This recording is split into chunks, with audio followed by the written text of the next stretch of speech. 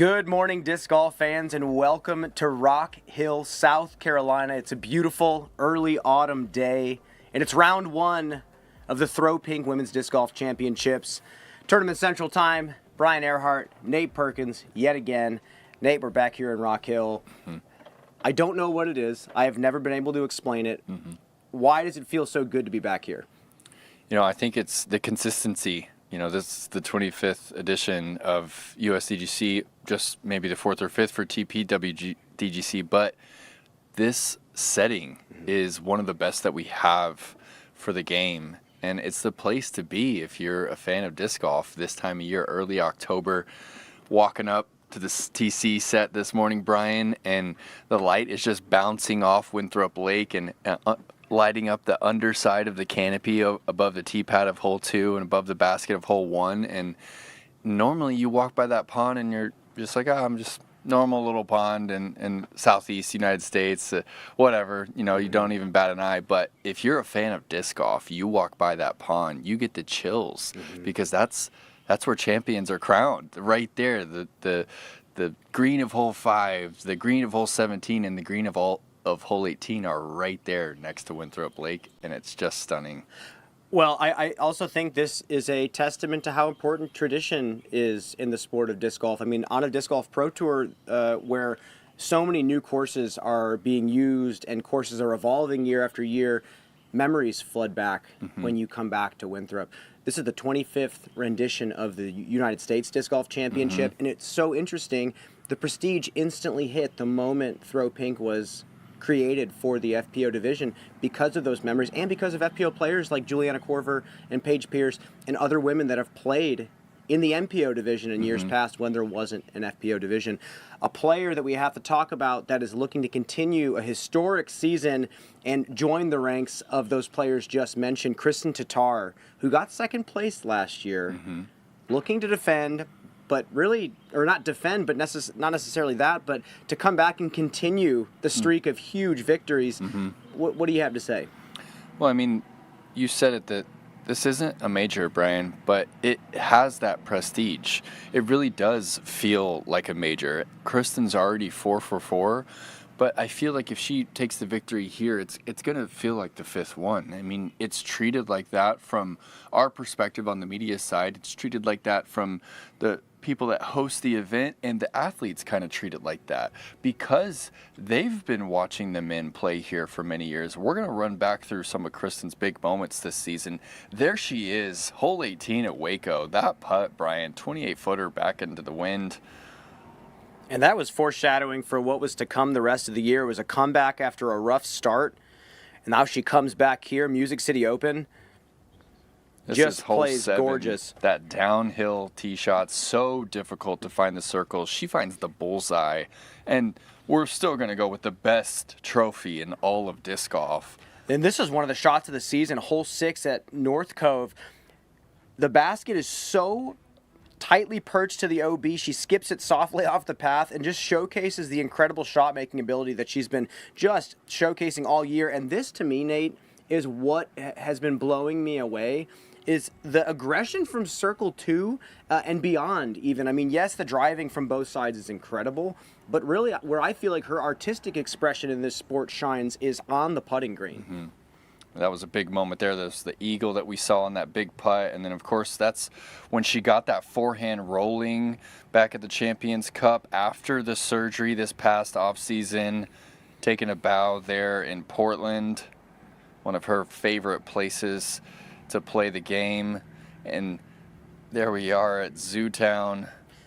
And what I love is, you know, she's saying throughout this historic season that she still is loving experiencing being in the United States. She has praised the scenery in certain spots and going to places like Missoula, Montana to just truly soak in the beauty of where she is. And the presence has been so impressive to listen to from her.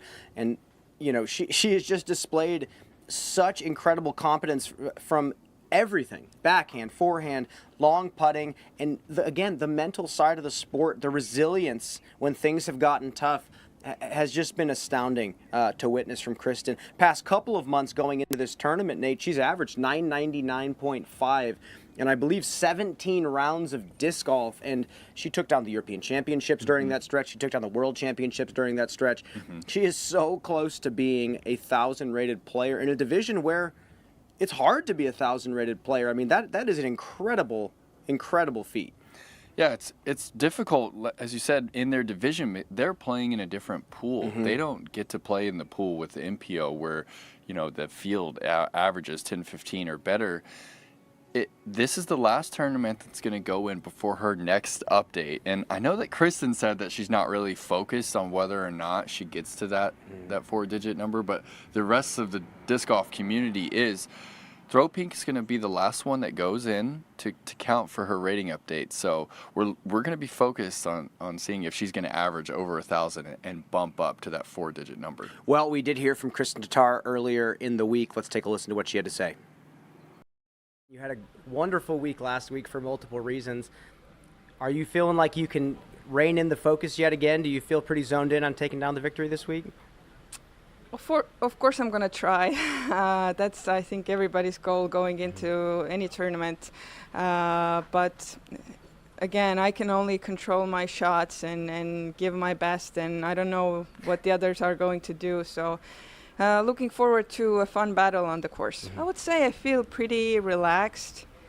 It also shows on the practice rounds. I feel like I'm not overthinking or trying all sort of different shots. I already know the shot, and I know I just have to execute it. And yeah, it's just, I'm more relaxed. I'm happy with where I am and not thinking about results, to be honest. Yeah, Perfect. Just enjoying. Practice round went very well. All the practice rounds have been pretty smooth here. Not a lot of things to think about, just executing the game plan and just getting in those reps. Well, for such a prestigious event, Kristen seems extremely relaxed, like she said, and I look for her to continue that stretch of 990-plus golf. With that, the defending champion, Katrina Allen, has not had a similar stretch. Past couple of months have been some of the lowest rounds that we've seen her shoot. She's been very open about her struggles with her backhand. And with the struggles lasting so long, she's obviously struggled mentally on the disc golf course. And again, she's been very candid about that. She's averaged 938 over the past couple of months, which, when you look at the two numbers that we just compare, that's a few strokes per round, Nate. What does Katrina have to do to defend the title this week, even if things might not be going fully in her direction? Well, Brian, she's been very open about her inability to trust the backhand, and that's exactly what she needs out here. Her performance last year was solely based on her driving stats, and she threw the disc extremely well all weekend long. She got out to that early lead, and we just haven't seen the confidence since that performance at the Preserve, which is such a juxtaposition from the last 2 months of golf, because that was one of her best performances of her career at the Preserve. I mean, she beat a charging Kristen Tatar, but the putt is actually there. In years past, Brian, the putt has been what has limited Kat, but she is struggling off the tee, and we're going to find out really early if she's got back in that rhythm. We're going to see here in the next hour if she's able to trust it, if she's has the confidence, because we haven't seen her even on camera in quite some time now. So this is the moment where we're going to take a look if she's got that cadence on the tee pad. Well, and the thing is, I've talked to multiple people in her position that have been champions numerous times, and it seems like when things get to a certain point off the course, it's almost a wonderful escape to get back on the disc golf course. There always seems to be a breaking point where you can almost more easily zone into that focus and just score your best golf even when things are not fully working for you. Again, she mentioned that her forehand is working fantastic, her putt is working fantastic, and this is a course that lefties have historically done extremely well on. So I expect her to find some resourcefulness, and I expect her to still have the goal in mind that she needs to defend this title. And I think when we listened to her early in the week, she did sound like she was focused and ready to go. Another player that's going to chase them down, Missy Gannon, your first ever throw pink women's disc golf champion, who flashed the ring earlier this week. Nate, Misty's been having quite the season. I mean, she has mentioned that this is potentially her best season to date. Yeah, I feel like she is the best version of Missy Gannon this season for sure. The performance at Worlds is something I don't think we're ever going to forget.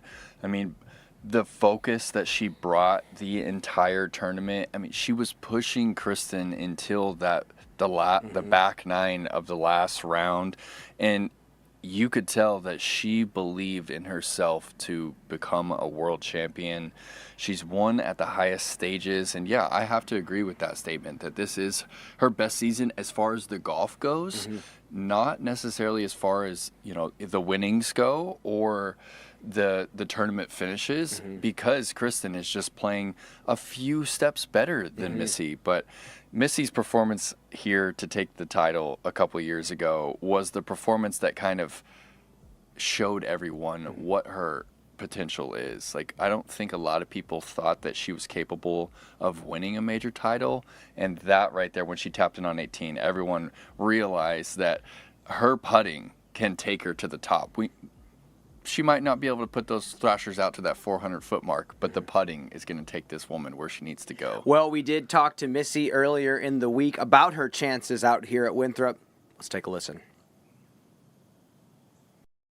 The pool of talent that you play with week in, week out only continues to expand. Yeah. There may have been a time when racking up wins by the handful was a good measure of success, but anymore, with the talent pool so much bigger, do you find that you have to change what you feel like is a successful weekend or a successful year in order to sort of stay on top of things mentally? Yeah, I think when you feel like you're at a point where you're finding that consistency, you know, it doesn't mean that I have to be top 3 every weekend, but if I'm, you know, top 10, top 5, that's really good. That's a really successful season.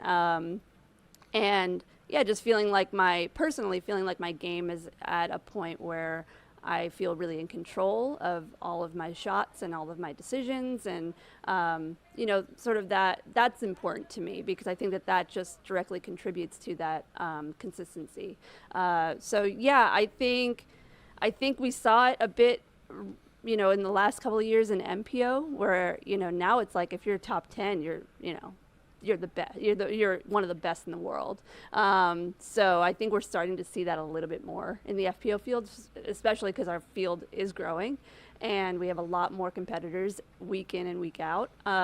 So I think we're starting to see that sort of trickle into our division as well, where, like, you know, you don't have to win anymore or be like battling top 2 to feel like you succeeded that particular weekend. Well, I remember very specifically Missy Gannon talking about managing expectations as she's grown as a player and as she's achieved more success, like she was saying.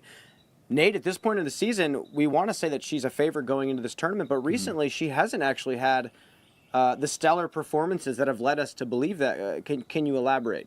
Yeah, I mean, if you just look at the eye test from her performance at Maple Hill, the same focus wasn't there as was at Worlds. And, you know, I don't know what that is, whether she put it all on the table for Worlds, but Maple Hill, she finishes in 14th place. And then U.S. Women's, when I saw how that course was setting up, I felt like Missy was going to be in contention there as well, but she finishes 14 strokes back of Kristen Tatar in 8th place. I don't know if we can really attest that to anything, or it's just golf, but I mean, 6 strokes back at Worlds to finish in 2nd, and then 8th place is just not the same level that we were expecting on that technical track from Missy. So we'll look for her to bounce back this week. And another player that we need to talk about is a player, Brian, who is playing, 8 tournaments over the past 2 months with an injury. I mean, she is truly an inspiration. And what do we say that she's averaging 990 over the past couple months, 2nd highest rated player in the world. I mean, she's ripping shots and then holding her arm in pain. Like, what do you make of that? Whenever I talk to her about disc golf, her face lights up. She loves this game potentially more than anybody on the course this week. MPO or FPO. She can't stay away, and I don't know if it's just an obsession with competition, but she just won the Carolina Clash. She played up in New Hampshire on an off week that she could have taken. She can't stop. I mean, she won both of those A tiers, Nate, and she said, oh, yeah, I feel injured, but she's just had a great season. I mean, this ace that we both got to witness at the Texas State Championships in Houston was such a wonderful moment. I mean, she just has continued to evolve as a player. The backhand, to me, is the thing that's evolved the most out of anything. Yeah, I agree. Yeah, what a fun tournament that was at Texas State's. Here she is at D-Glow cashing from that 50-foot mark at the bottom side of the hill, and that was her best performance of her career. I mean, she didn't have a single birdie on a par 3 there, Brian, and she nearly got to that 30 under mark at that event. Here she is on hole 16, the downhill shot. There's that backhand control that you were just referencing. I mean, she's throwing those touchy shots with a 12-speed driver. I mean, here's the thing with Own. When you play a course like the Toboggan, she's not the favorite to win this tournament. But she is such a ruthless competitor, and she's so aggressive in the right spots that, of course, she can win out here. I mean, I remember watching her throw on the downhill, I believe it was either 13 or 14. She goes mid-range, and takes the birdie 3. Other players on her card, she had Ella Hansen and Holland Handley trying to go big forehand to get down to the green, not capitalizing, and she does by chipping down these holes. I mean, she's so good at just scoring.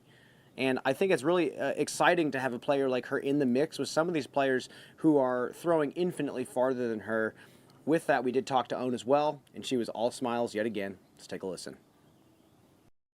It just somehow, because when I throw a sidearm, I feel like I use like the muscle down here more. But when it's putting, it's pretty much like, you know, the top of the muscle, and then backhand also. Even sidearm roll, it's kind of like affect more, like I feel a lot more.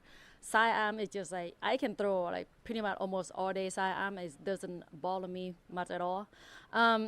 So that's why this course, when I practice, a lot of hole I have to throw backhand, so I have to try to throw sidearm more to just, you know, make me like less hurt.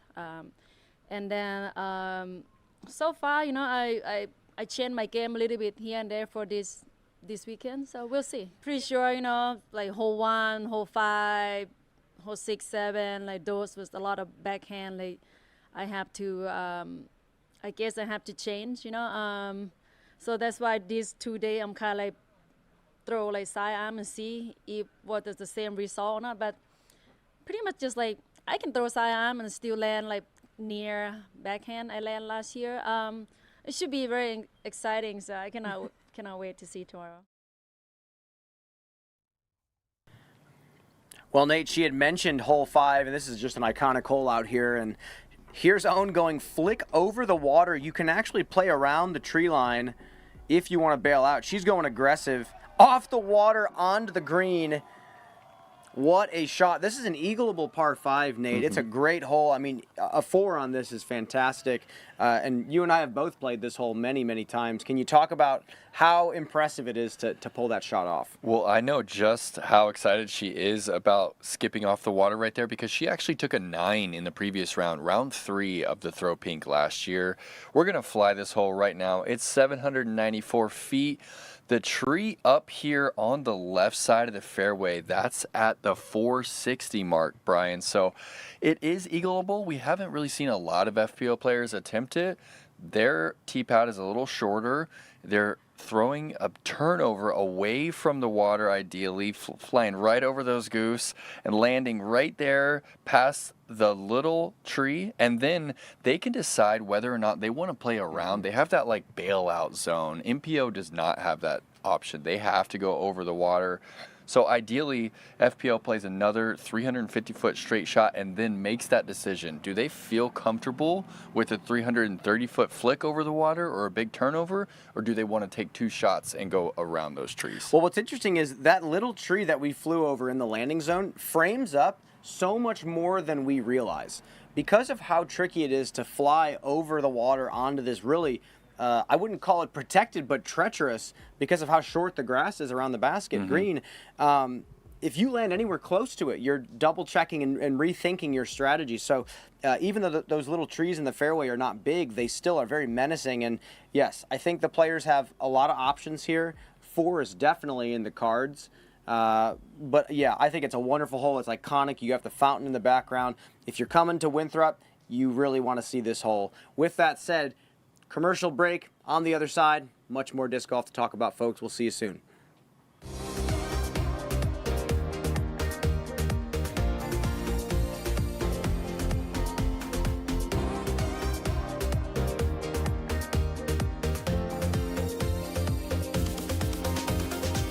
The Innova Rolo, the disc made for rolling. 4.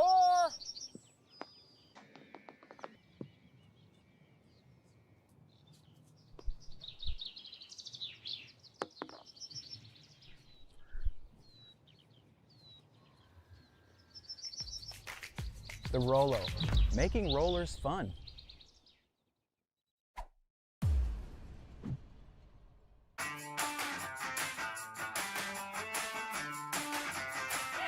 Just the way you like it. So good, so fresh. Down.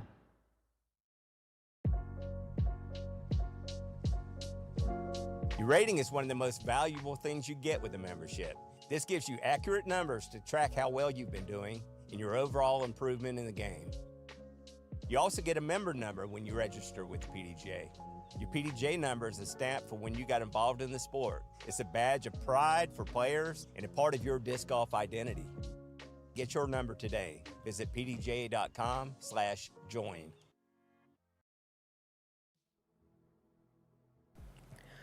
Watch the Throw Pink Women's Disc Golf Championships and more upcoming live pro disc golf events on the Disc Golf Network. Use the code THROWPINKLIVE, all one word, at checkout for 20% off your first month subscription. Scan the QR code or hit the link in the description to subscribe today. Catch up with the disc golf season as it wraps up. With that said, we have a player to talk about that's been kind of a wild card this year, Val Monduhano on the chase card. She's been playing good this year ever since coming back and starting to ease into that that foot that she's been having to kind of nurse a little bit this season. Nate, what do you think about Val's chances this year? Yeah, I mean, she nabbed a win back at back at Idlewild, and then 7th at both the last 2 majors, 7th at World, 7th at U.S. Women's. So we know that she can compete. I mean, we're talking a few strokes around behind Kristen, who's playing the best she's ever been. Val definitely has what it takes as far as all the shots necessary. I mean, Kristen, in her interview, she said that it's not really, there's not a lot to think about out here. I mean, there's plenty of airspace. I mean, Valerie can get the disc up to speed. She seems to be healthy. Her chances, I like them. Well, what's interesting about Winthrop is it kind of takes the element of pressure from when you play a pitch and putt course. All the shots are right in front of you, and you know you have to execute them, but they somehow have taken that element of pressure and put it onto a championship facility. So it's a very unique challenge for the players this week, and I think those 3-4 strokes per round that Val needs to make up on Kristen are going to come from the little things. I mean, she is a wonderful thrower, backhand and sidearm. She has a solid putt, but it comes down to knocking down all those circle 1 putts, knocking down maybe 1 or 2 circle 2 putts to get the bonus there on Kristen, but it comes down to just getting up and down out here, keeping your shots in play, not overthinking certain shots. I think Val has a long career ahead of her. I think this is an opportunity for her to continue to set the bar a little bit higher for herself. Player last week that we thought was going to potentially take down her big major title at the U.S. Women's Championship was Henna Blomroos. Henna obviously has so much skill, but had a couple of just complete blunder moments at the championship, and it didn't seem like she could fully recover from that. Nate, what do you make of Henna, and how has she been playing in your eyes? Well, I mean, she found her putt, and you know, both Henna and Evelina, we know that they're some of the best throwers, and Henna was pushing Kristen the entire time, and we do have to talk about. I have to ask you. I mean, what conversation was had after the mistake there on 18? I mean, were you able to get in her mind at all and ask her, you know, how that made her feel the rest of the event? I have to think that it affected her her mentality the rest of the day. She goes in with a 2-stroke lead, comes out of 18, 2 back after the penalty. I mean, what a disaster. But it wasn't until that final round, Brian, I believe it was hole 11, where we had the 3-putt, and that was the moment where it seemed like it crushed her. You could see that she had it, and then all of a sudden that 3-putt comes into play. She's 3 back, and then tournament seemed to be over. Well, I have to say this first. I have to make it known, on 18 when she had the misplay, she called that on herself. She upheld the spirit of this great game, and she called the rule on herself, and other players in the card wouldn't have seen it. Kristen even mentioned herself that she would not have even seen it or called it on her had she not done that. So that karma will come back around, and I think really in that moment she made the misplay because she hit the first tree. She scrambled again. When you're in those situations, pressure starts to rise. You start to feel your lead dwindling. You start to feel foolish, and you rush. And that's what happened in that moment. But we come back out here. She has a fresh start. She knows that she has what it takes to take down a major title. This feels like a major title. And this is a course where being able to club down to something slow, like a mid, that's her specialty, that only can serve well for her. With that said, we are going to take a quick commercial break on the Disc Golf Network. We will see you on the other side. One, two, three. 1, 2, 3. Let's go.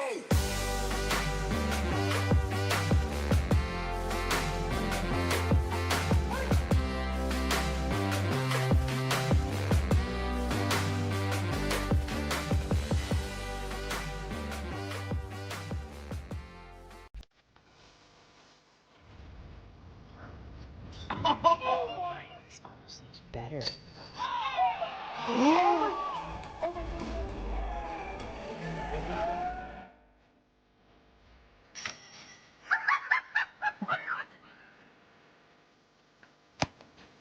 That's pretty good.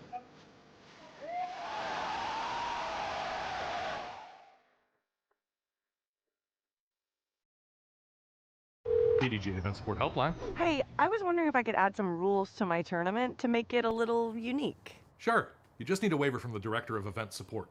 Okay, great. An island green? Shouldn't be a problem. And elevated baskets? Yeah, we get those all the time. Oh, and forehands only?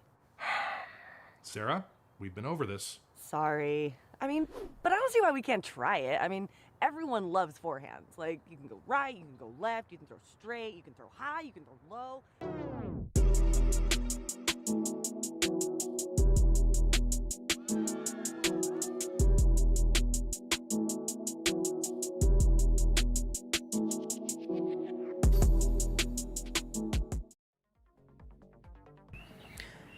And welcome back. Here are your early hot scores of the day. Allie Smith out to an early lead. Maria Oliva right behind her. 2 down through 3. Allie 3 down through 6. Big shakeup here. Katie Alsalu also at that 3 under par through 6 mark. Players are shooting up this course. Nate, let's take a look at Allie Smith. Big putt here on the beach, hole number 6. Aggressive play from Allie Smith. That is OB right on that left side. A miss would have been danger. Yeah, if you miss OB right there, you actually have to head straight to that drop zone, and then you're putting for your single bogey from that 40-foot mark. So big moment there for Allie, and big moment for the other Estonian that's here, Katie Alsalu. I mean, she's not the only Estonian that knows how to throw the disc here in Winthrop. Well, Kristen had said how proud she is, but it also is kind of an inevitable thing to happen. The European players are coming along extremely fast, and I look for many of them to rise up the leaderboards this week. With that said, we are going to wrap things up. We have action starting on the ground. We're going to throw it out to the Disc Golf Network booth, and we will bid you adieu. We will see you soon.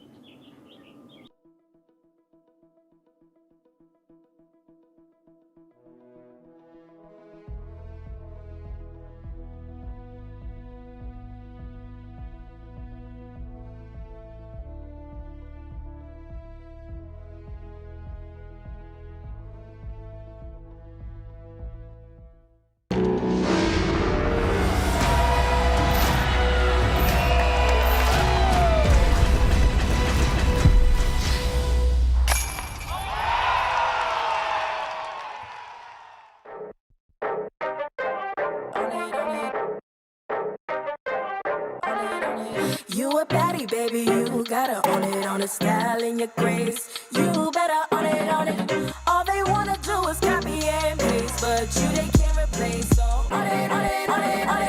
You a baddie, baby, you gotta own it, on the style and your grace. You better own it. All they wanna do is copy and paste, but you they can't replace. So own it.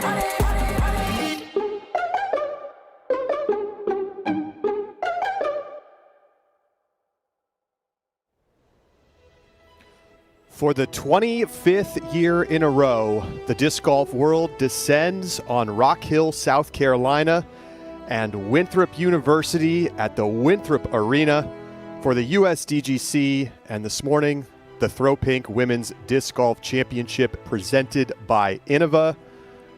We're going to go straight out onto the course. Allie Smith putting for the solo lead on hole 6. What a make. From circle 2. Wow, what a putt. She's now tied with Maria Oliva at the top of the leaderboard. As we welcome you inside of our broadcast booth here at Winthrop, we're just off the 18th fairway. Good morning, everybody. Thank you for joining us. Alongside the 5-time world champion and Hall of Famer Juliana Korver and the 2018 world putting champion Zoe Andyke, I'm Charlie Eisenhood. And Juliana, we haven't always had consistent women's tournaments here at Winthrop, but you get the feeling when you come here, even if you were a female player playing in the USDGC like you did back in the day, there's just a reverence here in Rock Hill, isn't there? That's really true. It's the first time that I actually felt like a professional athlete. You know, it's the first time that I felt like there were people that were looking up to me in that arena, and the magic here has just grown stronger over the years. Your first time playing here was in 1999. That was the Women's National Championship, which had its final round here. Tell us about that year. And correct. So that was the inaugural year of both events, and the women played the first 3 rounds at Hornets Nest. We came out to Winthrop and played our final round here. I would play in the morning at Hornets Nest, run down here and watch the men play. And the second that I got on to the campus here, I felt that just amazing magic. And to be honest, I was actually regretting my decision to support this new women's major that I felt I had to, but I really wanted to play on Winthrop. I really wanted to play against the men, and I wanted to play here underneath that umbrella of awe. Wow. Well, Zoe, you know, we now have this women's tournament here. It's not a major. Katrina Allen said it feels like winning a major when she won it last year, but it's easily the most prestigious A tier of the year. What do you think it means that we now have this established women's tournament here? Well, Charlie, I think it is one of the most grand stages that we could ever play on. You hear it in the press conference and all throughout the FPO field. It is a dream come true to play here. You know what you can expect out of the course, what the course is demanding, and it never gets any easier. This is a huge boost to the FPO field to be able to play and contest here. All right, well, we're going to look at some footage of Juliana playing at the USDGC. She did it in a couple of years, qualifying in different ways. JK, you're telling me that you qualified on score one year. Amazing. We're going to look at some footage from the year 2000. This is not the year you cashed, but you finished 37th out of 82. I was very proud of both years, yes. And it was a different time. The women played the same courses as the men many times. And so one of those years I did qualify on score against the men. That's incredible. Being the only woman in the contest, playing against all of these men. How are your card mates?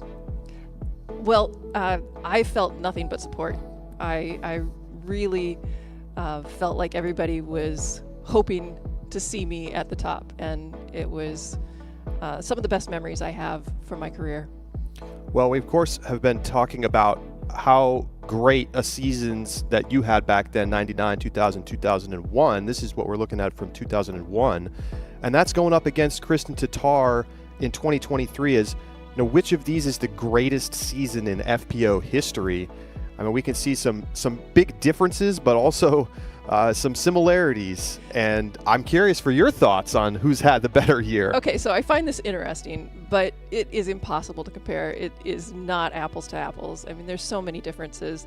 Obviously, my field sizes were much, much smaller, and when I would judge whether or not I was playing well, I actually compared my scores to the men to determine whether or not I was happy with my tournament. Wow. And we can't do that now because we play such different courses. Yes, and Tatar sweeping the majors, becomes the first FPO player to win 4 straight majors and sweep the Grand Slam. Now she's going for the Super Slam here at the end of the year with Throw Pink and the Disc Golf Pro Tour Championship coming up next weekend. Zoe, do you want to weigh in on the debate here? Well, I'm just looking at the comparison, and I think I want to zero in on the cash. Think about where we are in the world today and like where the economy is, prices going up, but then look at the money coming into the game. This is a time to celebrate FPO disc golf, and I want to celebrate the fact that champions like you, Des Redding, Elaine King, even Paige Pierce paved this path for FPO now. Well, we're going to see some disc golf action right coming up after the break.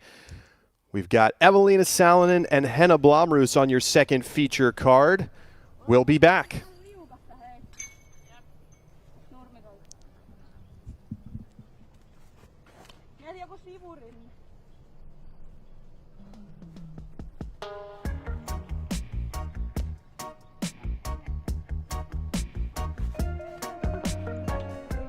My name's Chuck Ray. I'm the athletic director here at Winthrop University.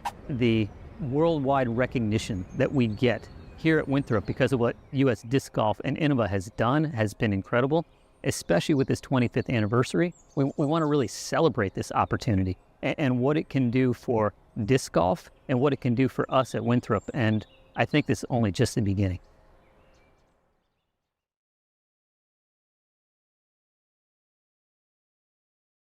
The Innova Rolo, the disc made for rolling. 4.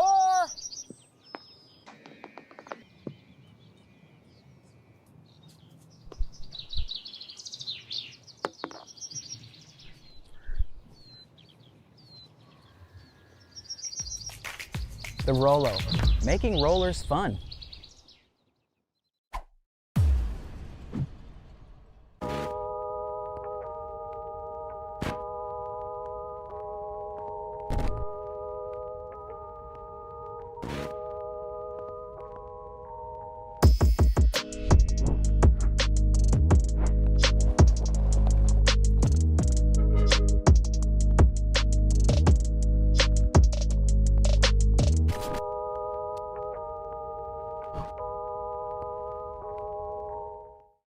When you first sign up for a PDGA membership, you're given a PDGA number. Your PDGA number is a stamp for when you got involved in the sport. It's a badge of pride for players and a part of your disc golf identity. Get your number today. Visit pdga.com/join.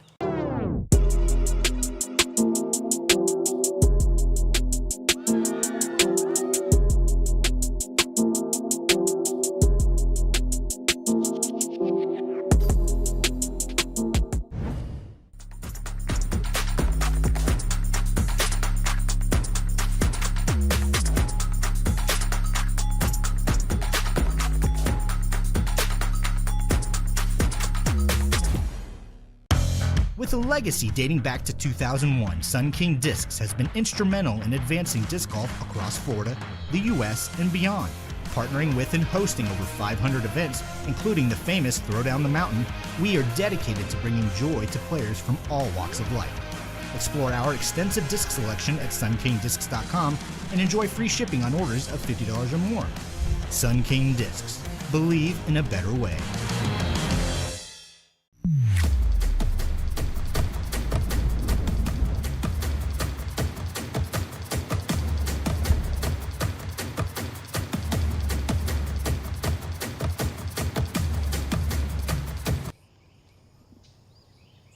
Welcome back to Disc Golf Network's coverage of the Throw Pink Women's Disc Golf Championship. Katie Alsalu dropping in her 4th birdie of the day, and she takes the lead. The Estonians out in force early. Take a look at our leaderboard. We saw some 10 unders here last year in good conditions. We had variable weather in 2022. Looks like it's going to be spectacular all weekend. One of those 10 unders was Henna's, and she had a double bogey on 17. So I do think that it's possible to see even better scores than that. Just an absolutely picture-perfect day in Rock Hill. All right, good luck out there, ladies. Okay, with our 9:10 tee time, teeing off first, representing Finland, the 2021 Women's European Disc Golf Champion, Henna Blomroos.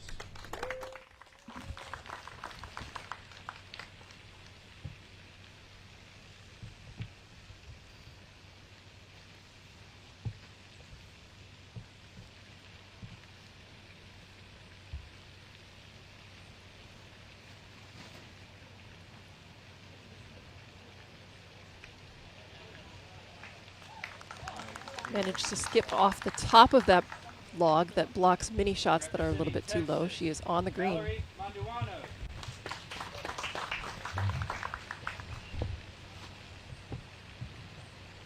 Valerie came very close to winning this event in 2021.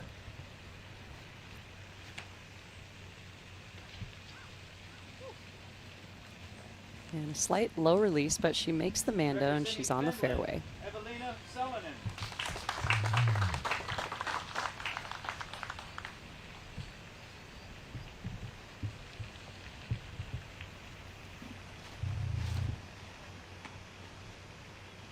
Ooh, and a slight early release, but she hits the left side of the mandatory and stays in the middle.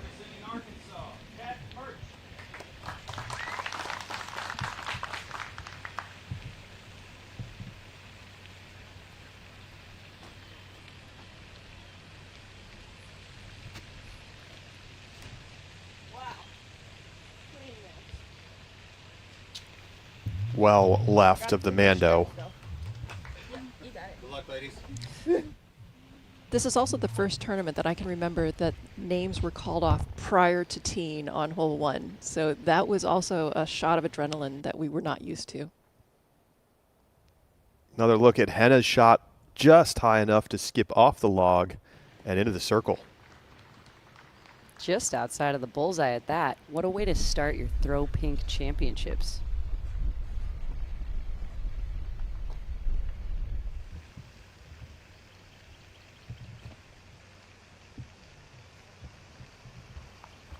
A little bit of a misfire there from Murch as well.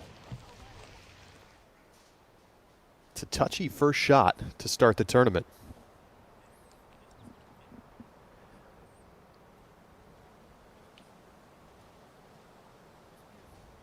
Well, trying to take a look at the Canada current conditions.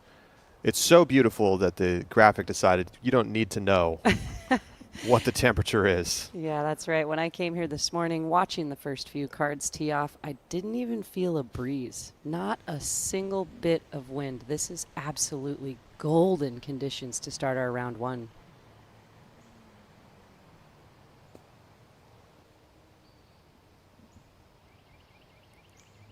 And that'll be a circle 2 look for her par for Salonen.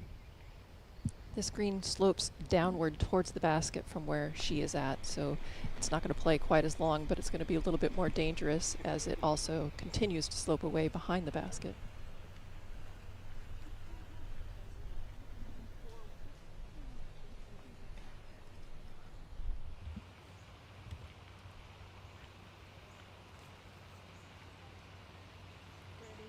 Just a routine upshot towards the basket. Valerie will have just a bullseye putt left for her par.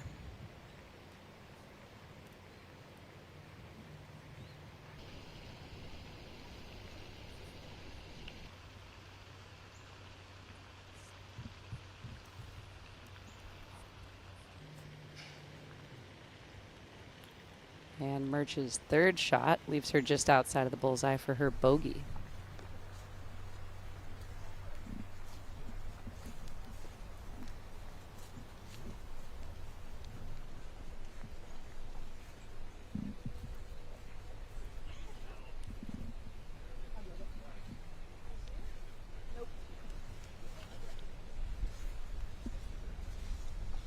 This foliage is on the left-hand side short of circle 1. And though the trees are very small inside here, there are so many of them that it can be hard to find an opening out if you do happen to be at the back side of the trees here.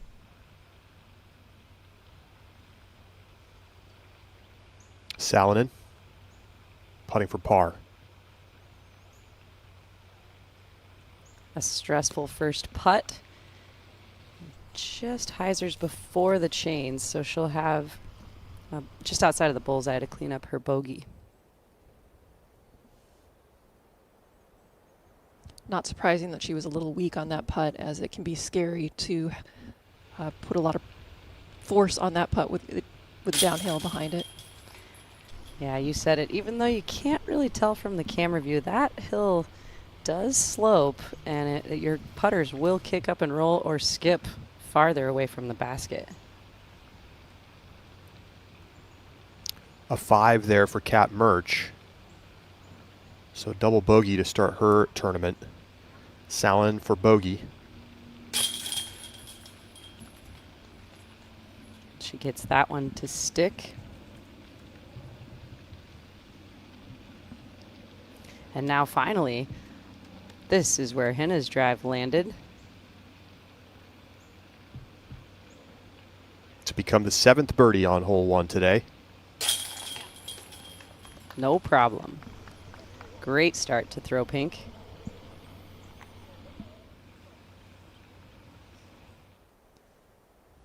Tournament organizer, director, and for 25 years a foundational piece of this tournament, Jonathan Poole is still committed to caddying for Henna, even though he's in such an important position for this event.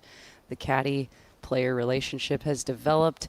He learns so much more. We heard from his press conference interview that being on the ground and on the course during the event, the information he can pull from the actual action is so much more than just what the stats would tell him.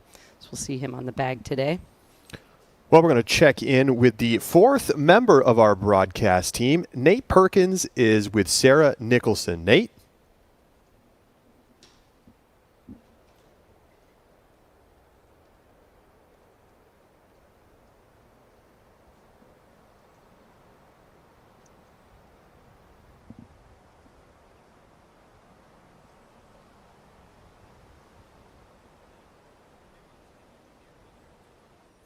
Well, all right. It sounds like we don't quite have them yet, so we will get our chance to check in with them in just a moment. I mean, what a beautiful scene we have here. Winthrop Lake, the Winthrop University campus. I mean, it's amazing to see the footage from 25 years ago, and you still see some of the same holes, the green on 18. It's exactly as it is today. Tee was a little different. Green was, yes, still iconic. 150 people on staff for the U.S. Disc Golf team, and then an army of volunteers. So hundreds of people working together all throughout the year to create such a platform, the most sought after stage to compete on. To the tee of 2, Blomroos, after the birdie on 1, takes the box.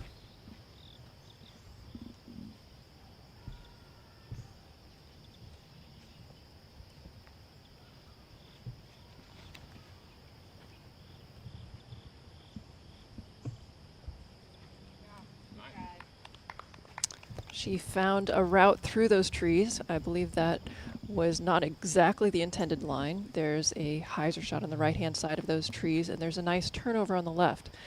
She made it a little bit tight on the right, but she'll have a good second shot.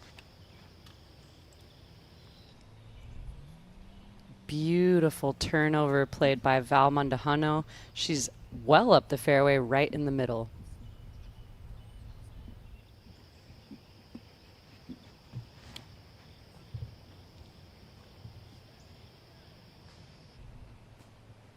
Oh, also playing a huge and more aggressive turnover line, just a little high, clips the tree branches, and she's down in the middle of the fairway.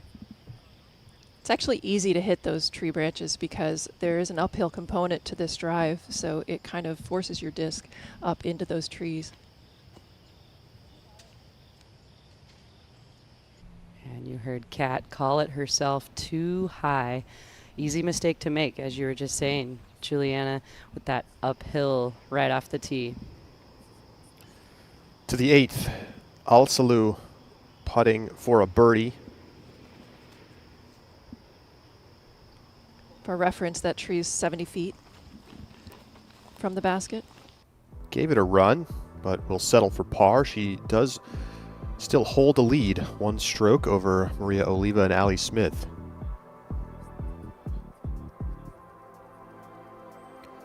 Well, we've got the FPO feature card getting set to take the tee in just a couple of minutes. Kristen Tatar trying to win Throw Pink for the first time coming up.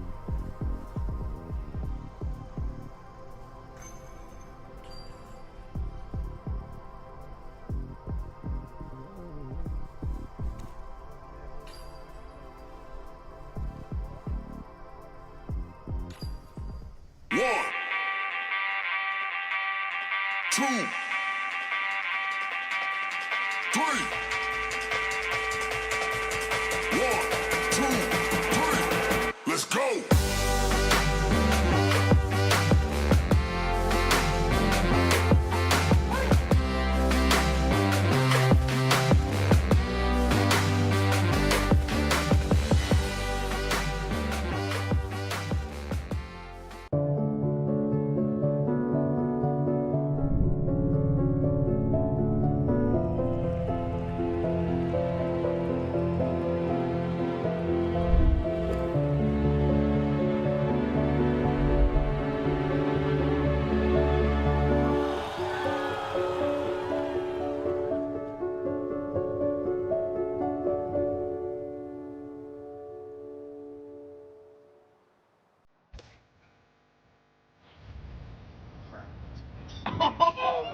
This almost looks better.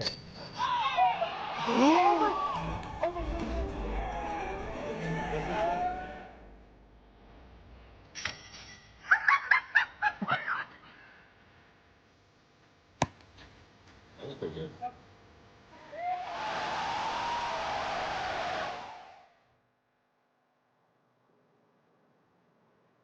I want to be known for winning a lot of tournaments. You know, hopefully I get to a point where I can be dominant in an era with so many people coming up in the game. So hard to stay consistent at the top. That's kind of my goal, is to set the new standard for this generation.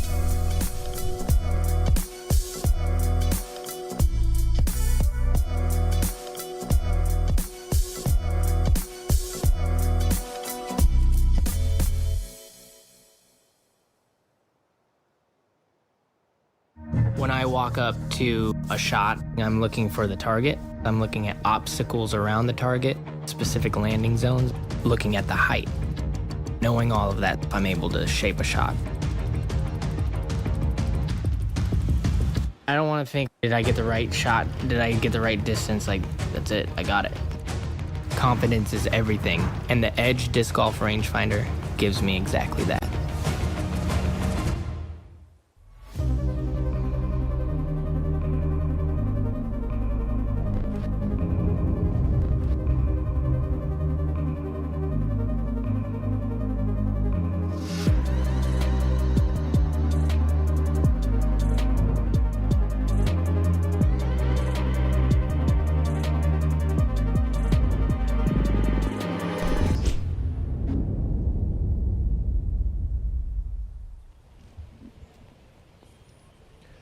Evelina Salonen throwing her second shot on the second.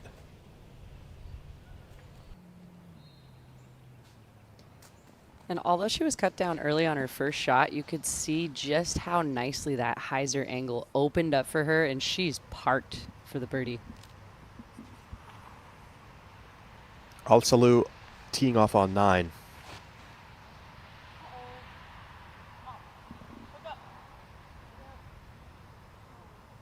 Oh, no. And choosing to play the fairway actually on the intended route, she actually pulled it too wide with an understable disc and stayed out.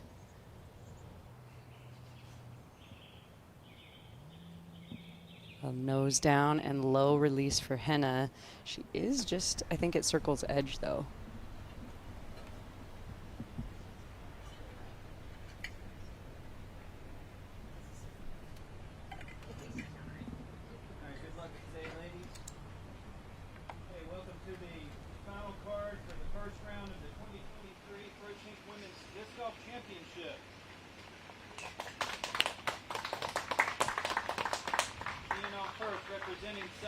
Minnesota.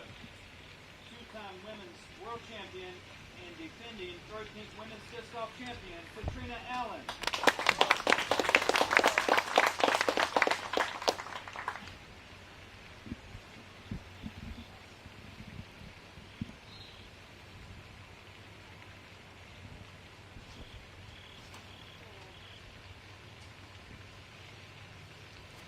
Early release for Katrina Allen. It was also quite low. She does make the Mando, and she's about halfway up the fairway. United States champion and two-time and current women's masters world champion, Owen Scoggins.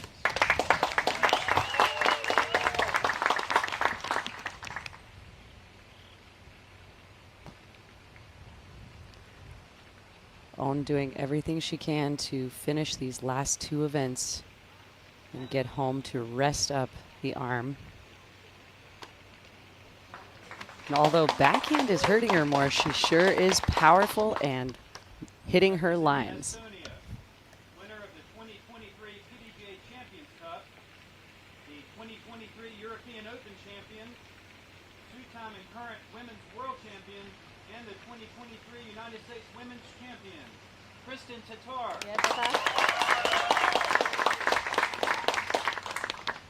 What a season it's been for Kristen.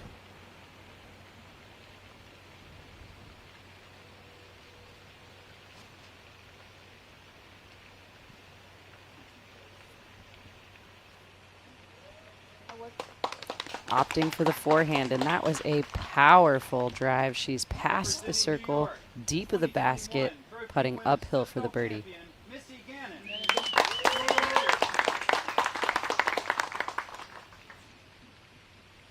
Missy Gannon won the Disc Golf Pro Tour Player of the Year award in 2021 after winning here at Winthrop and then winning the Pro Tour Championship.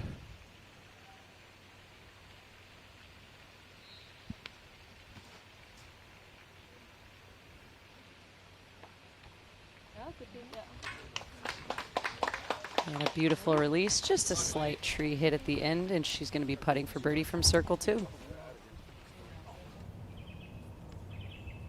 We go back to hole 2. Murch throwing her third shot. Oh, I felt like that one was certainly going in. So did Kat. Take another look. This is a scary green. The OB along that fence line is a good 6 feet off the fence line, so it is really skinny right there. Maybe 12 feet to the OB line. Wow. Yeah, something that the camera does not show you. So Katrina actually missed the Mando. So that's her third shot from the drop zone. She'll have a tap-in bogey.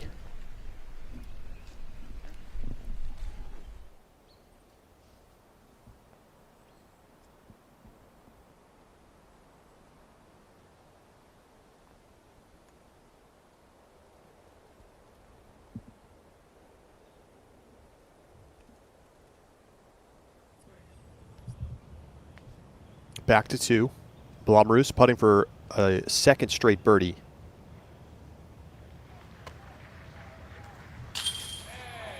Oh, and Beautiful she cashes it in. What a putt. You can tell she was thinking about the pocket speed. She put it way up in the air and just let it hang into the chains. I mean, this was a sky ball putt. Amazing shot from Blomroos. A great sign for her. That's not a range that she typically hits a lot of putts from. Exactly. There was no fear in that putt at all.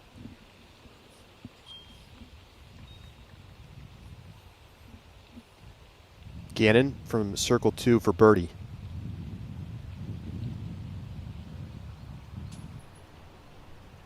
Ooh, off the chains.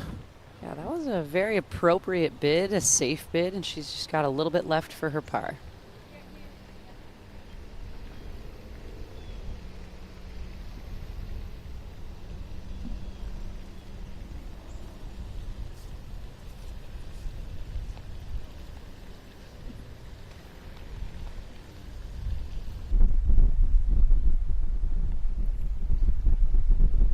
Tatar from just outside of 50 feet.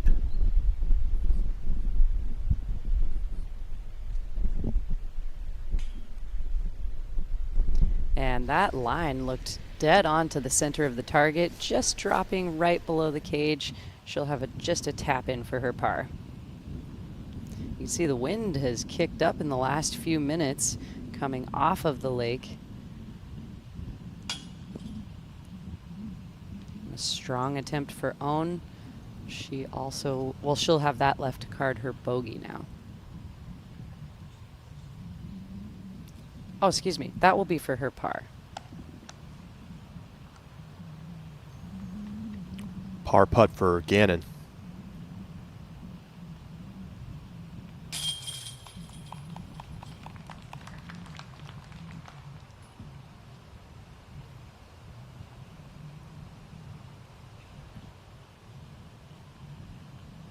Oh my goodness. Allen took almost no time with that putt and completely airballed. Oh my goodness. And it has been a tough stretch of disc golf for Katrina Allen. That's putting it lightly. She's had some of her worst finishes as a professional in the last 6 weeks. And this is more what we see from Katrina, a little bit more measured.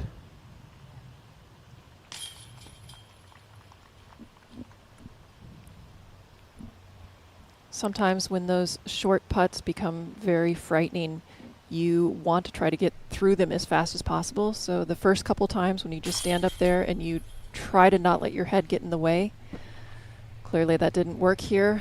So she went back to the more original method of taking your time. Hopefully she can take a deep breath, put that out of her mind, and play as well as she is able to do. And just restart your tournament. It's only been one hole. We've heard all the greatest champions say no tournament was won or lost on one hole. Hoping Katrina Allen can reset. I believe that was for quintuple bogey. We're still awaiting the final count. Blomru's big drive on 3. Giant. That was a giant drive. It is off on the right-hand side, though, so it's going to be pinched, and it's going to be hard to curve it around the Mando on her second shot. Allie Smith on the 9th. We're seeing a lot more players take the safer, more intended fairway route off to the right-hand side. Might have something to do with the trees being bigger this year off the tee pad. Oh, just an absolute crush from Salonen as well. Sheer power. You hear that snap. Huge distance displayed. Those two girls impress me so much, so often with their power off the tee.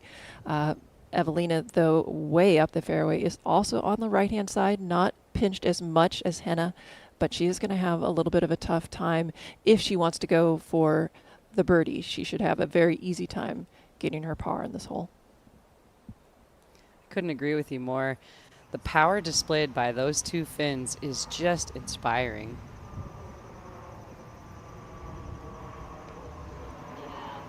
Oh, and a nice tree hit. A great tree hit that probably would have been out of bounds. The OB on the right side there is 12 feet from the pin. Oof, so close.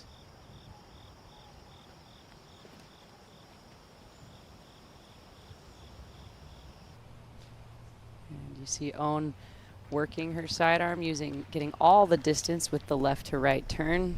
She's in a good placement.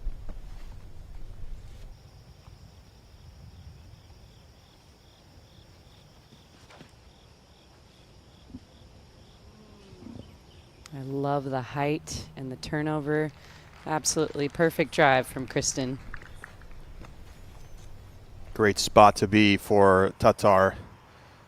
Back to the 9th for par for Alsalu, and she puts it in. And her putting stroke looks so confident all morning. I just feel like every time she puts it in the air, we know it's going to hit the middle of the chains.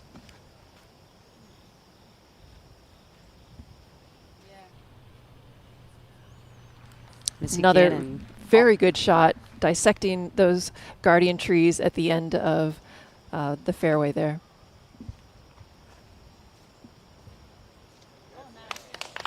And And although that was an early release for Kat, she got around the left side of that tree. Definitely not the intended route, but she's way up the fairway. And you actually don't need max distance off the drive here. This is a 542-foot par 4. So just getting past those trees, all the players in this division have the power to then get to the basket. All right, we're going to send it down to Nate Perkins, who is with Sarah Nicholson. Nate? All right, Sarah, what a beautiful morning. Thanks for joining us here on the Disc Golf Network. And I wanted to ask you, where do you find the passion to run this event for the professionals this week? Well, I love disc golf, and I love watching women play, so I love having them out here and giving them the opportunity to be showcased on one of the biggest games in disc golf, biggest field, excuse me. And we were talking before we were on the camera about, a lot that goes on behind the scenes. Like last year, you weren't able to watch as much. Are you going to get out there and watch some action this year? It's hard to say when you're a tournament director. A lot of times I'm watching it after it's all happened, but it's just great. I'm getting a front row seat right now to some of the best women in the game. Cool. Well, Sarah, thanks for joining, and hopefully you can get out there with me and watch them shred Winthrop this year. Absolutely. Thank you. The co-founder of Throw Pink, Sarah Nicholson, taking the lead on organizing this event.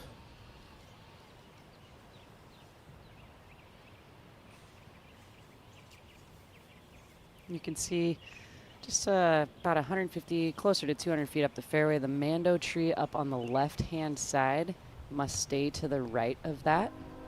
And as Juliana mentioned, along that fence line behind the basket is OB, and it's pulled well off the fence. Allie Smith putting for a birdie. And she drops it in. That puts her at 4 under. And a very fortunate break there, just delivering that birdie to Allie.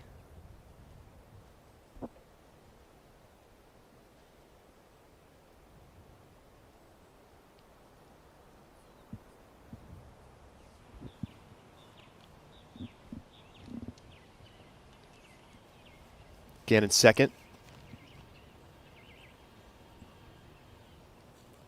You love the placement that Missy got herself and hits the basket. Oh, wow. Talk about a dialed-in approach.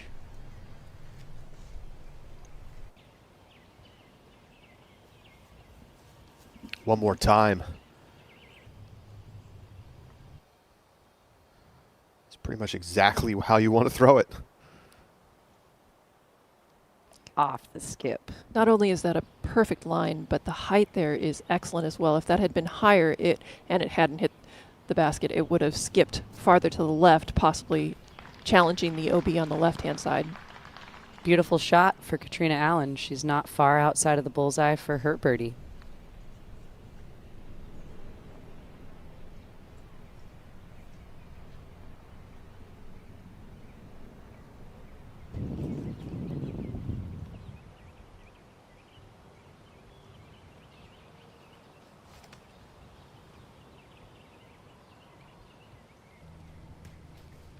And Kristen's approach, Heisering before the tree, but perfect speed on that. She's just outside of the bullseye as well.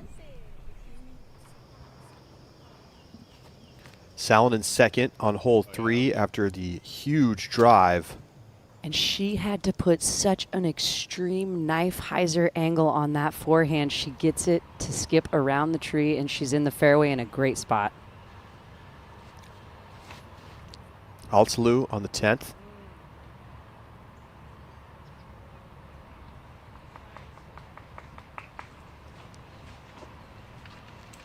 Great placement off the tee. Inside the circle. You can see how far Henna had to stretch out max distance and take a knee just to put a placement shot up there. That is a great placement too. She is not around the Mando, but she's in a spot where she can probably do a sidearm and still try to get into the gap of the green. It is a par 5, so birdie still in play. Scoggins. Right on the pole, right in the middle.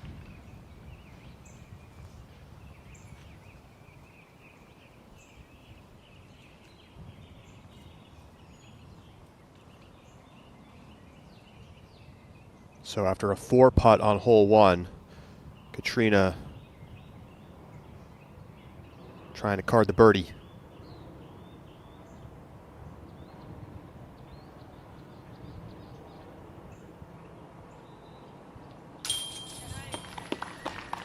And she does it. I really feel for Katrina right now. She's been very open and honest about the struggles that she's been having.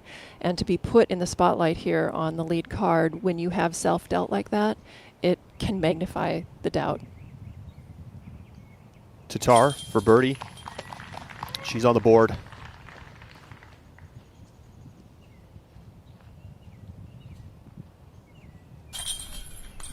What a well-played hole by our feature card. Gannon taps in the birdie.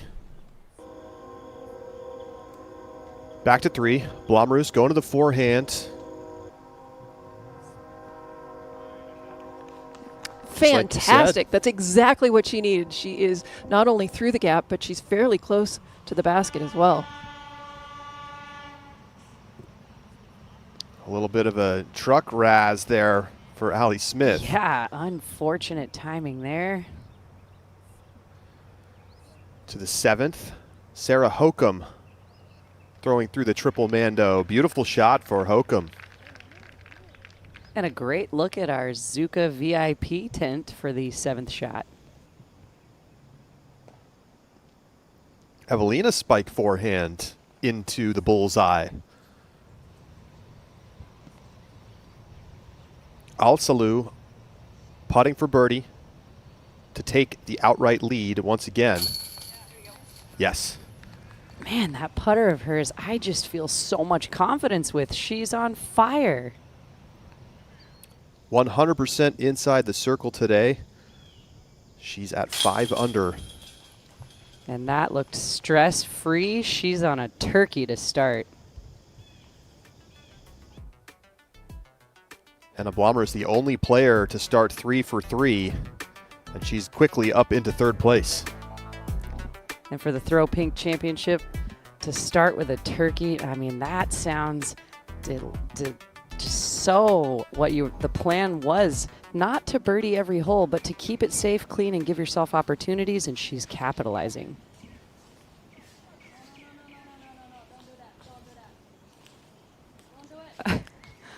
You hear Owen commentating for us, but she got the little bit of a skip forward into OB. That OB patch, there's a little circle there, and that starts at about 300 feet, goes to about 350 feet. It doesn't play nearly that long because we have a 37-foot elevation loss to the fairway from the teeing area. Now this looks powerful. Oh, it gets the skip into the left side circle OB. A little too much power there. Salonen can't convert the birdie putt on the 3rd, so she'll tap in for par.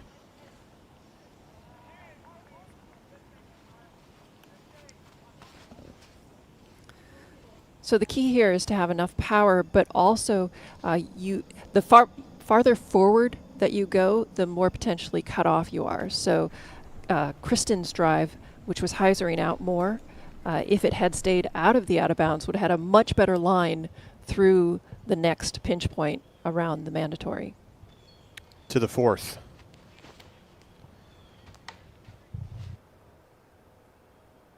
First real mistake we've seen from Blomroos. Clips the tree.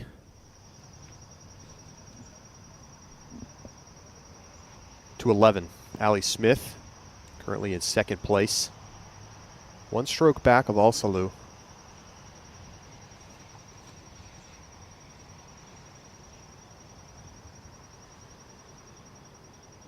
There's so much potential trouble on this hole. She finds the perfect landing zone, though.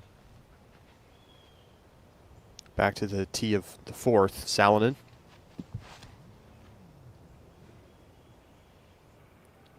One of the most beautiful shots in disc golf. Wow. Is going to fly straight through a hallway to the basket.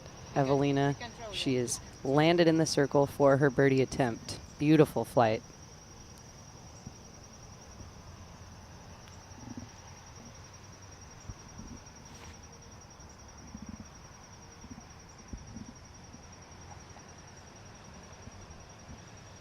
Katie also able to find her way to the perfect landing zone.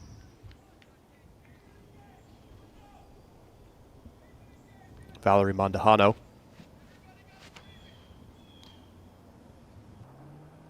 Pure beauty, and this one's even more on line to the target.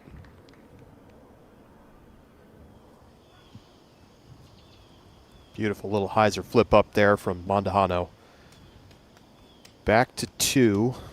Nate, we saw a lot of misfires off the tee from our feature card. Any thoughts on what caused the issues? Yeah, I feel like generally it's just a difficult tee shot, but you can't feel the wind when you're standing on the tee of hole 3, and there's enough headwind out here that it kind of kept Owen's disc up, it kept Kristen's disc up in the air, and kind of turned Missy's over a little bit. So there's really nothing out in this fairway that allows you to get that wind read before you throw it.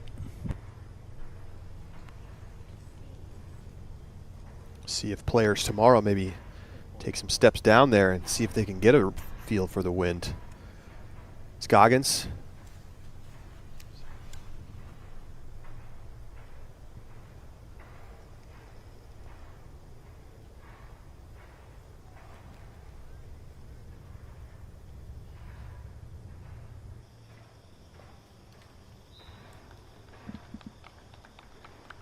Excellent shot.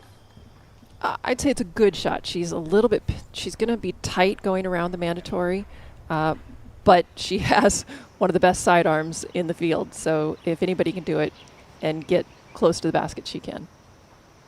Allie Smith's second shot. Did that hit the basket? Couldn't tell if that hit a rock or if it hit the basket. Henna going huge turnover for her second shot on the third. And she'll have a putt to make to card her par.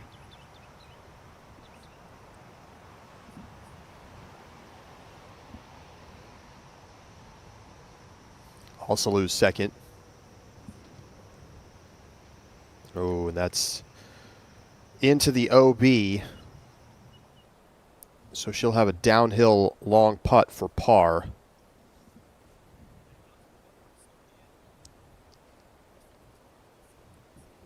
Go back to 3 to Tar. Found that left side OB. Great look at the out of bounds areas from this overhead view.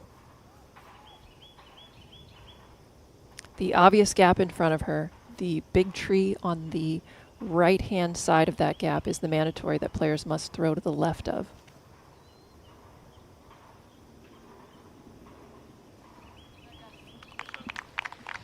And that's going to be good placement, especially with Kristen's bread and butter little sidearm chip. She should be able to get herself around that corner under the basket. Good recovery shot. Back to the fourth, Salonen. Chains out the birdie putt.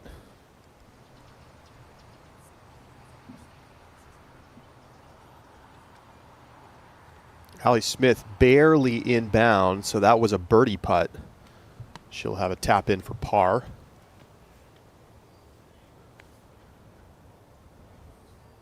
Par putt for Blomroos.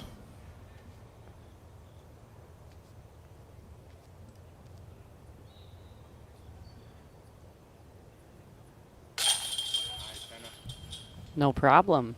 Solid play for Henna to start. I want to back up a little bit and talk about Allie's shot that we saw right there. She was we said that it was out of bounds. It was actually hazard. That's why she had her feet inside of that restricted area and was putting from that area. So she still gets a stroke, but that was a legal stance on her part.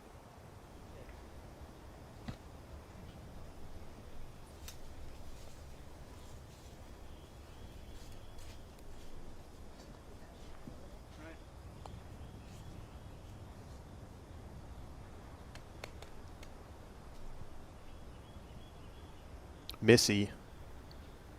Tricky here with the Mando out to the left of her. It's just so difficult when you're pinched off that close to the tree line and the Mando. It's a very sharp corner to turn.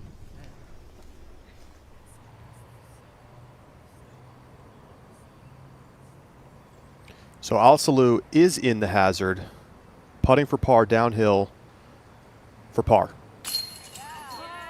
Oh, yes. What a save. That was a death putt from distance. You guys, I can't stop talking about Katie's putter. She is ready to win this tournament. She came in prepped and dialed. Her first Circle 2 make of the day. She has not missed inside the circle. No bogeys yet for Al-Salou.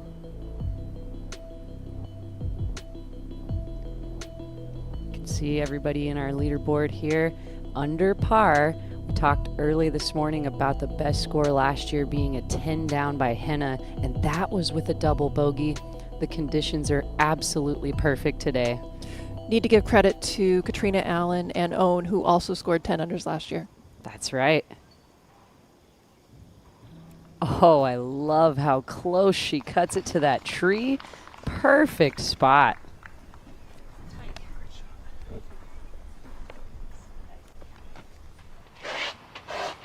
I'm not sure that upshot could have been done any better than what Owen just showed us. Al-Salou teeing off on 12.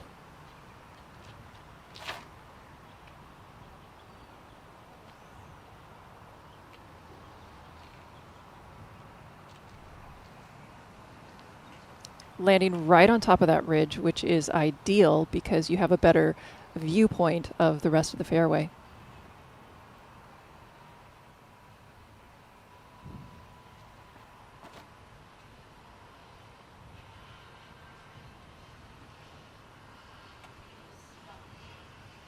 Great spot to be, like you said. Having that vantage point to be able to see is so important. Now this is what Kristen has for her approach. Tatar puts it inside the bullseye.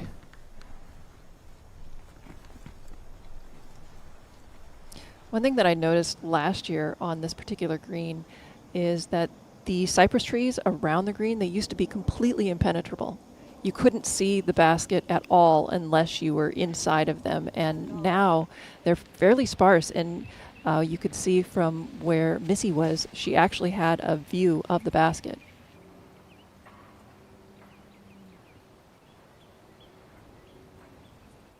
Hannah up on the right-hand side of the fairway on hole 5.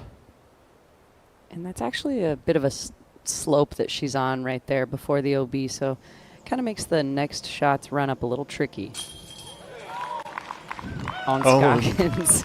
Man, her putter always dialed. That one actually catching high right side to fall in. Used to seeing her putter in the dead middle. She's making them drop from everywhere. You know, that little wobble that she has on that putt, I believe that that actually helps keep that disc in the basket. Whenever it hits any chains, it seems to just fall right in instead of, we don't see a lot of spit outs for Owen. I mean, it doesn't look like a pure putt the way that it comes out with wobble, but she's the best putter on tour. By far. Missy Gannon.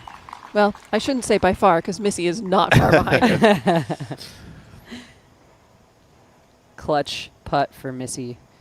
After a little bit of trouble and struggle, she's able to capitalize.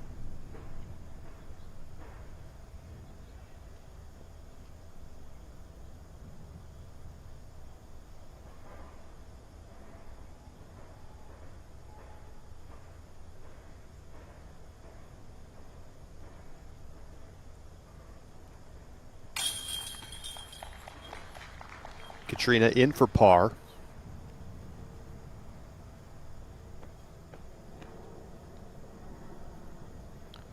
Short putt for par for Tatar after she went out of bounds off the tee.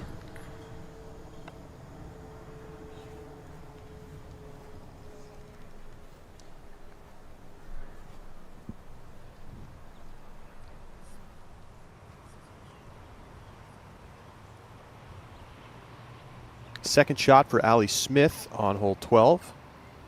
Sitting in second place, one shot back of Al-Salou. That's a solid shot up the fairway. Good placement. Salonen teeing off on 5. Very aggressive shot. Huge distance that she's able to pull off with that sidearm. Most FPO players in the field are getting a backhand to that spot.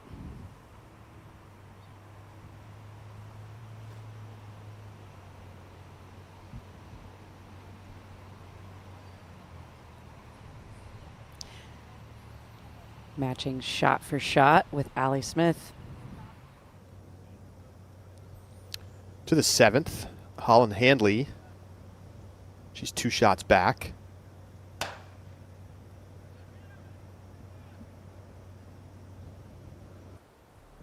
Might be able to straddle out and give it a little hyzer run for birdie. Yeah, it's questionable when you're on the far side of that bamboo, whether it would have been better if you missed, because then you get to pull it back and you have a little bit better line at the basket, or if you're probably happy that you're not taking an extra stroke and you'll just have to try to utilize your long limbs. On through the hallway, and it just leaks off to the right a little bit and actually is going to create a very tricky putt behind those trees. I'm surprised how many backhands we've seen from Scoggins so far after she talked in the press conference about how she has pain throwing the backhand but not throwing the forehand. I agree. I thought she implied that we would be seeing more sidearms, even though some of these shots would be preferable with her backhand. Yeah, I was expecting her to perhaps throw only forehands, but it's been a healthy mix of both so far. Missy trying to flip up a slow speed, put a drastic angle on it, and gets away with it. She's got a circle 2 putt for her birdie. Third shot for Al-Salou. And you can see the flag on top of the basket. Such a dangerous green, though, because of the slope, and it's quite small as well. She took that all the way over the OB. Looks like she's landed safely. Henna looking for big distance. And that driver has been so trustworthy all season, but we're seeing it flip over on her. I'm feeling like it's less stable than we've seen all throughout the season. So Holland flips it around. She'll have a short putt for par. Evelina. Just trying to lay up. You can see she just stood there. She just wanted a nice, easy shot so she could cut off the corner and go over the water. It's not as close to the water as I would have liked to see, though.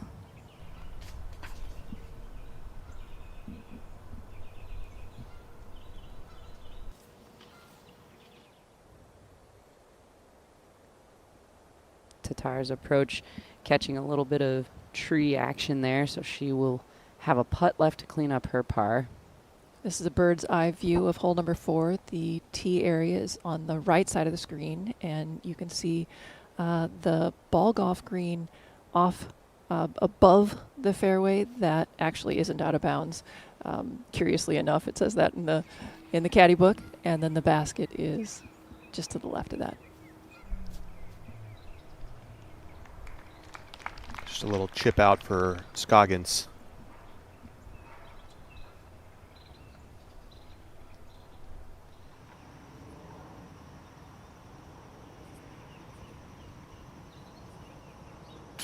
Alexis Mondahano drops in the birdie on hole 12.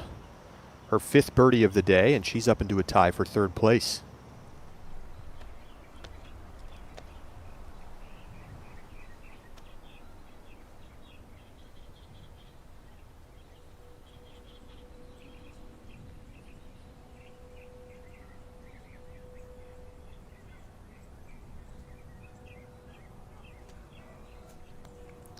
And just a little bit of a strong attempt for Missy. She sails it over the basket. Still smiling, though, as Missy Gannon always does.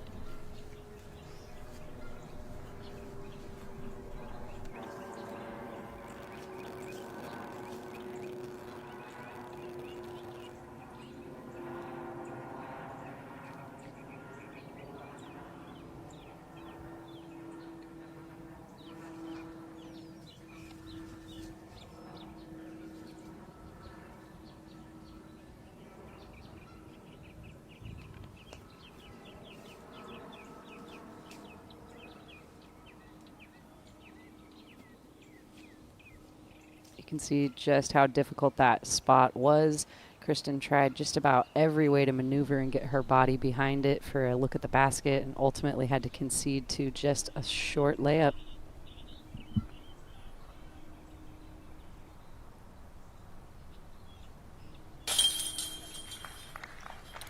Scoggins tapping in for another par. She's at 1 under. Altsalou putting for birdie on 12 to try to get to 6 under.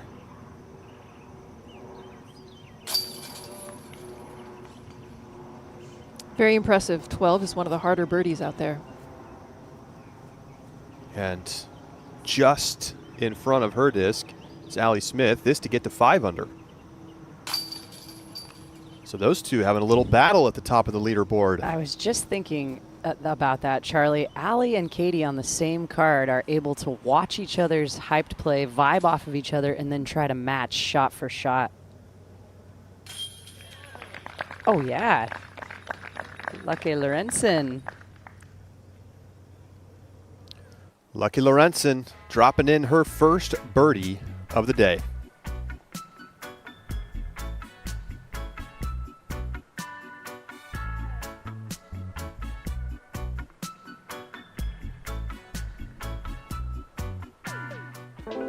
With 20 years of the educational disc golf experience, disc golf is now a mainstream activity in physical education across the nation.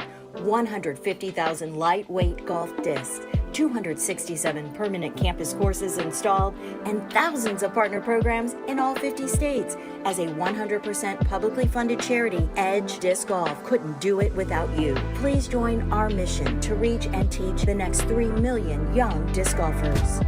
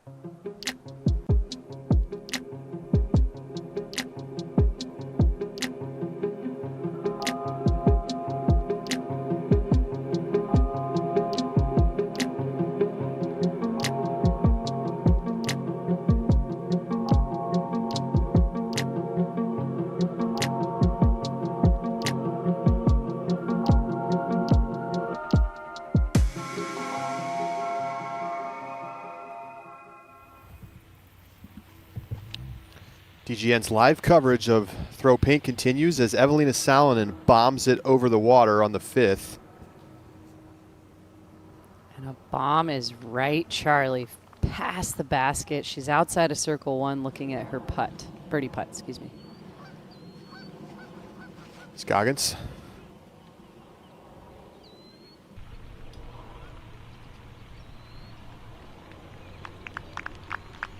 And that is a great placement for Own to be. There's that sidearm off the tee. Blomroos. She's got a lot of distance to cover and the arm to do it.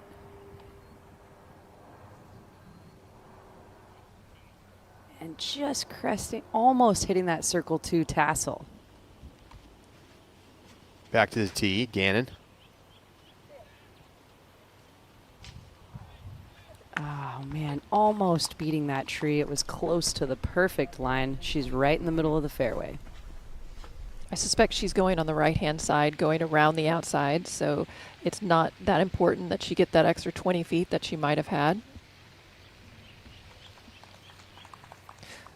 The only question is whether that tree obstructs her run-up. Yes. Kristen opting for the sidearm. Oh, and funny enough, she actually lands in that ditch that catches so many discs and bounces up out of it. She's in the middle of the fairway.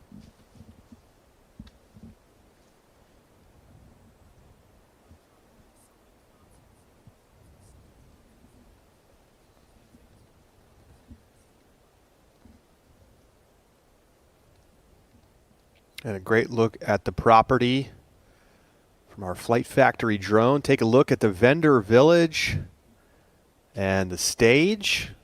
And on that stage this afternoon, we'll hear The Empire Strikes Brass as a part of this new evening concert series at USDGC.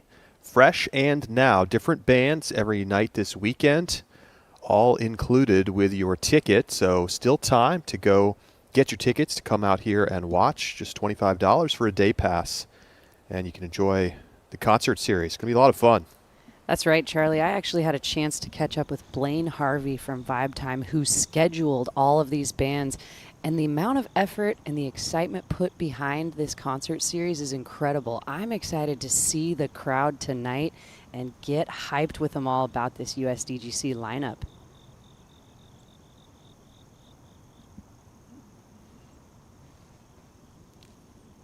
Also teeing off on 13.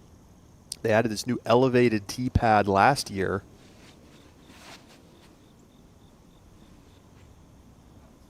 The trick is not to go so far that you're past the sidewalk out of bounds.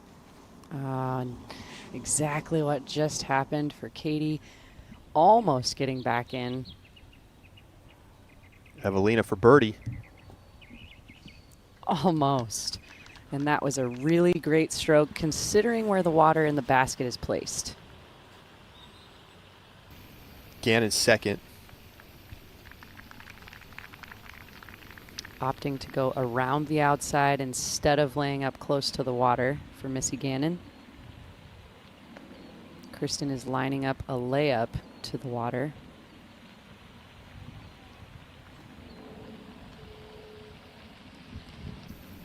There's something that makes the shots around the water even a little bit more dangerous, and that is that it's not the water's edge that is OB. There is a string that is not visible. It is super, super skinny, so you can only see it if you're standing on the top of it. And there are places in which you can be on the land but still OB. Wow. So that's a new feature for the OB string this year. Wide hyzer for Blumroos on 6, and it trickles down inside the circle. Scary putt coming up.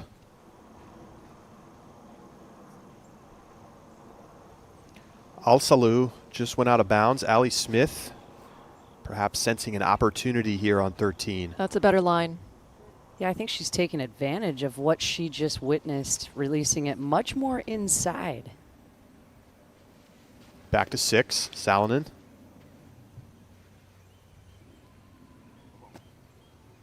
More typical line and hey, perfect hopefully result. Brought your swimsuit and towel because she's parked on the beach. That's a great shot. It's one of my favorite par 3s of the entire year.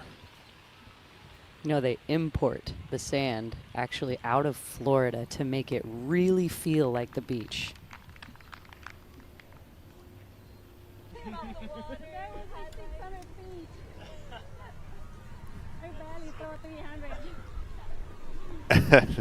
A spectator maybe asking Owen to try to go over the water with her second shot.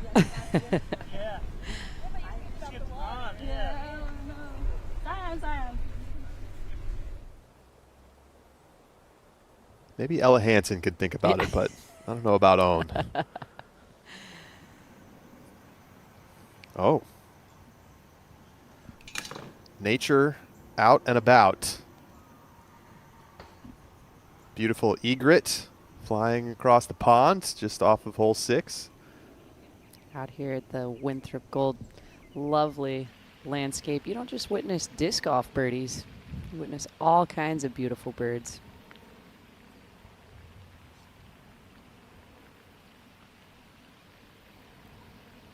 It's always exciting to see a player lining up a shot over this infamous water. About 350 to the basket for Tatar. Love the shape on this, and it's hyzering towards the pin. Oh, wow. my goodness. Oh, my. Pure perfection. She has such good control over the distance that she throws. So impressive. Owen can't believe it. I mean, this is such a high degree of difficulty shot to keep it this close to the water line, to attack this pin. The pin is only 15 feet in front of that water line, and there's only 12 feet on the left-hand side. It is so close to the water's edge. I'm locked into what Juliana's talking about with the distance control that Kristen continues to display. I don't even know anybody that can just dial in the exact footage and place it there as often as her. And that is certainly a spicy shot. The halal guys strive to delight each customer with unparalleled hospitality and mouth-watering food at great prices. I think Tatar should get a free shawarma for that one. Yeah. Missy going over. For her opportunity over the water. 340 in. And that's the more typical play. A conservative over. Still a very nice shot, but not making that water too threatening. You can see Allie kept her disc safe and just on the edge of this tree line, which is like a natural OB almost, so thick, opting for a turnover sidearm, or excuse me, a force over. And she gets the green. Out here at the USDGC, all of our spotters wearing green is good flag shirts. Want to see a lot more green this week. Hannah for birdie.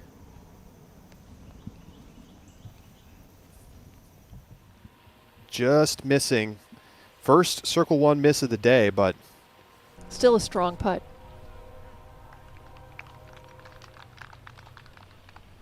Own just outside of the circle.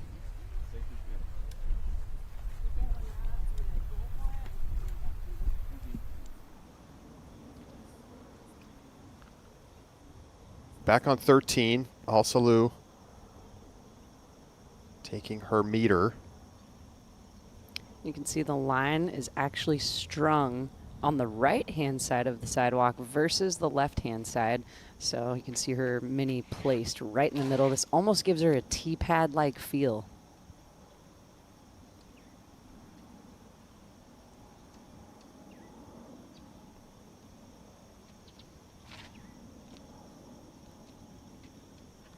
And she needs this one to hold on strong. Green means good, but she is well back on the fairway from the basket. And the basket is extraordinarily protected. Fantastic birdie for Evelina after a beautiful park job on the beach.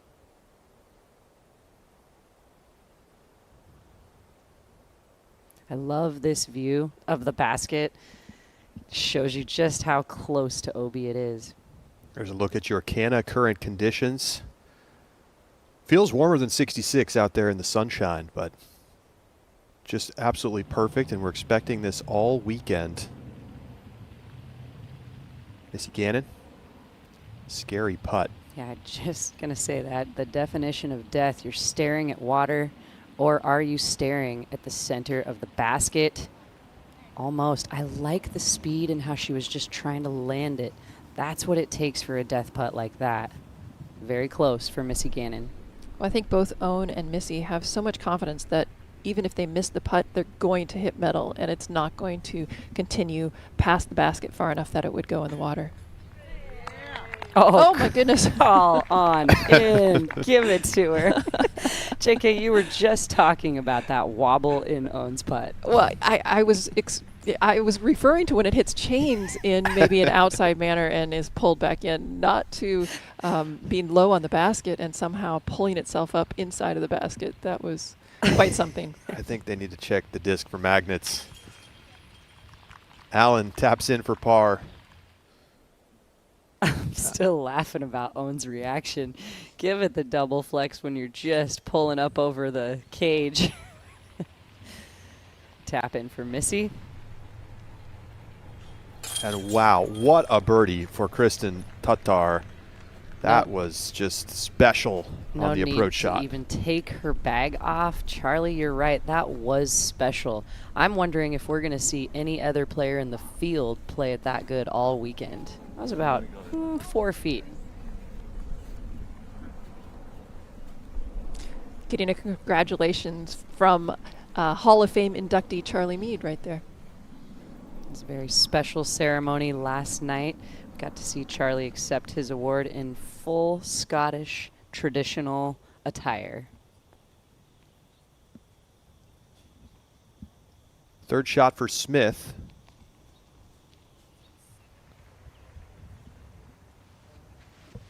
Back to 7th, Salonen.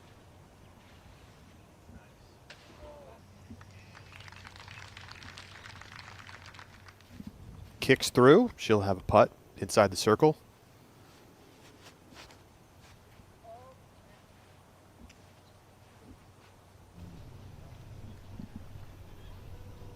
Scoggins fighting along that line and gets the red flag, so out of bounds for Own.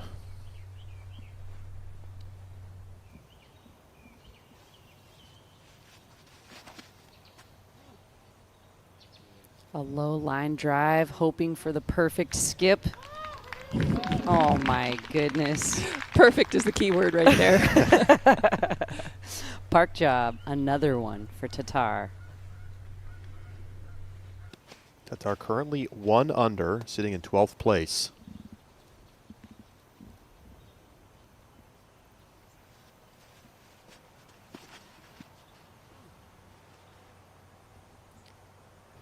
A little wider and hoping for the same bounce. Yes, back in. And Very, very close to staying OB right there. Luckily, it curled in at the last minute. And you could tell her drive was just a little bit wider than this one right here. I mean, this is the shot players are trying to throw most of the time. This is perfect. Just have to ride the ground on that hyzer angle, skipping, curling right to the basket. But you have to make sure that it skips in the correct location. If that hits the ground early, it's going to skip too soon and it's going to go into the water.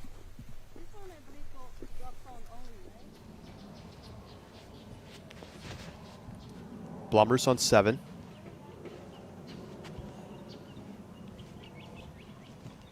Conservative decision.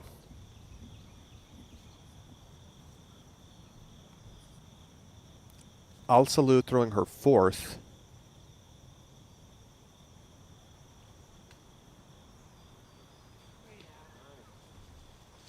Very nice touch. Just a gentle sidearm around the corner. Henna pitching around the corner, tap in par. She's cooled off a little bit since her 3 straight birdie start. She's all pars since.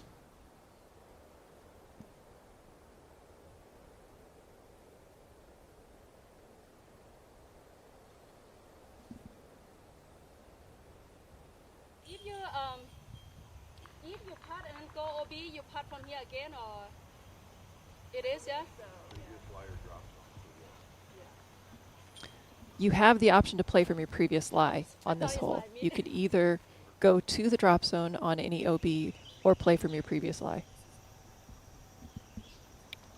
Salonen for birdie. In so the heart. much more confidence in the putter. Yes, couldn't say enough good things about how strong that stroke looks.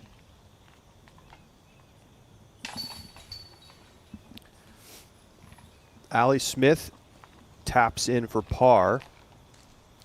And Al-Salud will take a bogey after going out of bounds off the tee shot. So it's now a tie at the top at 5 under. Maria Oliva also joining the leaders at 5 under with a birdie on hole 11. Take a look at this. We've got some kiddos out there. I believe this is one of the Edge clinics. And watch for it. This is going to be a ring of fire. Oh, they all made it. Wow. Spoiler alert. Missy for birdie. Fantastic putt. Got away with one, sneaking back inbounds and capitalizing on the opportunity.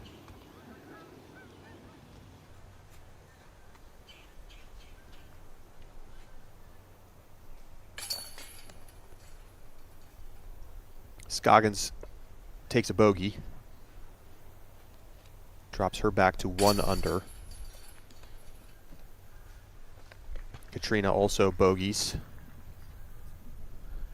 And a tap-in birdie putt for Kristen Tatar. She moves to 2 under, 3 shots off the lead. Let's take a look at the UDisc course close-up.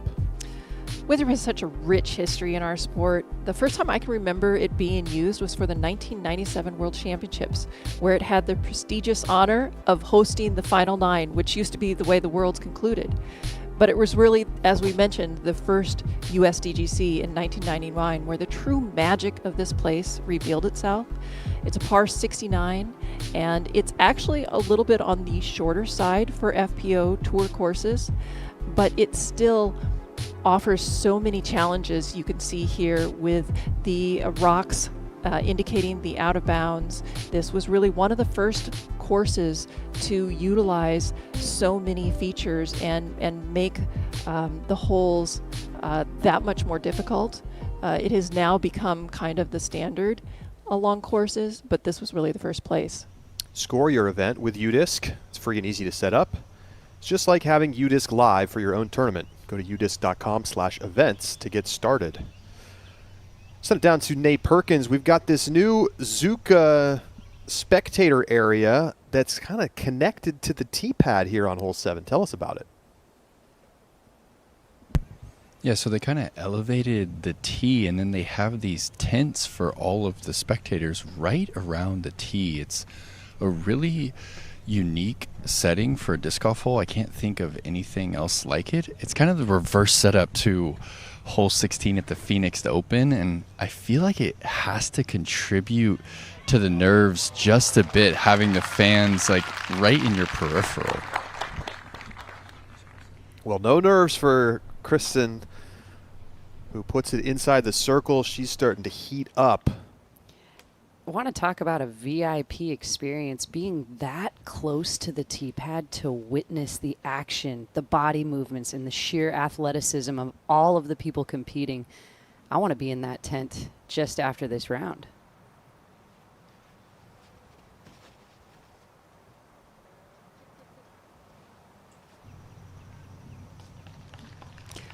I do agree, however, that this does cause a little bit more anxiety. It almost feels a little claustrophobic. At least that's the feeling I had when I was practicing, and there wasn't even anybody in the tent behind me. Do you feel like elevating this tee pad changes this hole at all? On this hole, I do not. But that is slightly different when we come to hole 14. It's a little bit different story. We'll wait and see. We'll get to 14 later in the round. Scoggins catches the bamboo.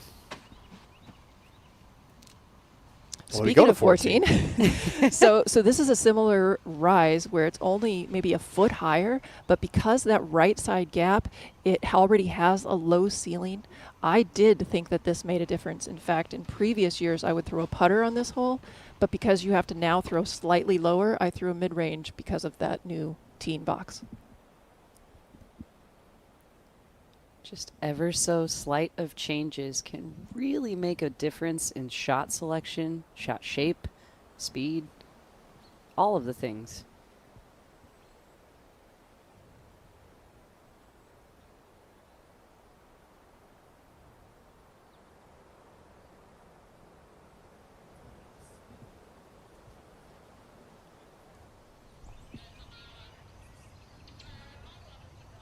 Second shot for Allie Smith after putting her tee shot into the ground. And that is such a stressful approach because it is a steep, steep drop off below the elevated pin, and OB is directly outside of the circle.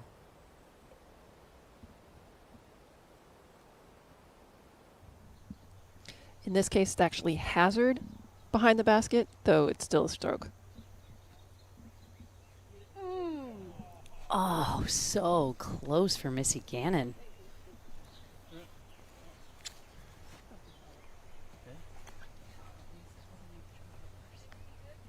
Yeah, you good.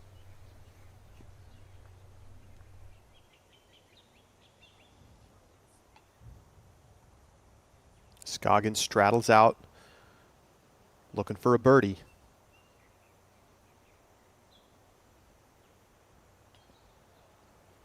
Almost. You hear just a little metal hit there. She was low of the cage. She'll have a tap in for her par.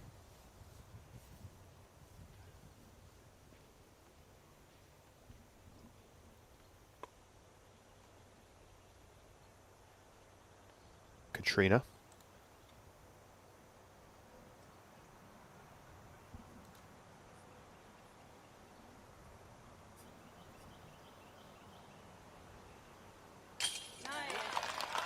Nice putt for Allen. Second birdie of the round. Has settled in after the nightmarish start on hole 1. Still feel like you can see the tension in her face. I can't help but notice that as well. Tatar for 3 straight birdies. She's Point. moving up the leaderboard, 2 shots back now. Point and shoot is Kristen's game all day long so far from the tee and the green.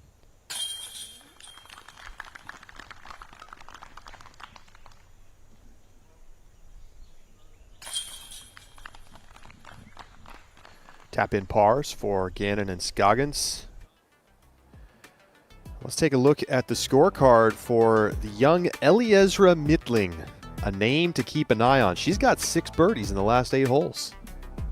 She has unbelievable power. She is so strong.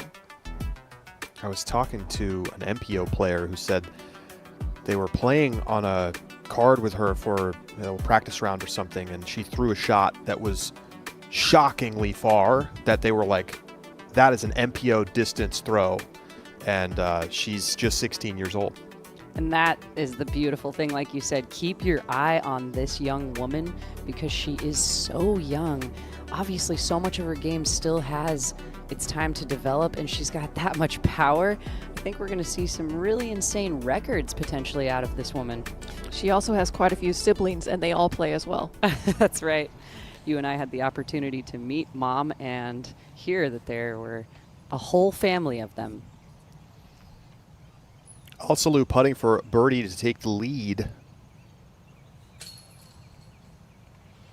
And that's actually the first putting stroke that we've seen her miss today. Luckily, she stayed inbounds. It did trickle a little ways away from the basket, so she'll have a comeback putt to make.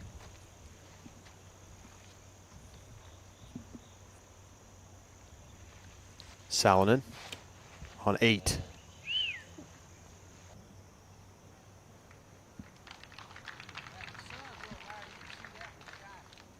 Good placement for Evelina.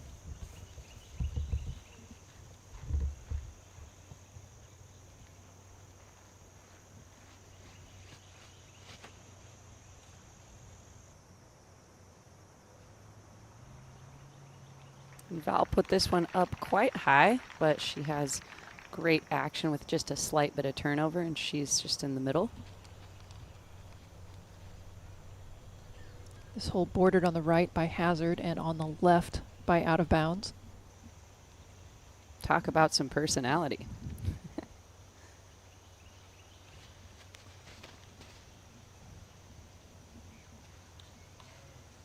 Yes, you love to see the height and the control of that disc. It's so far up the fairway and didn't have any time for any trouble.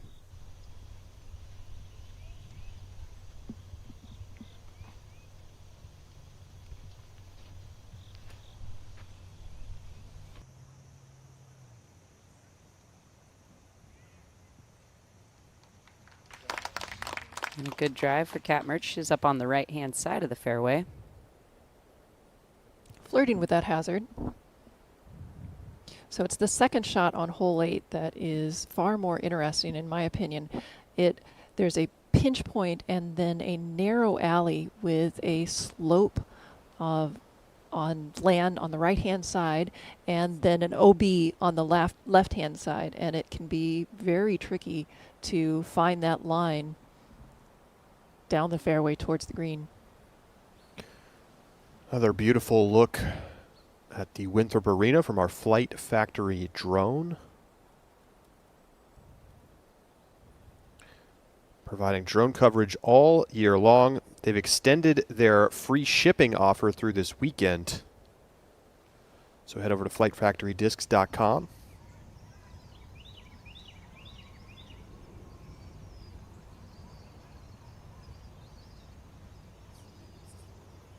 All salute for par. Got it. Man, that was such a laser solid putt just over the cage, right in the heart.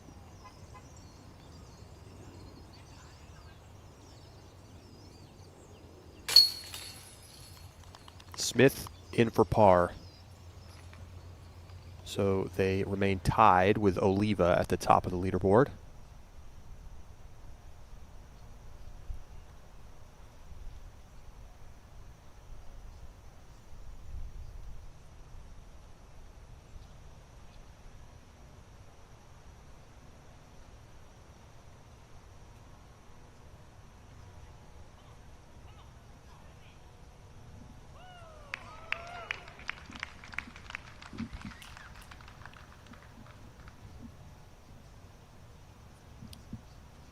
Cat Merch lining up the shot. There's a little bit of a backup on 8.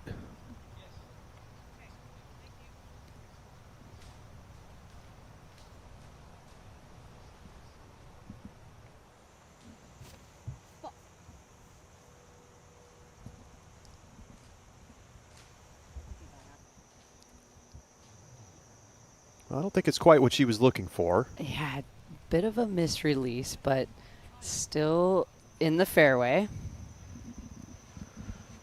To 15. The triple Smith. Mando. And she pretty much went right through the middle of that rectangular Mando. If you miss, you must proceed to the drop zone.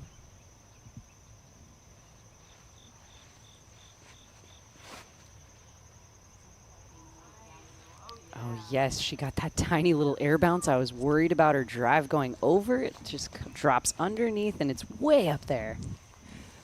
There are a few things that are more frustrating than hitting the top of a triple Mando. Yes.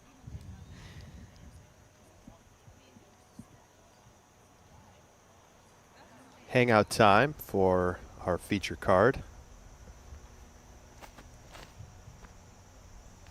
Salonen. Oh, that was so close to a unbelievably, ridiculously awesome shot. She just put a tiny bit too much Anheuser angle on it, and it stayed too straight to hit that tree.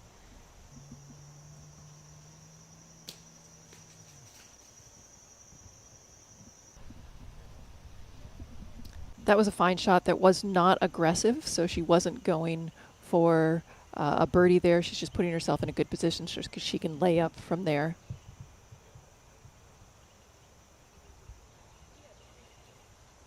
Similar to that one.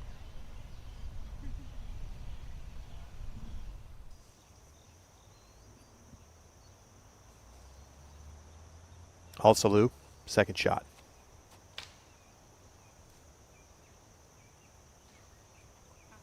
Man, and even though she hits the branch almost right in front of her, it ollies and continues its flight path, and she's not far from the basket. Katie Tate also getting out to nice scorecard. She's 4 down now. Another Estonian. So not just the Europeans, but the Estonians in particular playing great. That's right. We heard Kristen talk about that in her press conference interview yesterday.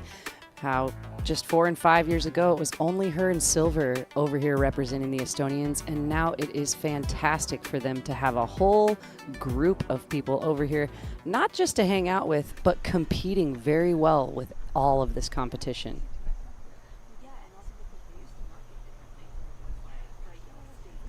Tatar now 3 under. She's actually at the bottom of the 3 Estonians that are in the top 10 right now.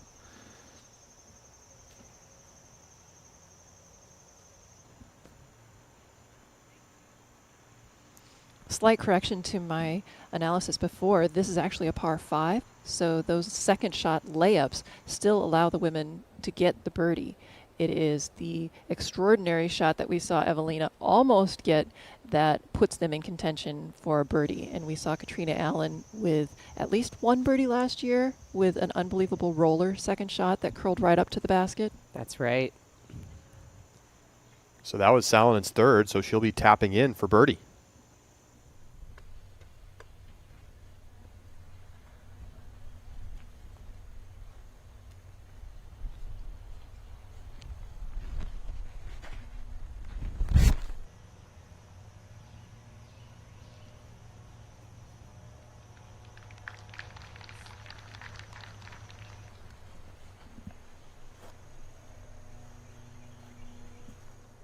Is there a particular place you want that tee shot to be on 8? It depends on what you want your second throw to be. Katrina Allen would throw specifically off to the right-hand side to make it a tighter window so that her roller would have a better line. But if you want to throw a gentle backhand or sidearm, then you want to be farther to the left.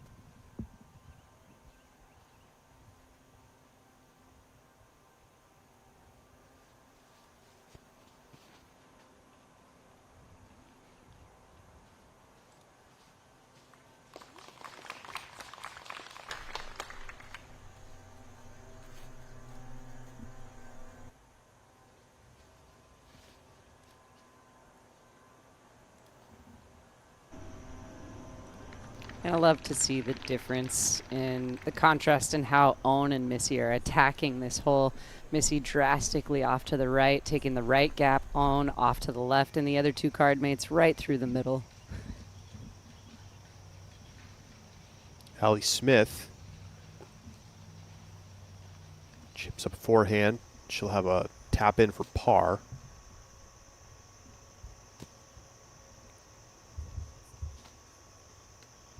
Back to 8. Blumroos.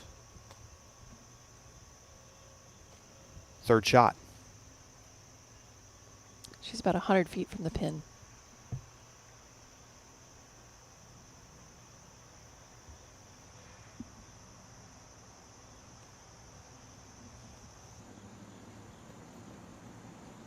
Great placement. So a few stress-free tap-ins. Alsalu for birdie to take the outright lead. This is a very difficult putt, though, stretching out max distance, but still hoping to get a little bit of leg power because she's at the edge of the circle, but she's got to bend it around on Anheuser angle. Oh my goodness. I was just getting ready to say how direct her putt is, but let me tell you something I'm learning about Katie Alsalu. She's got every angle on the putter as well. Boom. So Alsalu moves to 6 under par. She is the solo leader. Just 1 bogey today. And we are talking about the Estonians all up in the top 10, and it's both Katies actually up in the top 5. Very impressive play, peaking at the right time in the season just before the Tour Championships.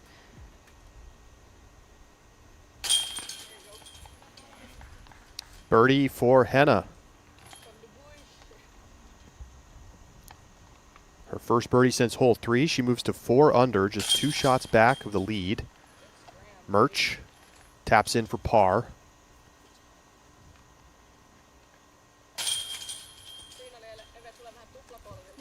Valerie Mondahano gets the birdie. And Evelina, the shortest putt of all, almost a drop in for a birdie. That's 3 in a row for Evelina.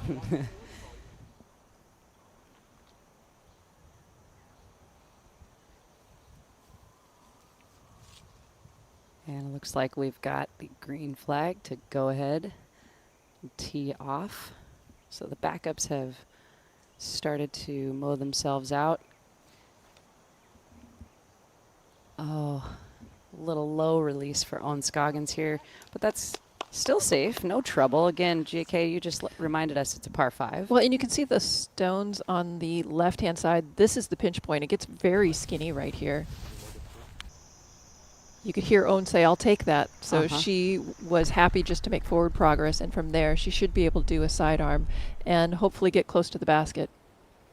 And Missy's shot, I liked the release point and the height of it. She hit the ground and had a little bit of a curl out, but she's also in a good place to attack the basket with a little sidearm chip or putter turnover.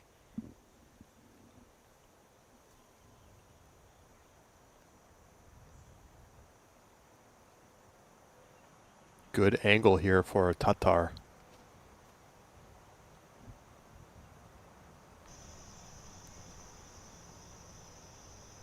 Nice roll out. That's going to give her a better line towards the basket.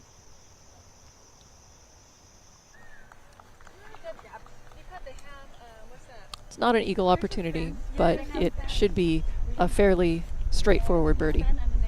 There was one eagle here last year. Natalie Ryan eagled in round 2. So that was 2 years ago that Kat had the roller. That's right. Eagle. Salonen, 3 straight birdies. She's going for the green on 9. And I expected to see this with how much power Evelina has. Yes, it checks up and curls into the circle. She's safe for a birdie putt. No, that's an eagle putt. Excuse me, yeah, eagle putt. We've seen, I think, just one so far today. Check that. There's 2 now. Jennifer Allen had a 16-foot putt for eagle. Haley King was a tap-in for eagle. Blomroos. For the women with enough power and enough confidence to go for this green, it's almost more scary that they go too long than that they're too short.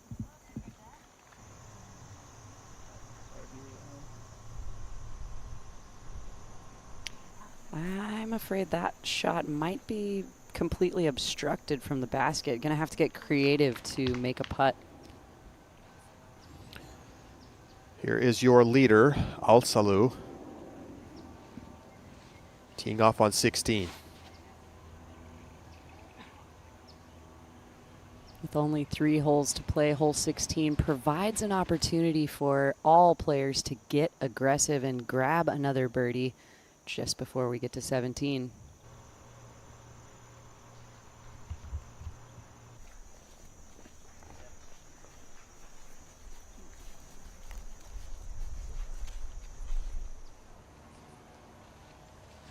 Back to 16, Smith. Beautiful flight. She put that on a slight bit of hyzer and watched it flip up and pan straight to the basket. There is a birdie attempt for Allie Smith. Kristen gets to take her meter of relief off of this fence, although her disc is plenty safe.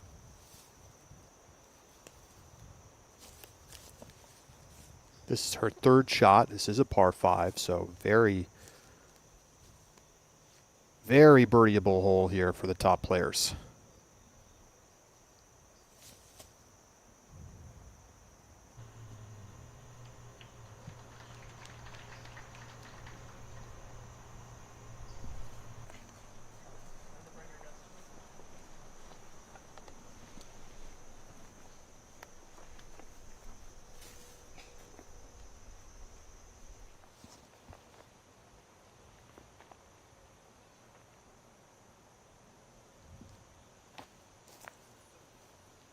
Third shot for Katrina, and she just hits the tree directly in front of her. So she'll look to get up and down for the par.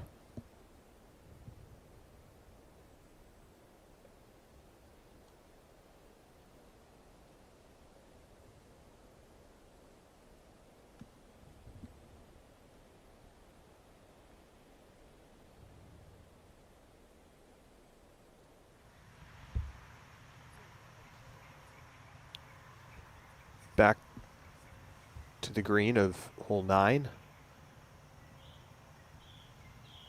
Blummer's for eagle. Very close. Curious that she chose to go from a knee there on a raised basket.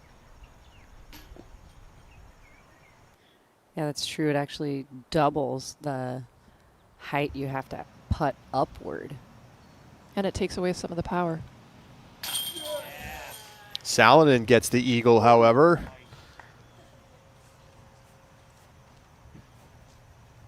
So that moves Evelina to 5 under, now just 1 shot back of the lead.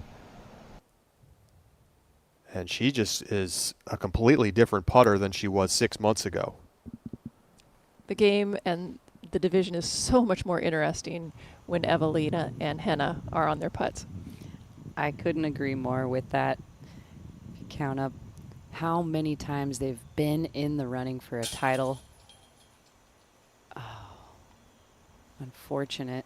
A little bit high for Missy Gannon, so it just chains out right underneath the basket.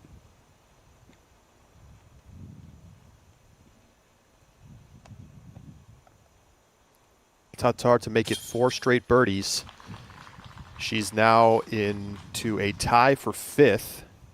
She's 2 shots back of Alsalu.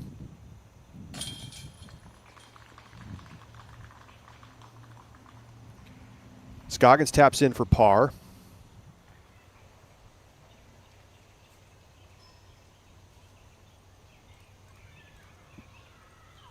That was a drop-in par for Katrina.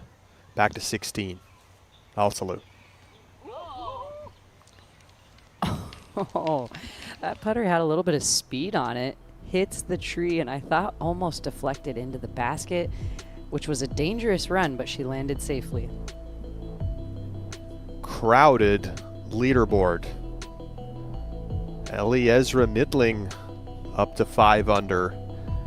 Mentioned her power. She actually won the world distance competition this year. She beat out Ella Hansen, Jen Allen. I was under the impression that she won the preliminaries and then Ella actually came back to win in the finals. But either way, she definitely made a name for herself at that event. That's right, and she had finished up in New York, packed up the entire family with mom, and hustled to get to that field competition. Kristen opting for the fairway and safer route. Interesting to see Tatar not go for the green. Nate, do you think there's any reason she might not have gone for this one? Yeah, as we rounded the corner, the back of this baseball fence, there's a dead headwind here on the tee of 9, and I think that is what deterred Kristen from going for it.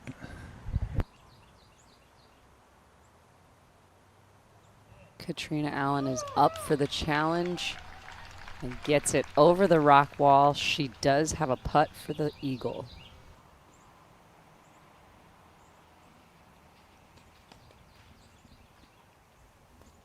Missy Gannon also opting to play the right side safer fairway line.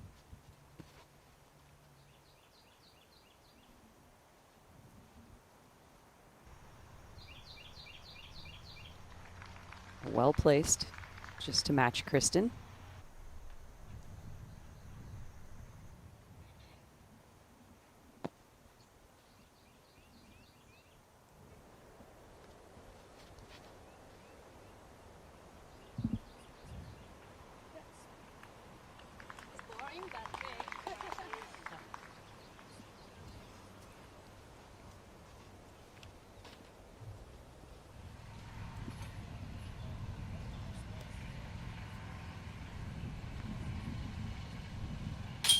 Hallie Smith taps in for birdie on 16.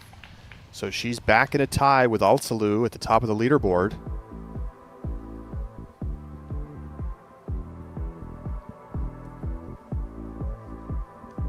So a very crowded leaderboard right now. 9 players within 2 shots of the lead. Holland Hanley sitting there now inside the top 10. So we welcome you back inside of our broadcast booth. And good scoring conditions, and we're seeing good scores. And I can't help but think about Allie just tapping in that birdie to, again, take the outright lead, but she's got a huge walk to hole 17.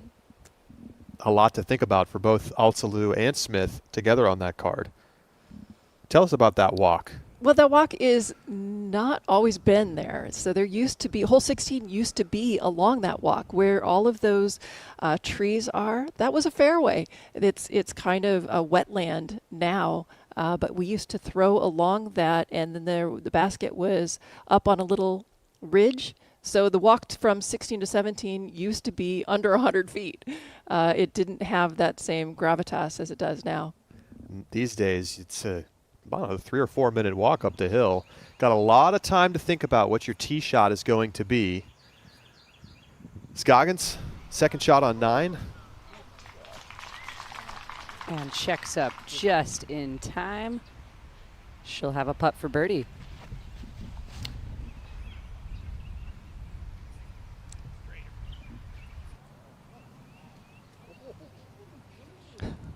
Evelina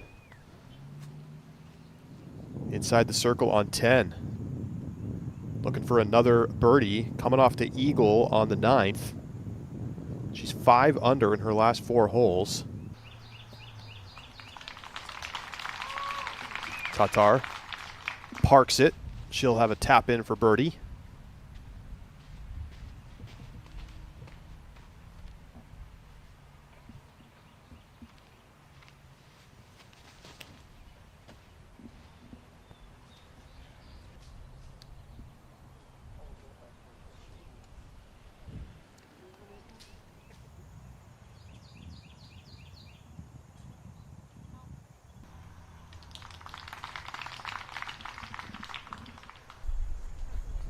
Some well-placed approaches, and birdie looks coming up.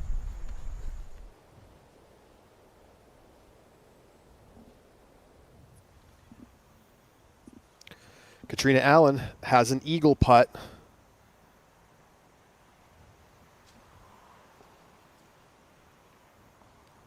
Oh, it's a strong attempt over the top of the basket.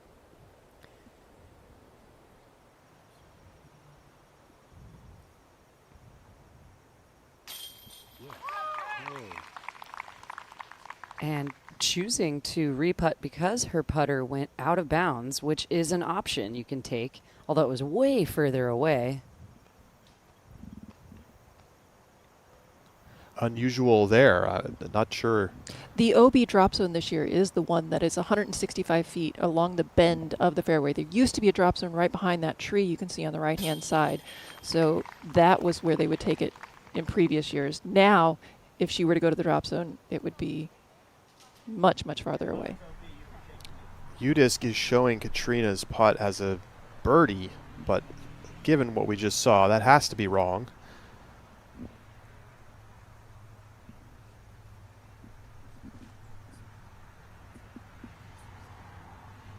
Scoggins.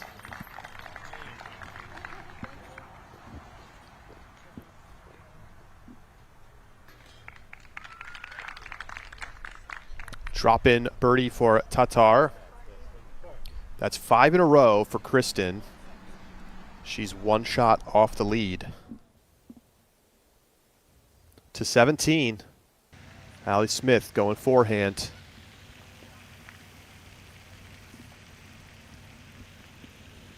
In bounds, and that is exciting. The safe play out to the wide right side. Safe and smart.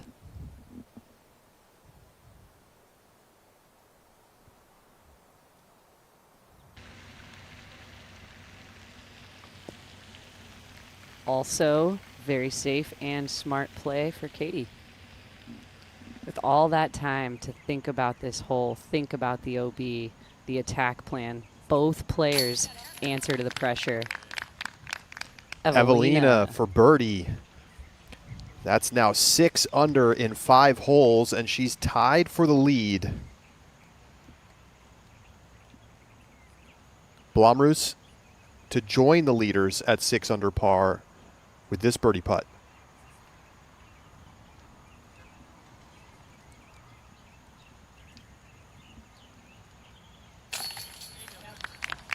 There we go. Talk about a battle. It's feeling like this first round is a little more like a final round. Every player on the field battling, playing their best golf. Carding birdies, carding turkeys. 4-way tie. Make it 5 at the top. 6 under as Elzra Midling just birdied on 13 to move up into a tie for the lead. Tatar 1 shot back. With Keep in 10 mind still to come. that Elzra still has amateur status. That's right. She has not accepted any cash. Man, this is a battle from the get-go out here at this A tier.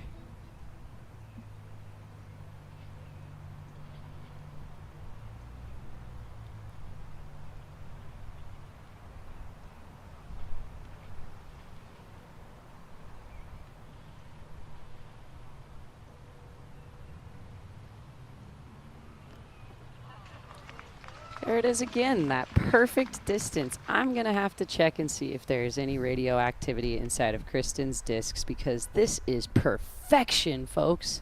Wow, she wants to get up into that tie at the top. She has been in the bullseye now on 6 straight holes putting for birdie. That's phenomenal. All getting started on hole 5 with one of the best shots we'll see this weekend. Gannon up to the bricks.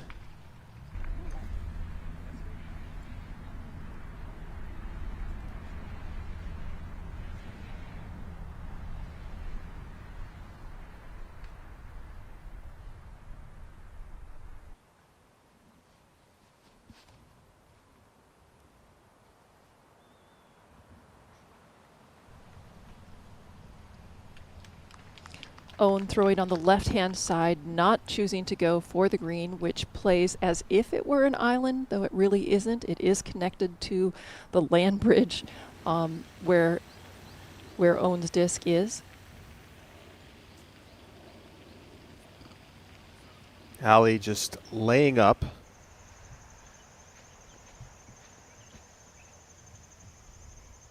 You got to think on this tee shot, it's more difficult for players like Blumroos and Salonen to be able to land it in the inbound zone because of how much power they have. Well, I would guess that they disc down here. Yeah. Green flag for Henna. It's about 350 feet to that second OB patch where Henna is trying to land short of.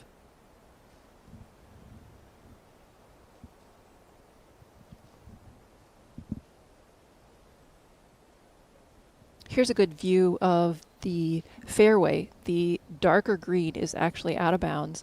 The circle around the pin, that is the quote-unquote island green, and the sandy area down towards the bottom right, that is playable fairway, and that is where Owen chose to throw her shot.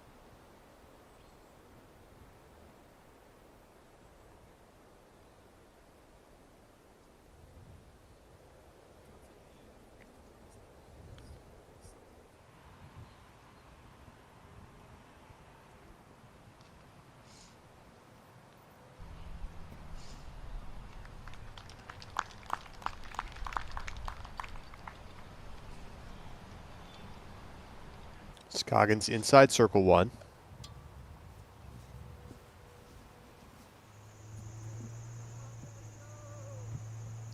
To 11. Salonen, co-leader.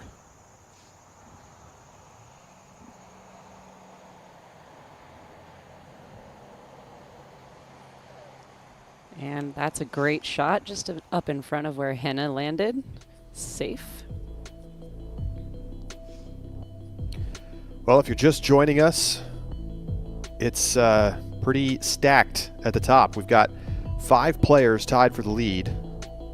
Very different places on the course, though. Henna and Evelina, 6 under through 10, and Kristen sitting at 5 under through 9 with a birdie putt. And this just in, Elzra did accept cash at her last event, the Maryland Open. Oh, there you go. She's made the move. Turning pro, maybe just in time. She chases the big money available here at Throw Pink, as the big money Missy earned her nickname by winning this tournament and then the Disc Golf Pro Tour Championship 2 years ago. Katrina. This is for par.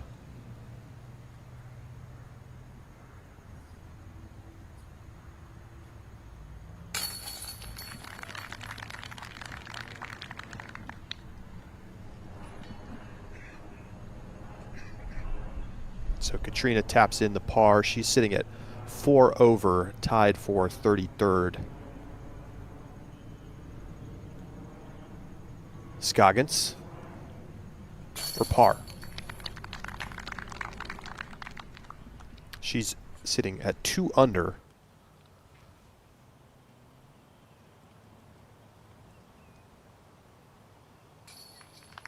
Six straight birdies for Kristen. She's now tied for the lead as well. 6-way tie at 6 under par.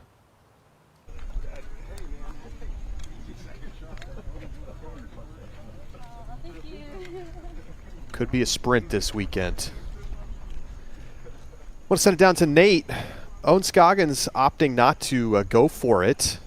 What did you hear out there on the course, Nate? Yeah, one of the few players in the field probably laying up left over there. And after she parked her approach, she turned around to the crowd and she said, "Next year, guys, I'll bring a stronger arm and I'll go for it." And the crowd loves it. And Owen takes every opportunity she can to crack a joke, and obviously a funny and joyful player to be around. And no surprise there. Owen talked actually in the press conference just about how much energy the crowd gives her. She loves to showboat. She feels like the showmanship is part of the drive of why she loves playing the professional disc golf tour.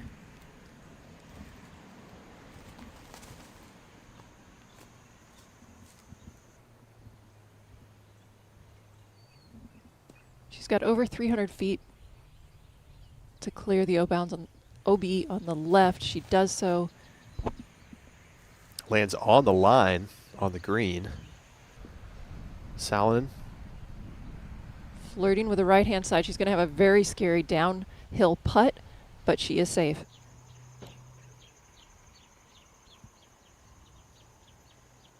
Kristen teeing off on 11.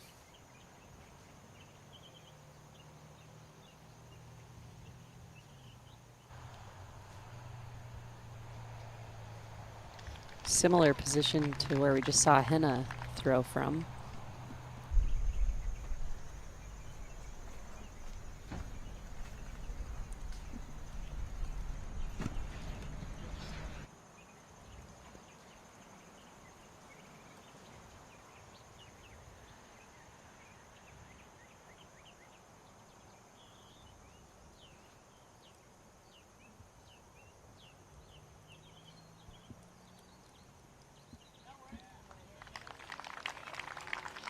Right up to the perfect advantage point. She's in the center of the fairway, up closer to that far OB.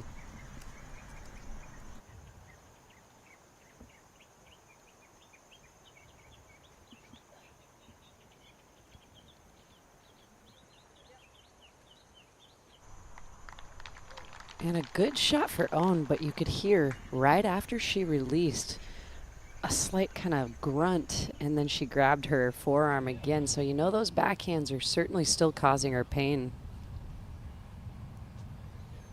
On the 14th, Elzra Midling went long into the hazard, so pitched up. She will tap in for bogey. Blomroos for birdie. Oh, so close. And she needs that to sit down.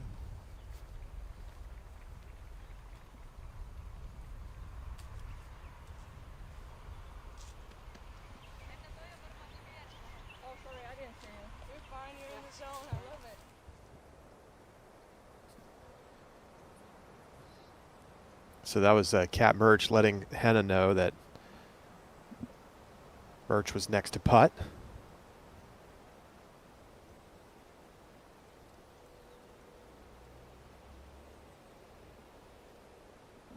Certainly an unusual course, Winthrop Arena. Kind of goes around the property. They utilize the land to its fullest. Oh, I loved the idea there. She gave it a full run and was counting on the putter to hyzer at the right time and land in. It was a perfect speed, just a little bit wide. I'm glad that the putter sat nicely on the hill for her. That took a lot of confidence to run.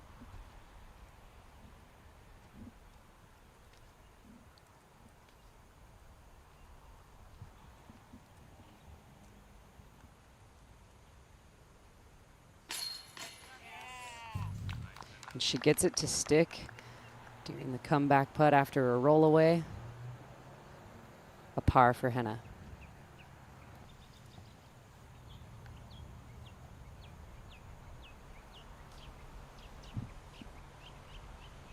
Par look for Salonen.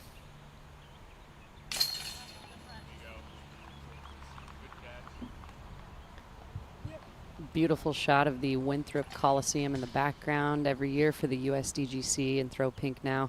They're putting up every state's flags and acknowledging countries of competitors that are here in the event. See a lot of selfies being taken in front of your country or state's flag. It's a pretty special feeling to see that kind of acknowledgement of all players in the field and past players that have competed out here.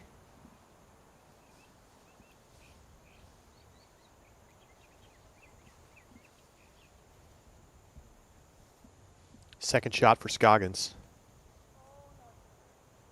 Oh, way too much angle. And she hits the rock in the middle and it bounces back into inbounds. That is the most insane thing I've ever seen, at least this round. That was crazy. Was that crazier than her putt that hit the cage and crawled itself over their edge into the basket? Good point. Owen's got some cool stuff happening during this first round at Throw Pink, and this is just incredibly great luck.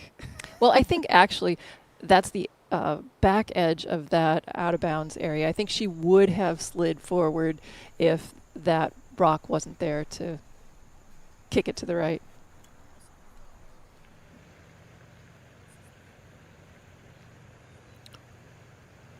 Third shot for Alsalu after she went out of bounds off the tee shot on 18. She's kind of hugging that left-hand side of the fairway.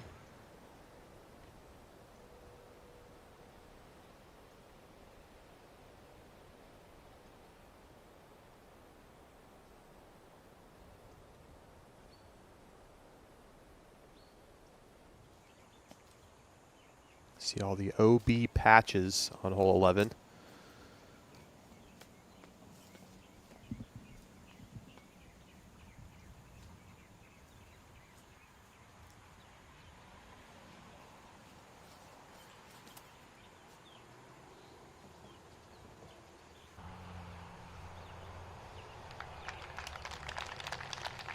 Right to the edge of the circle for Kristen.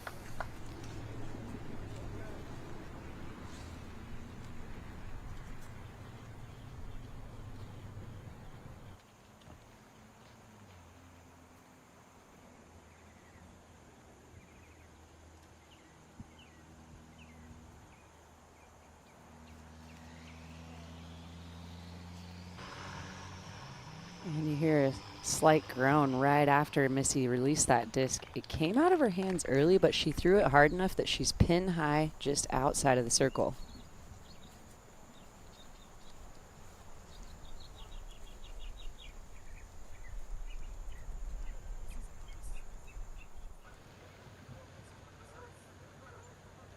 Allie Smith throwing her third shot after going out of bounds off the tee, and then she goes out of bounds again.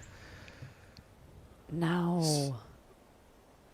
So easy to let the wheels fall off right before her 17's tee shot or 18's tee shot. Two of the most daunting holes.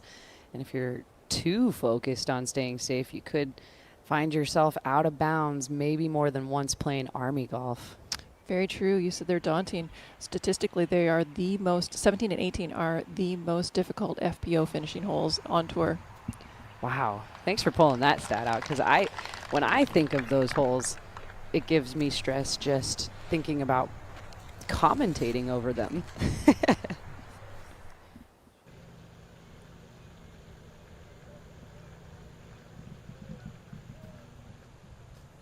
So Allie Smith throwing her 5th. And did that get back in bounds, or is that third straight I'm not OB? confident enough to determine one way or the other. Yeah, that was way too close to tell. In or not, that is a scary look at the basket. It's a scary layup. Yeah, like you're saying, if you're going for the putt, you must have the largest confidence in the world, but even the layup itself is scary to execute perfectly.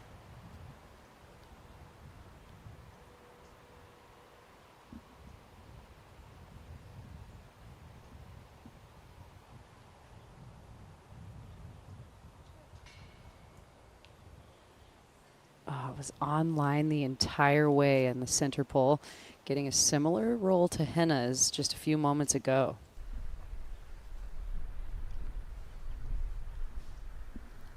Tatar trying to make it 7 in a row, putting from 33 feet.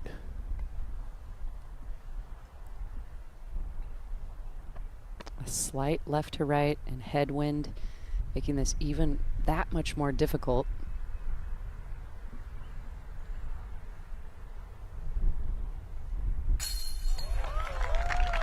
But not difficult enough for Tatar. Another birdie. She is now your outright leader at 7 under par, all alone at the top. Has the most opportunities on the course left to play. Gannon for the par comebacker.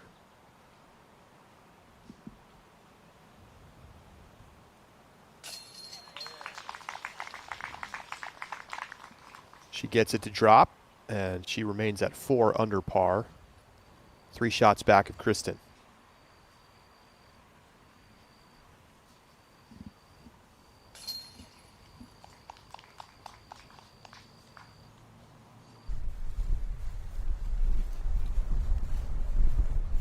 Tap in par for Scoggins. Let's take another look at this putt. Downhill, OB behind if you catch a roll, dead center chains. 7 straight birdies. And that's the first in that stretch where she's actually had to make a putt. Everything else has been inside of 10 feet. That's right. Solid distance putting on that last hole for Kristen. Salonen on 12. That's a little high.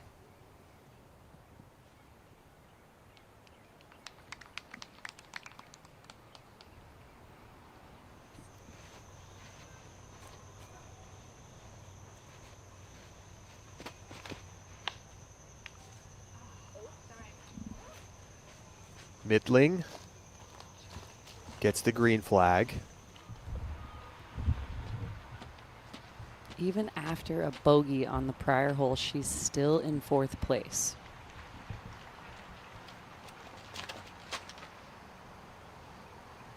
I like the looks of this drive.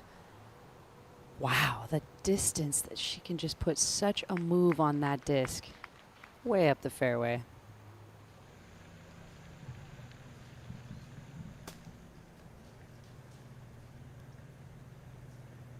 Also gets the green flag, but it was close. And the level of difficulty on that approach. She had to put it on a spike hyzer to get it to go to the left, but she was throwing it directly away from the pin towards the out of bounds just to get position.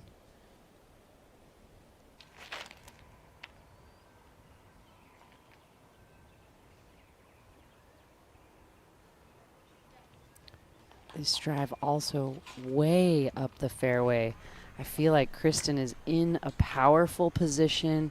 She knows she's had a string of a ton of birdies, and I think she just put a little bit more into that drive. That's so far up the fairway. Gannon.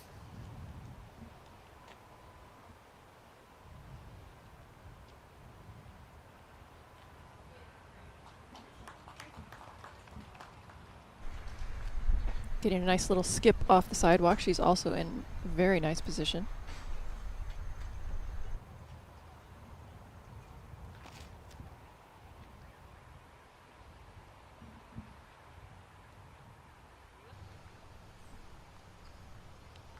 Scoggins taking the alternate route.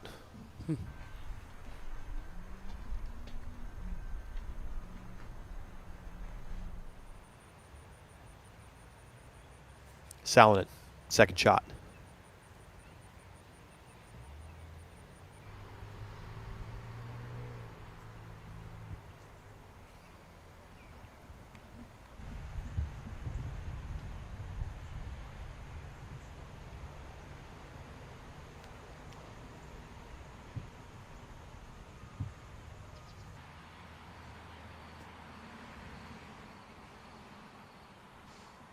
Hen is far enough forward on that left-hand side that she might be able to see the pin from there. Oh, and a pitch up from Allie Smith gets a little bit away from her. Yeah, she had that on way too much angle that there was no way the disc had a chance to sit flat. It was only going to kick up and roll. Oh, and Katie looked like she gave that a little bit of a run, and now she's going to be down at the base. There's enough downhill component there that you might want to just turn your disc upside down and slide it on its top to the basket. We've seen that in past years from both MPO and FPO players. Little pro trick tip there on the 18th green.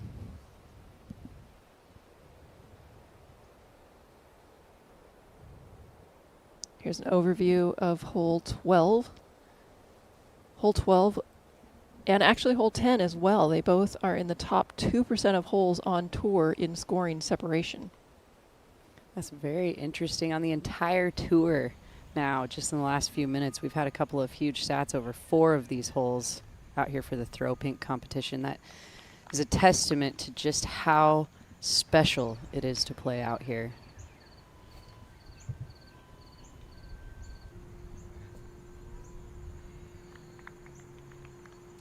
Henna onto the green.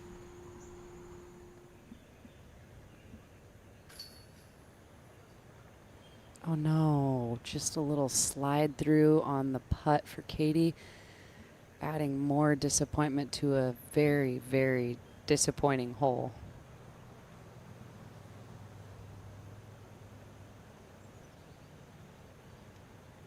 Both she and Allie Smith having such a great round coming into 18. They both did well on 17. Tap in for Allie Smith. That's an 8. Triple bogey for Smith. Drops her to 3 under. And Alsalu is looking at a 7. Alexis with the death putt. She gets it to the bottom of the basket. That was for birdie. So Alexis Mondahano closes out her round with a birdie. She's at 4 under par. What a huge stroke swing on this card on the 18th hole.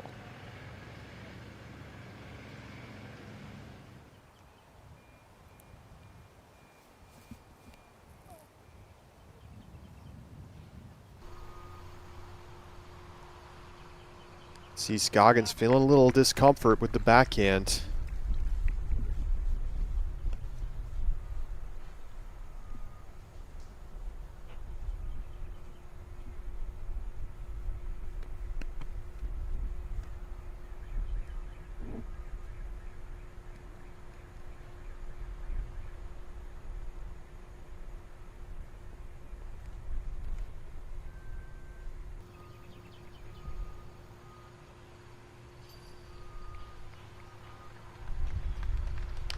Nice safe second shot for Missy.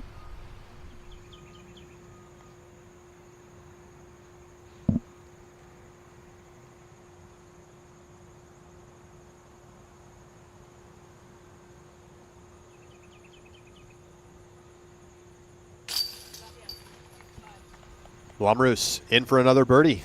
She ties Tatar at 7 under at the top of the leaderboard. Salonen has a birdie putt coming up. We'll see that in just a second. Go back to the fairway of 12.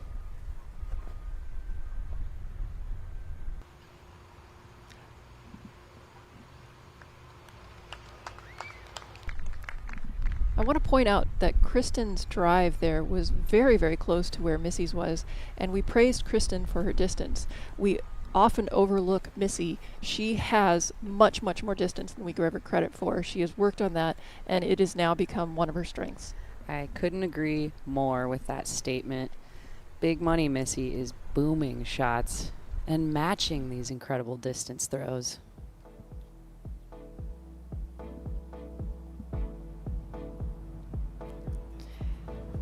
Got such an incredible crew of volunteers out here and staff members. So many of these discs are coming back out of the lake to these players. Got to shout out our volunteers. Great shot from Scoggins. She's inside the circle, putting for a birdie.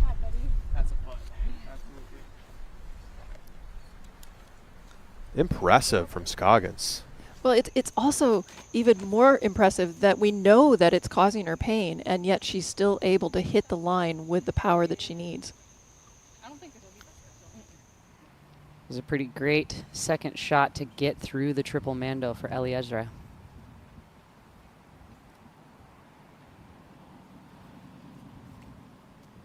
Katrina over the out of bounds. She can see the flag.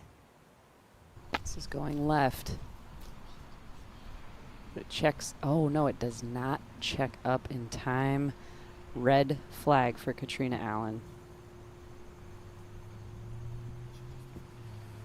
And that's her next shot. I mean, very quick. She's in circle 2. Just really not sharp. It's very unusual. Katrina has had such a great season up through her win at the Preserve. And just seems to have lost the line.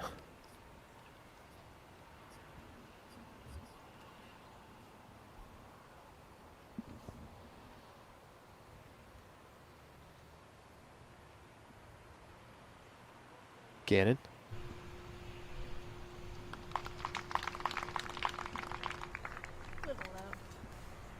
Feels very much that Katrina does not want to be in the spotlight right now, and she does not want to be on these feature cards, and she's just trying to get through it.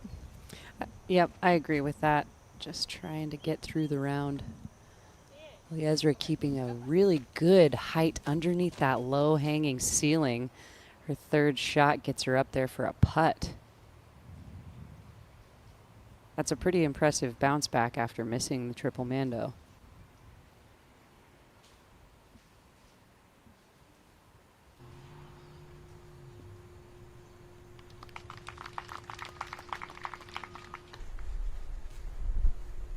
Kristen's disc landing closer to the circle's edge with the drop off behind the basket, but we know that death putts have not phased her up to this point. We'll see how she handles that one. Midling putting for par on 15. Saw something similar to this earlier. Oh, she went so fast. Just a little bit short. Almost up and down. Starting to see some separation. The top 3 Europeans now at the top of the leaderboard with 3 strokes over the rest of the field. Different times in disc golf. Different players, big, huge field sizes, and now we have 3 Europeans on the top.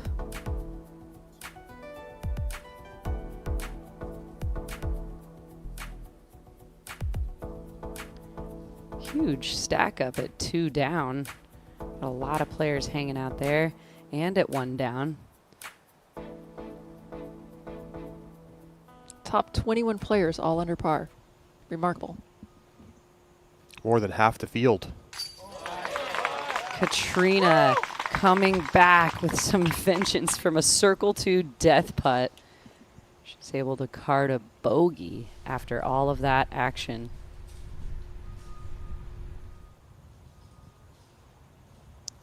Another downhill look for Tatar.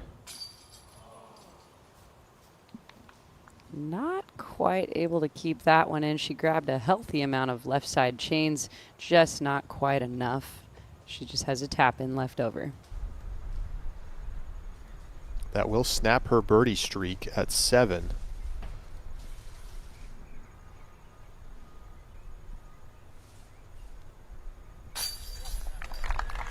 Missy rings up the birdie. No fear. Big money Missy with the big putts, continuing to cash in.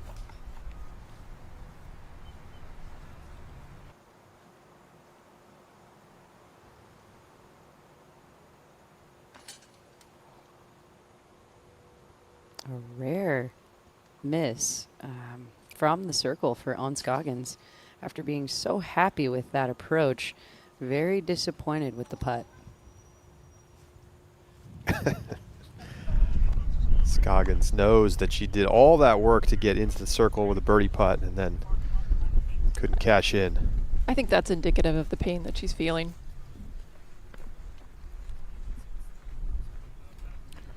Par for Tatar.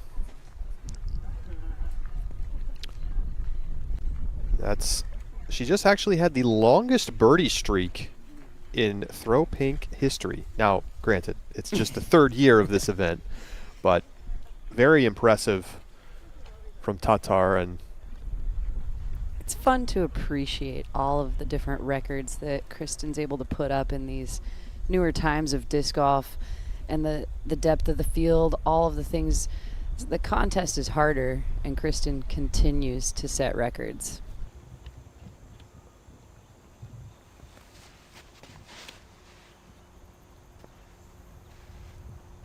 Evelina with a big rip, needs to get back left. And it does. Beauty, beauty, beauty. That is so far up there in the middle. It's probably not even a distance driver. I was thinking that. Too much power.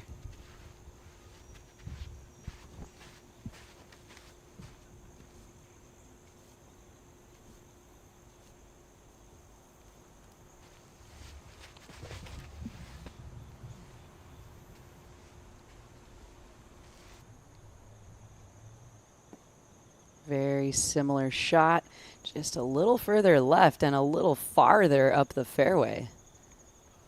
Both exceptional. To 16, Midling.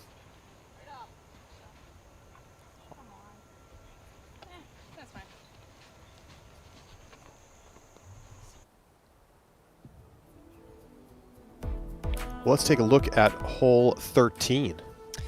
Hole 13, it is 657 feet. It is a par 4.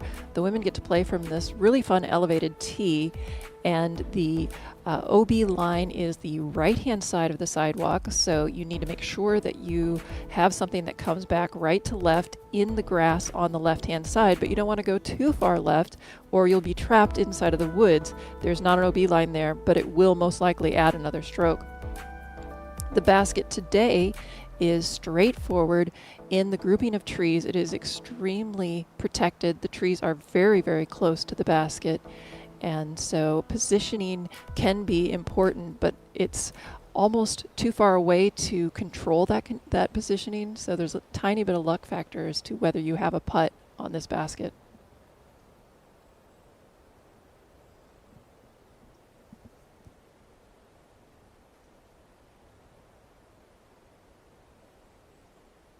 This hole used to play over the parking lot. The big line of trees that you could see on the right-hand side there, it used to play through those trees. You had to hyzer something in over the road that would come back and not hit one of those trees. It was a very, very thin fairway.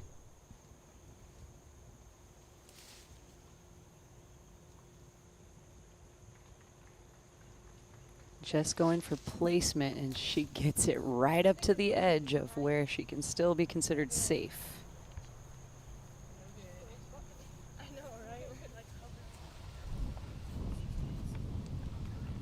Long birdie look for Elzra.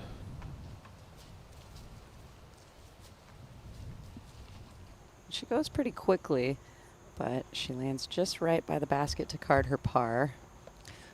clearly Elzra has a lot of skill, but we actually were introduced to her at the Rochester tournament, and she was on the camera and she struggled quite a bit then as well. So learning to play in front of the cameras is a skill that she still needs to work on, and I'm quite certain that she will get there.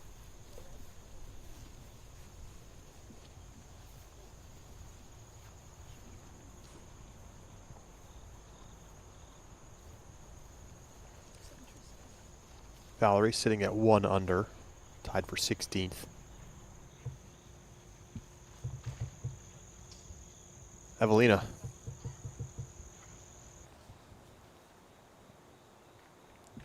And it skips forward. I believe that's in the circle or just at circle's edge, and she has an open view of the basket, which is pretty important. She may have to put a little bit of hyzer on it to get around that tree on the left. But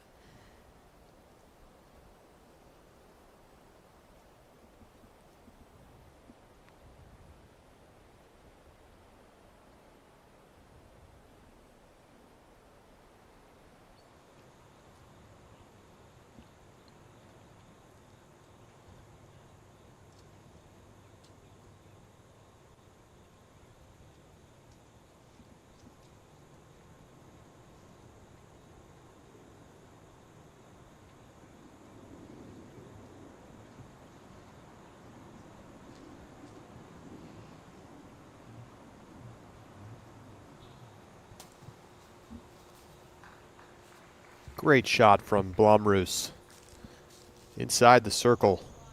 And that one definitely has an open look at the basket.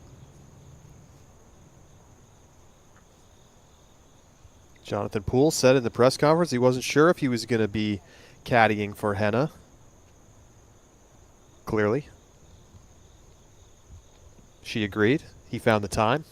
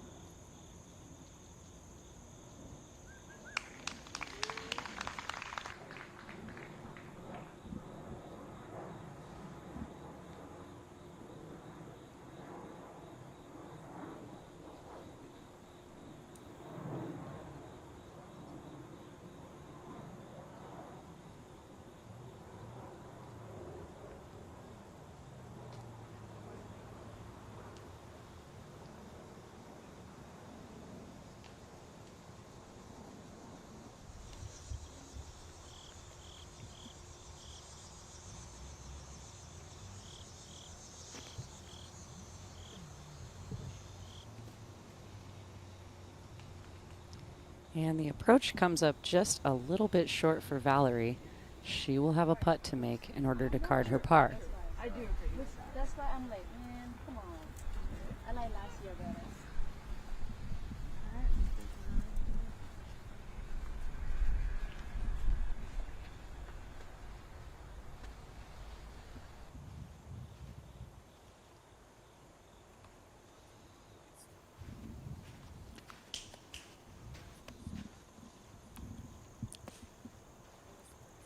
Missy teeing off on 13.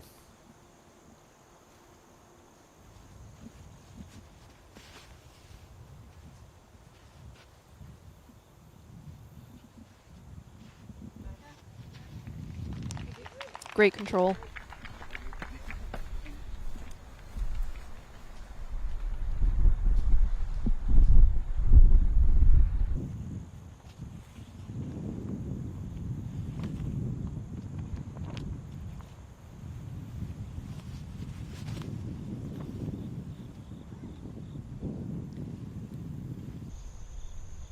This one was released inside of where Kristen was hoping, and it bounces into those left side trees. Well, you could actually see in flight it got a little bit of a rise, and I think that helped push it to the left.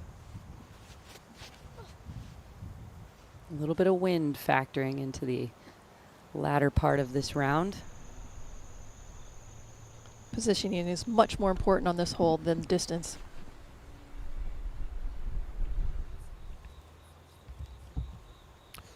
Salonen putting for a birdie.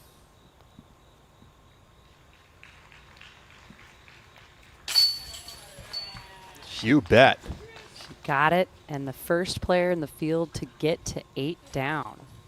She takes the outright lead for the moment. Henna has this to match. Too close to miss. Henna Blomroos taps it in for a birdie. And she and Evelina are tied at the top at 8 under par. Take a look at the leaderboard. Tatar one back. Out of position on 13. Missy sitting in 4th as we welcome you back inside the broadcast booth. And we've got 2 top-level distance throwers at the top who are both putting better than we've really seen at any point this season, I would say. Yeah, I couldn't agree with that one more. The stroke from both Evelina and Henna is so much more confident and so much more focused. I feel confident myself watching their body language. I'm duly impressed with them, but also there are so many women that are well under par this round so far, and the conditions are supposed to be great all weekend. I think that we are going to see a record-breaking under par total for this event. It's definitely possible. I mean, you know, we could see some players get to 10, 11, even 12 under today if they stay hot in the back 9. And we're going to get a look at a stat comparison between Henna, Evelina, and Kristen in just a moment. Really, all 3 players just playing fantastic right now. We talked early on in the broadcast about how today feels a little more like a final round, and it's just the beginning. Henna Blomroos, strokes gained putting 1.62. And I'm willing to bet that that is a higher number than she has ever seen for these type of stats. Kristen Tatar, an amazing 58% parked percentage. Well, we can't forget that Evelina years previously was a very good putter, and she has just sort of lost her stroke in recent times, and I really hope that this is the beginning of her finding it back, because if she is putting well, she is going to be a monster on the course. Don't be confused by Kristen Tatar's 0% C1X putting. I mean, she hasn't had a lot of C1X putts because they've all been inside of 10 feet. That's right.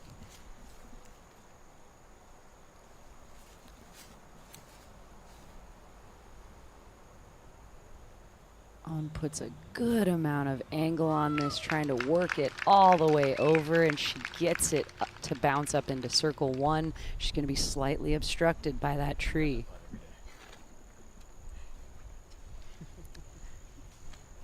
Big, huge smile for Owen. She's having a lot of fun out there with her caddy, with their card mates, and with the crowd.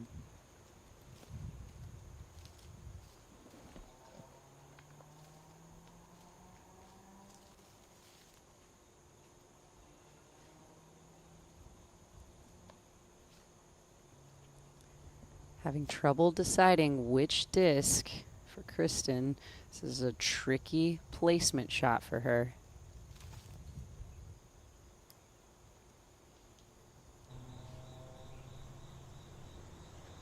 And she gave it a good amount of Anheuser, hoping that it would probably pan out just a little bit, but it holds the angle, staying in the edge of the tree line.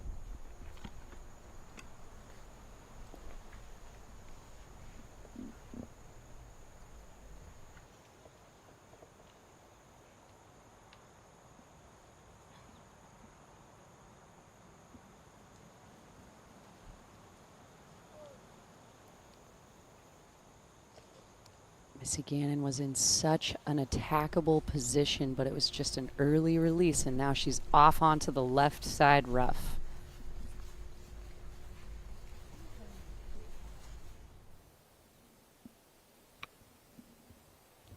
To 17, Elzra Midling. Oh, wow. Oh, my goodness. You can see she was trying to play it plenty safe. Left it short, and it skips over the hay bales, hits the tree. She's in bounds. Take another look. It was so low that it got a big skip. For her very first competition round playing hole 17, I'd say the course be with her.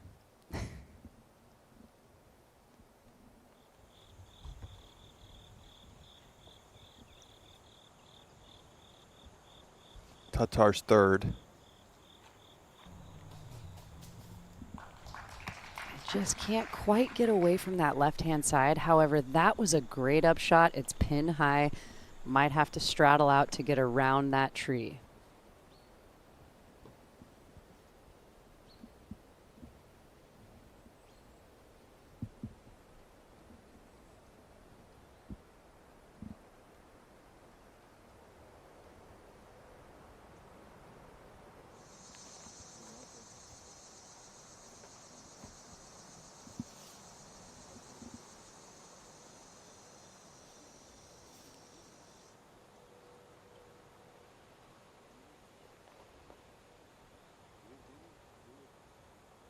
A tricky stretch out stance for Allen.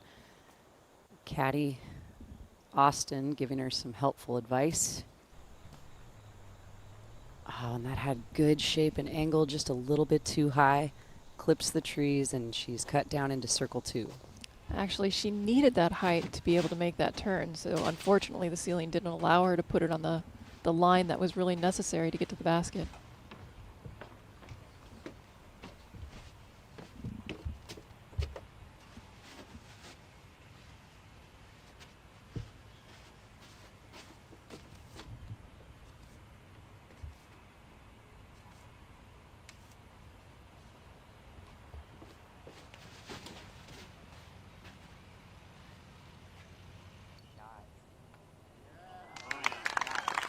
Textbook.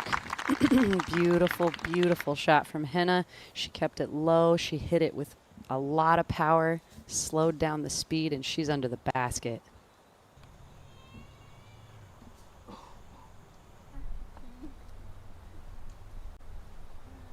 I'm curious to see what Owen is actually looking at. Looks as though she's sizing up whether going through the tree gap or left side around the tree is a better putt. We know Anheuser putts are harder to control the direct flight path, but this is the one she chooses. Just clips the tree. Rethinking which path she took now.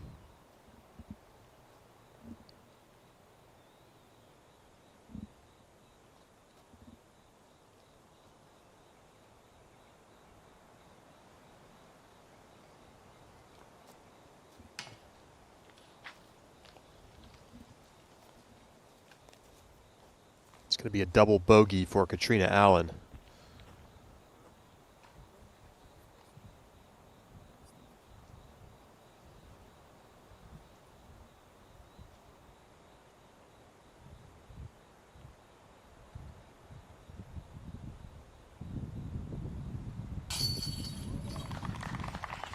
Missy in for par.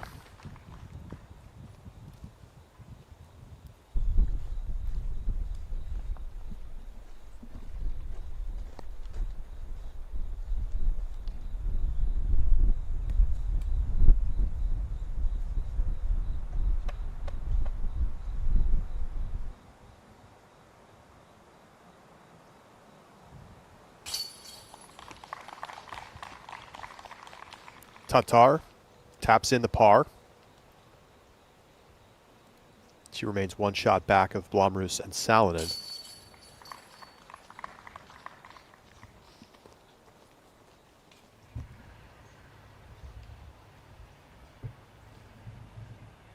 Salonen second.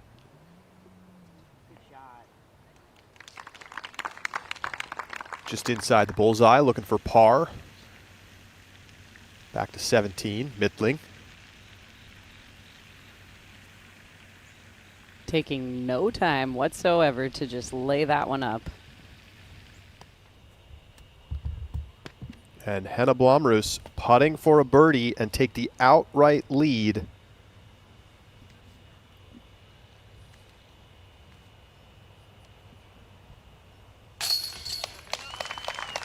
Henna Blomroos, 9 under.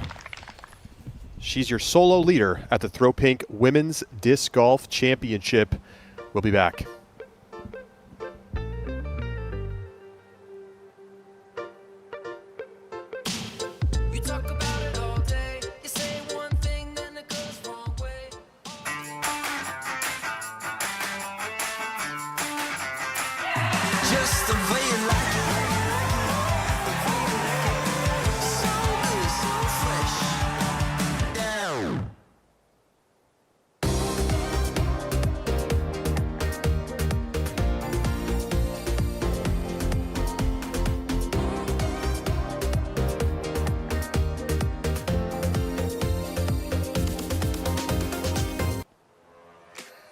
My name is Garrett Gerthy, and I'm the founder of Double G Craft Jerky. I love the fact that it's resealable. I can just get a little bit, keep my energy levels up, but not eat like a half of a meal in the middle of my round. My favorite bag is the smashed cracked pepper. That's my perfect salty snack. This is my go-to, the Sexton Sweet and Spicy. If this bag gets opened, there's no need for the seal, because I'm gonna eat it all.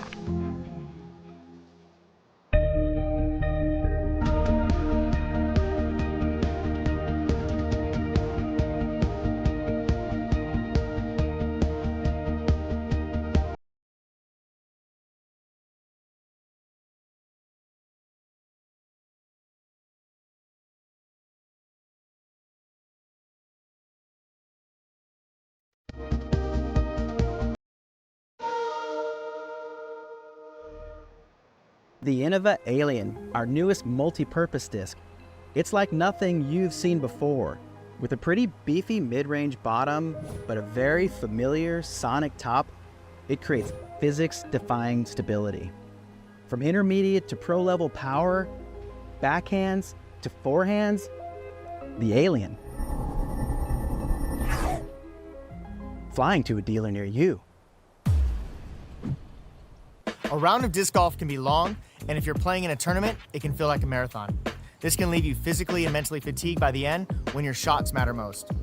With space for your discs, water, and even a place to sit, a cart enables you to bring what you need, helping you feel more prepared and energized without carrying the extra weight.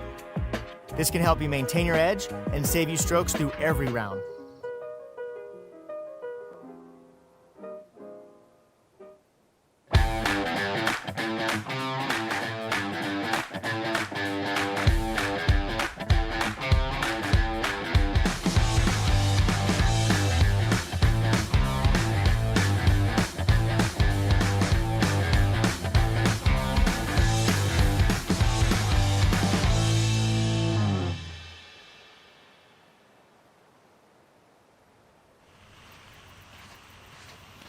DGN's live coverage of the Throw Pink Women's Disc Golf Championship round number 1 continues.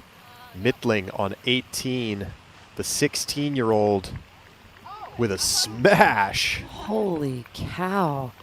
She's almost to the crest of that hill. I haven't seen that before out of any FPO players. Gannon on 14.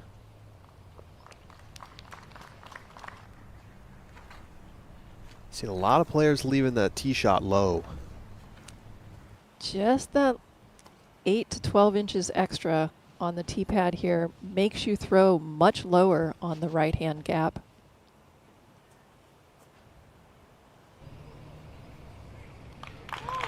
But also you want to err on the low side, because if you get it up too high, you're most likely going to find yourself in the hazard. Kristen is opting for that left side, and she is up at pin height for her birdie putt. Oh, no. A power skip to the hazard for On. One of the challenges of playing with very overstable discs.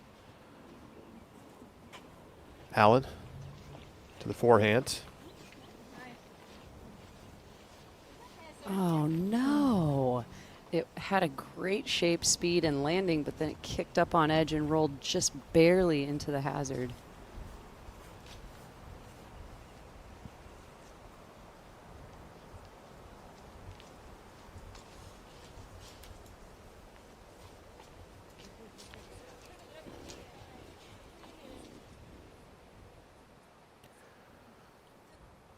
Well, take a look back at some of the great shots today from the 3 European players who have really separated themselves in this round. Henna Blomroos dropping in the early birdie on hole 2. Part of 3 straight birdies to start her day. And then Kristen Tatar looking dialed in the middle of the course.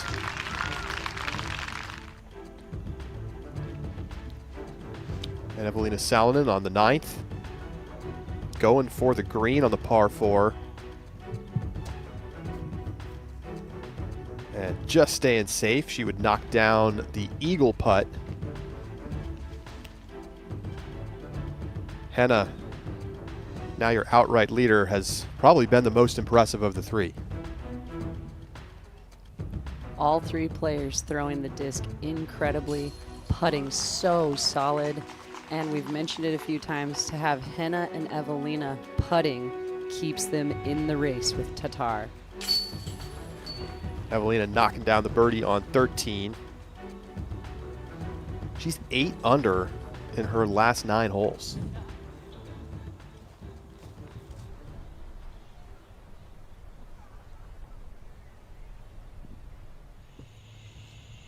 Some brilliant disc golf today.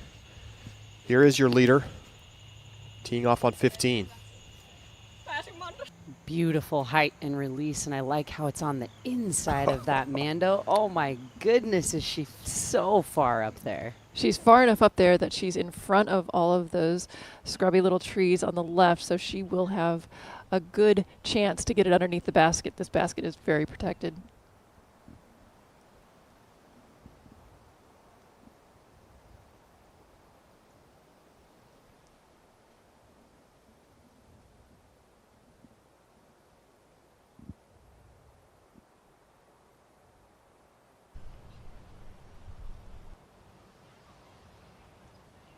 Own from the hazard. Gave it a very strong attempt as she was well below the basket down the hill, and it's already elevated. You can see why that probably happened. She knew she had to get it up in the air.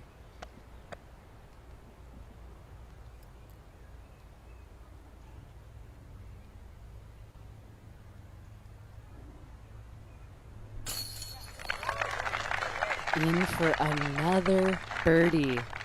Kristen, look at the line of blue. That moves her into a tie for second with Evelina.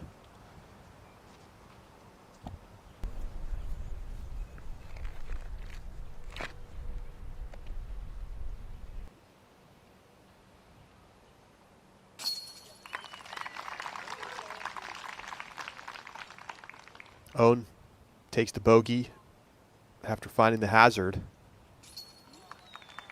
Missy taps in for par.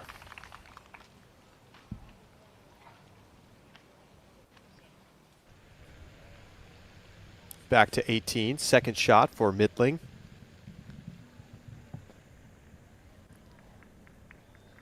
Oh my gosh. My goodness.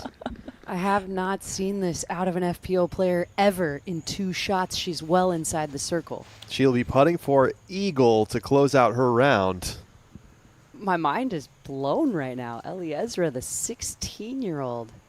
Well, we're impressed by the distance there, but don't forget that the angle of the slope of the land makes that a very, very tricky landing zone. So it's extremely hard to go that far up the fairway and keep it in the middle. I mean, keep in mind, it's the same hole for MPO. They just play it as a par 4.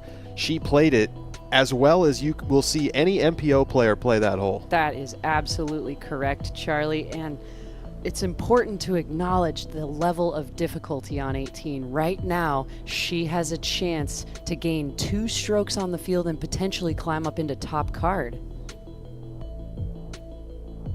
She gave a couple of strokes back with some bogeys on 14 and 15 after the cameras found her following 7 birdies in the previous 8 holes, but now a chance to get back to 6 under.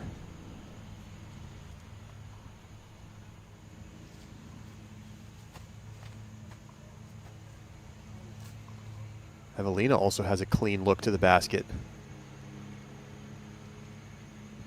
Gets it to 10 feet. Great shot. That's hard to do on this hole. Yeah, I was just going to say, making a birdie feel easy on this hole is incredible.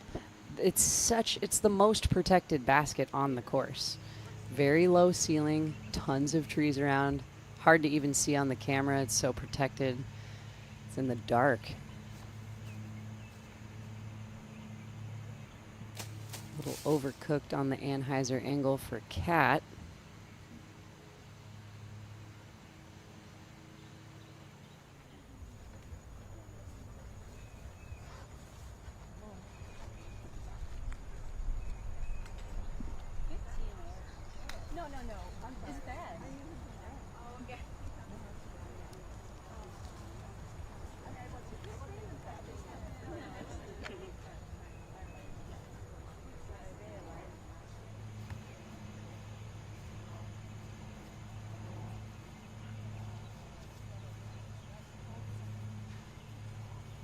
Henna with a fantastic drive here on 15. Setting up for her second.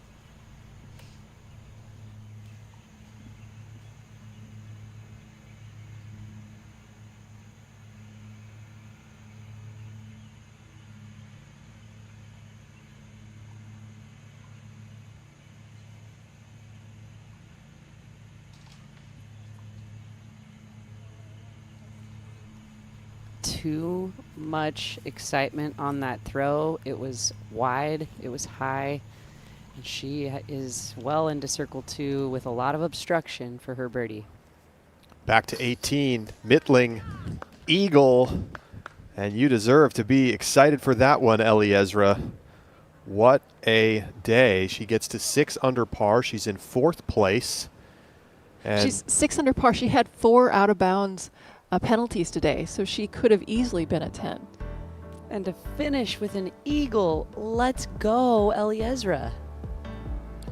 that is the only eagle of the day on 18. I want to send it down to Nate Perkins. Nate, you watched her play in person at the Rochester Flying Disc Open.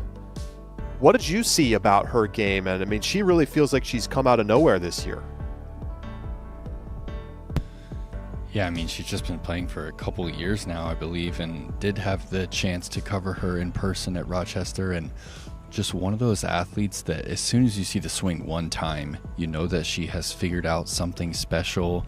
She's one of the first, if not the only FPO player that I know of to throw a shot measured at over 70 miles per hour. She actually withdrew from that Rochester tournament to go for that world distance title. And what a round from Elzra today, guys. Great stuff, Nate. We're in the scorer's booth now. Let's listen in. So you threw 3 times, and then as you were walking to 17, we were like, oh, wrong play, and then I went back. Got it. She did finish it correctly. Got it. She did go back. Got it. So as soon as you hold, so basically that's an incorrect lie because you were supposed to play from here and you played from a meter off of that. Correct. So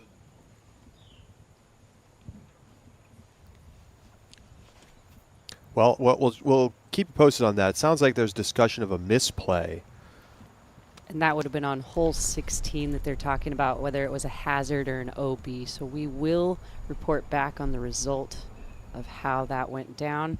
In the meantime, Kristen Tatar just took the tee, hit the left side of the Mando, and I believe she still has an opportunity to go through. Well, we did see a red flag, though. Oh, we did. Okay, excuse me. Missed Mando.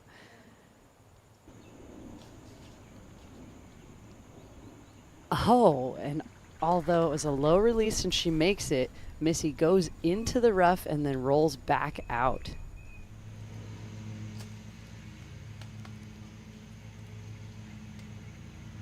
On the green now, Blomroos. And you can just see how difficult this is. She doesn't even have room to stretch her leg out with a lot of swinging room. Very uncomfortable crouching position for her birdie putt.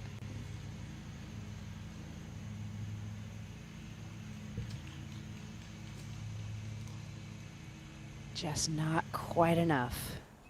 She's right behind the basket to card her par.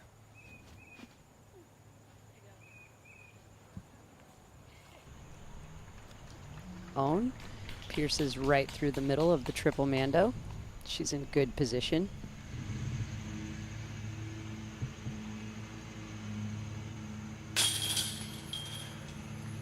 Evelina in for the birdie, and she's now tied with Blomroos at 9 under at the top of the leaderboard.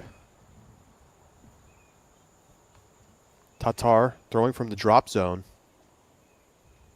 And it is a direct line from the drop zone. However, you have to hit a very skinny gap, and you have to also be mindful of the height of the low-hanging canopy. Doesn't look like a great look for that par save putt, but Tatar has made more difficult putts than that one this year. True. If anybody has the power to straddle out to the side and make a line drive circle 2 putt, it's Tatar.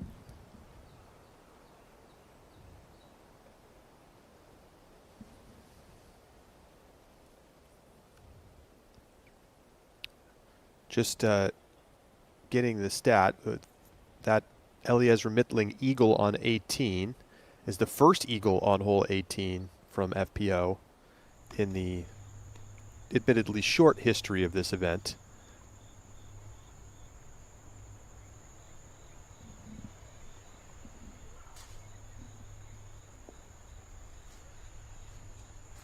From a very pinched off, completely pinched off position, Missy advances up the fairway. However, she still has an approach for her third.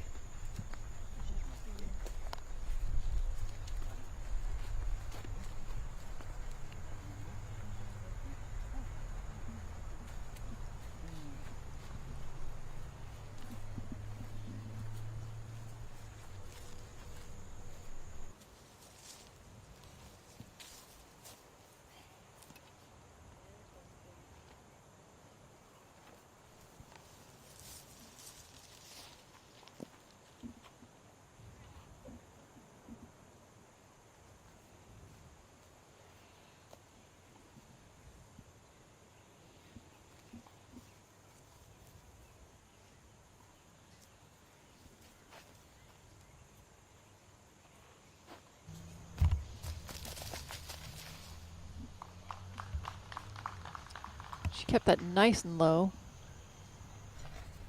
She will have an opportunity there.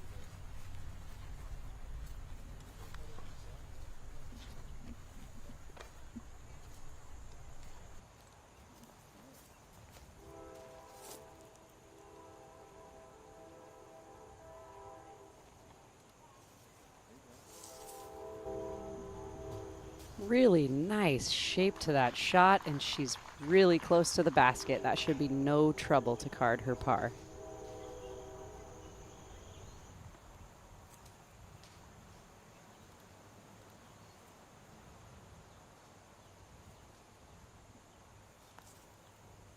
These approaches are just over 200 feet to the pin.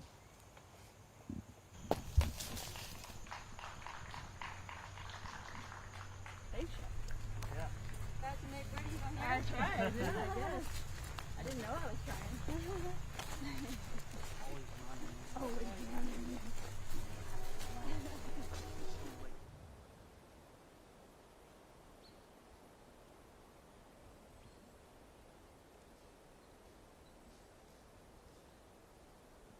Temperatures warming up.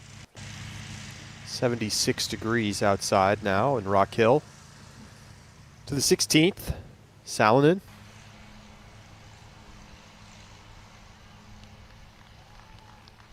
Beautiful shot. If that would have kept panning just a slight bit, that was on track for the ace. Instead, she has a beautiful look at birdie. Tatar trying to go around some trees, Yeah. through some trees. Looking for that line, Charlie. I think it's going to be through the V tree.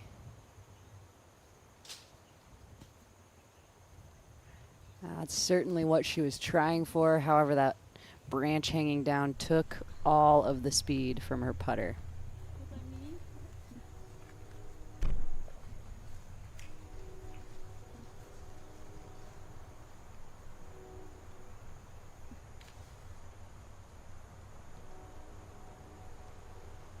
Scoggins for birdie.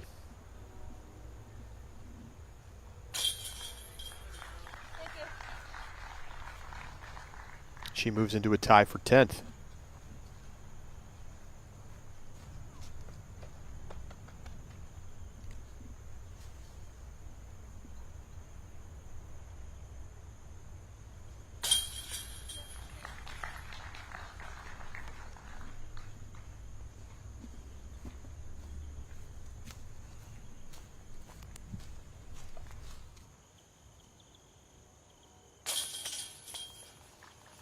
Still a difficult putt for Kristen, although it was short and she made it look easy. That was a pretty big stretch out. Cat in for her par. So a troubling hole for Tatar. She takes a double bogey on 15, drops back to 6 under. So she's now 3 shots off the lead.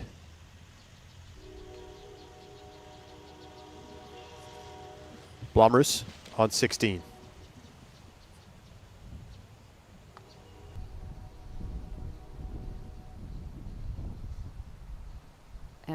although Henna gets knocked down, that actually may have saved her from taking a penalty stroke in the OB hazard. Hole 16, this is a 342-foot par 3. It plays slightly downhill, so it's a little bit more reachable than the distance indicates. There's a nice straight shot. There used to be multiple branches that were kind of horizontally obstructed the flight. There is hazard on both the left and the right. It is fairly close. On the left is about 40 feet from the pin. On the right is only 25 feet from the pin. You can see there are 4 trees that are extremely close to the basket, so it is common to see players have to stretch out for their putts.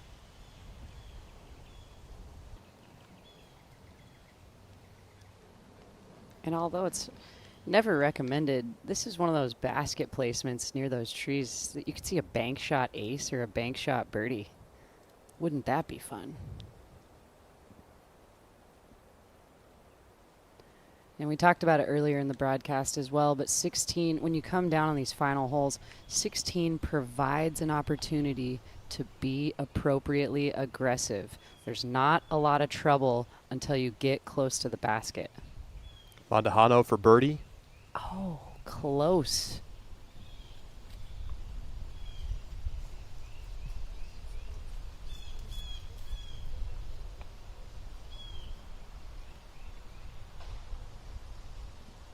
Just 2 years ago, chasing down Missy Gannon for this Throw Pink title. Got a lot of good memories on this course and a few things to overcome.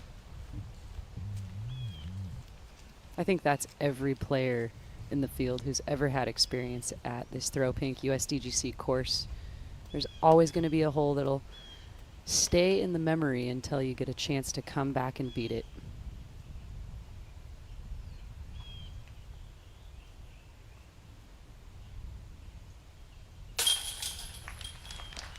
Blomroos taps in for par.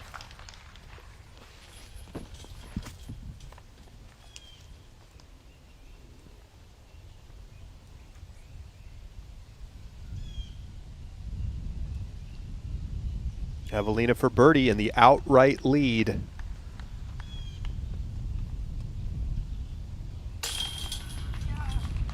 Ooh, that one was close. She lucked out there. That was a little bit weak on the left-hand side. And a little smile from Salonen as she takes the lead. For the first time, solo leader now Salonen up a stroke on Henna Blomroos. And a quick correction, Creston Tatar actually took a bogey on 15, not a double, so she's at 7 under, now 3 shots back of Evelina. We're going to hear now from Elzra Midling, who is just off the 18th green with Terry Miller. Terry, take it away. Is Elzra Midling. Let's start there. First of all, congratulations. Great round, opening round here at Throw Pink. But you go by Ellie, so fair enough for everyone to call you Ellie? Yes. Awesome. Well, so impressive to see what you did out there during round 1. What are your initial reactions as to how your round went today? Great. I didn't expect it. I mean, I knew it's a scoreable course, but I didn't expect to do well in the tournament with all the nerves. Pretty incredible. Talk about the nerves that you may have had coming into this. You've jumped onto the scene just in the last couple of years for the whole world to be watching. Talk about any nerves you might have had. Whew, well, my stomach was turning when I showed up and everything. I had a lot of nerves. It was shaky and nervous. When it was all said and done, you had 4 OB strokes, but you still shoot a 6 under par. How do you battle back anytime you're struggling or you find yourself out of bounds? What are some of the things you do to reset or refocus? Just take every shot one at a time. It happens. Move on to the next shot. I don't know. Yeah. I don't really think about it too much. What everyone is thinking about is some of the big distance that we've seen from you. 5:36, I believe we just saw for you to win the distance competition. And that feels like something you're exceptionally proud of and maybe even working on. Talk about what having big distance means and where's your ceiling? I don't know. I love being, it's, I don't know. It's just like, it's fun and I love being able to throw and just play with all these players and Yeah. Is there anyone or any form that you've been watching over the years to arrive at the distance you are? Because that's incredible Not distance. really, but lately, yeah, I've been watching a lot of like Gannon, Paul, Haley King, and that stuff. So yeah. Do you have a distance maybe in mind in terms of like breaking a world record, or do you have any idea where you think you're limited to? Nope. My 5:36 was my personal best. I didn't think I was going to do that. So. Well, and a great time and a great place for it. As I said, you're sitting at 6 under. That's going to probably keep you somewhere around the leader of the chase card. How about round number 2? Now that you have one course in, what are you thinking for round 2? Do the same thing and hopefully correct on a few of the shots. All right, everyone. That's Ellie. She had an incredible opening round here at Throw Pink. Best of luck to you in round 2. Thank you. Well, great stuff from Ellie Midling. We'll stick with that as we look again at Kristen Tatar's drive.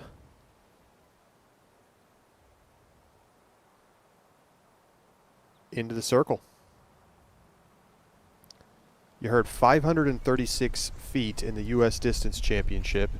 Last year, Ella Hansen won with a 552-foot number. And again, Midling just 16 years old. Wow.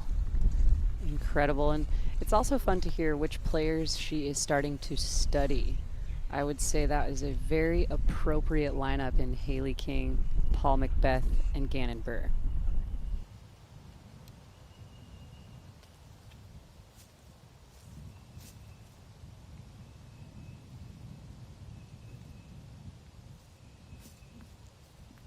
And then this will be for par for Missy as she is in the hazard on the right side of the fairway. Oh, gave it a very good run, just not quite centered up to the target.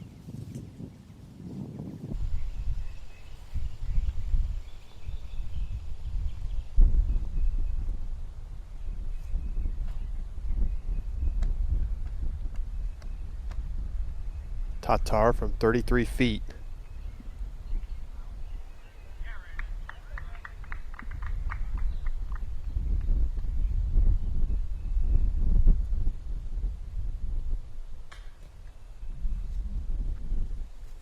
Low out of your hand.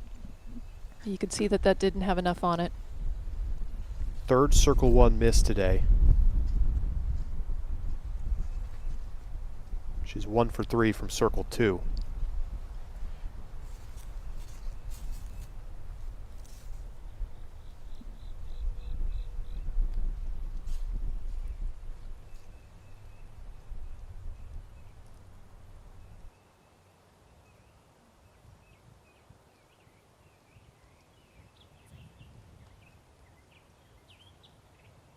Katrina for birdie.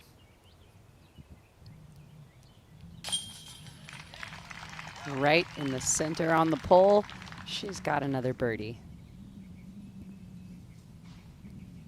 Happy to see Katrina card late birdies in this round. It shows, it's a statement to how much she's not going to give up and she's going to continue to try to fight.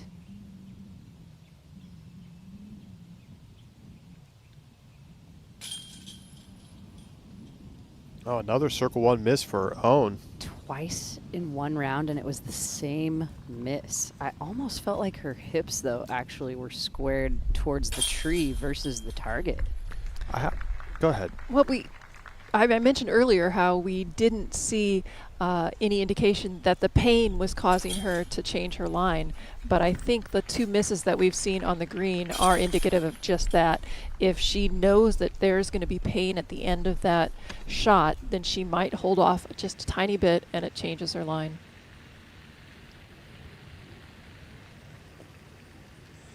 Haley King on 17. Just outside of the bullseye. That is a dream come true for any player in this entire tournament. I like to call this the infinite hole 17. It is not very long. It's 249 feet. It's downhill, so it plays even less than that. But it has a low ceiling off the tee. It's not exactly a straight shot. And those hay bales actually cause a lot of trouble too, because you can't just safely skip up to the green. You have to fly the green, and in order to do that, it brings the water into play, especially if you're close to the basket, because it's so skinny right there. More players have taken a triple bogey today than taken a birdie. Hardest hole on the course. Salonen plays it safe out wide.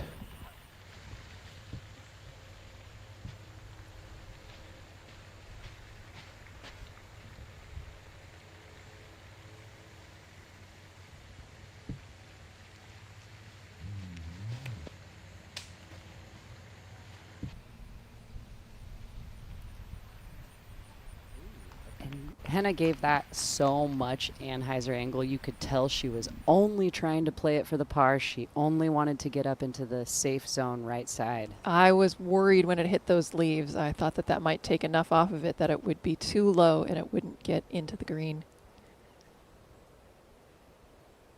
That's a look at the walk up the hill from the green of 16 to the tee of 17. There's everybody sitting inside the top 10 right now. Big stack up at 2 under in 10th place.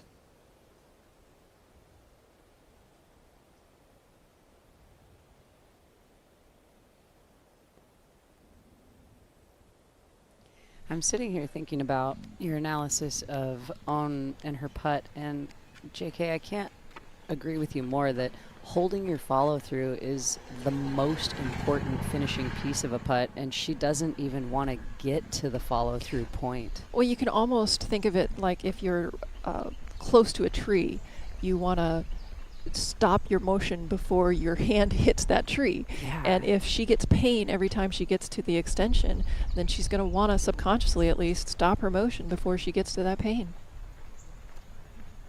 And to make an adjustment on a follow through is a really dangerous thing in disc golf, in any kind of golf. If you're going to adjust something like that, you're going to talk about a whole form change.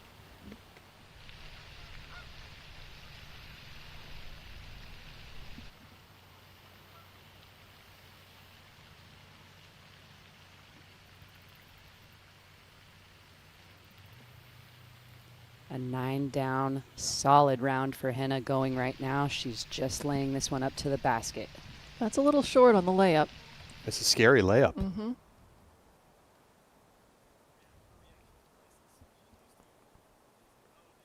She doesn't want to leave that much.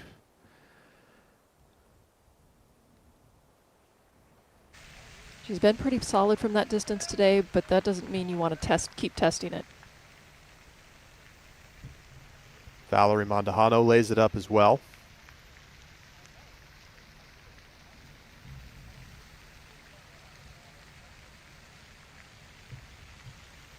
Just 4 birdies today. Haley King, whose drive we saw a moment ago. Lucky Lorenzen, Erica Stinchcombe, and Taylor Rowley.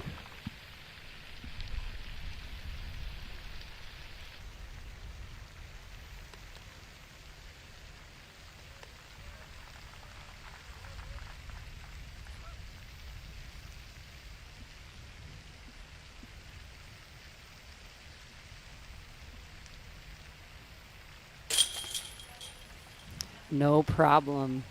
After being a little stressed out over her approach, Henna cards the par.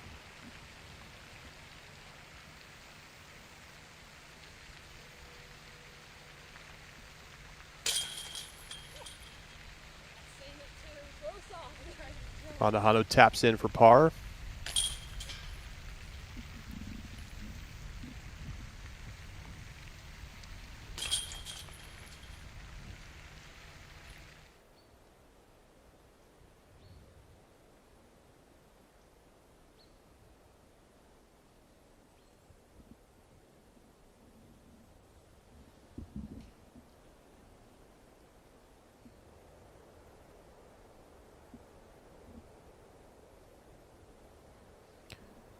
Well, Nate, as the feature card arrives to hole 17, how are the conditions playing today for this one? Yeah, you can see the flag on top of the basket just blowing directly into the face of these players. And, you know, this hole hasn't really changed much over the years, but you can see the tree on the right. The ceiling has definitely lowered considerably since last year, and it makes that backhand turnover that much more difficult. We're going to see a lot of forehands here. Great sidearm for Katrina Allen. She's deep of the basket, but in circle one for a birdie look.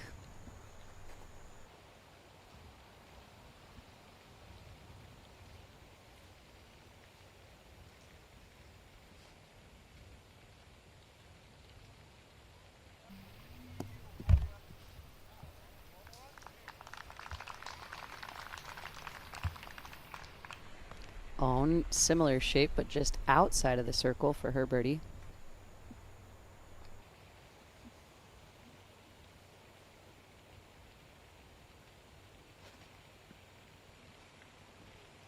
Very high from Kristen. And it had a lot of angle. That must be a very overstable disc. She's in the circle. Impressive.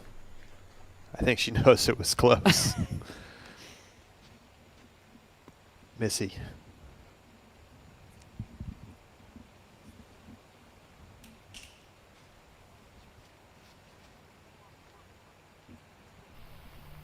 Just got to get back in a hurry. Oh, boy. Landed on the green, but bounced into the water. The play here is that she could either re-tee if she wanted to, or she can move up to the first drop spot.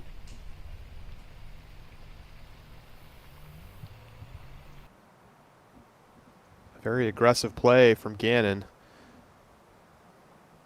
Unusual ground play. That was just unlucky. Would have liked to see the aggressive play rewarded.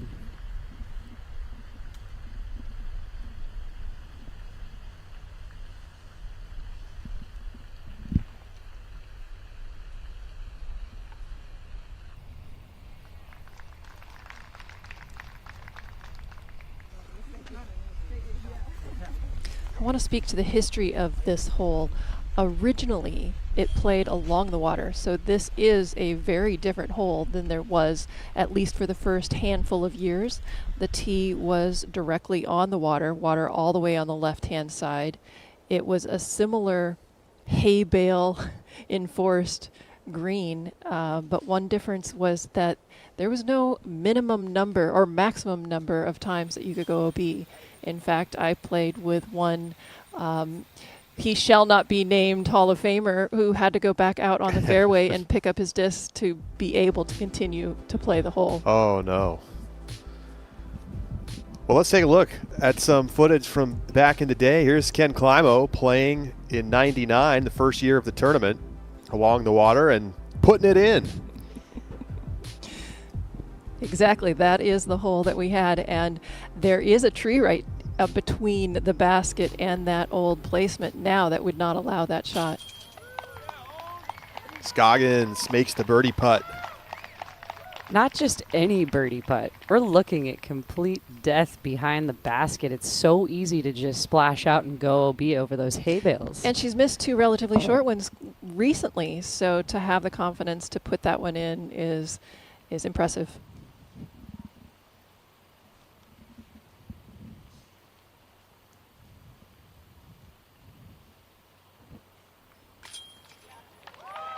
And she gets it to stick. Clutch timing for another birdie for Katrina Allen.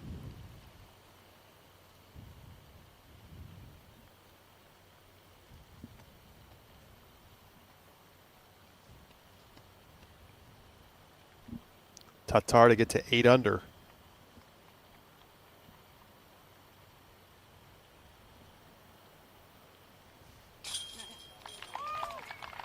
And she made that look easy.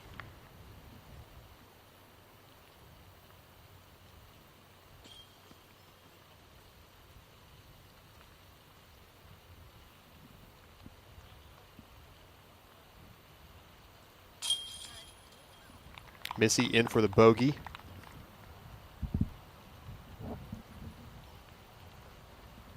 She's now to tie for 5th.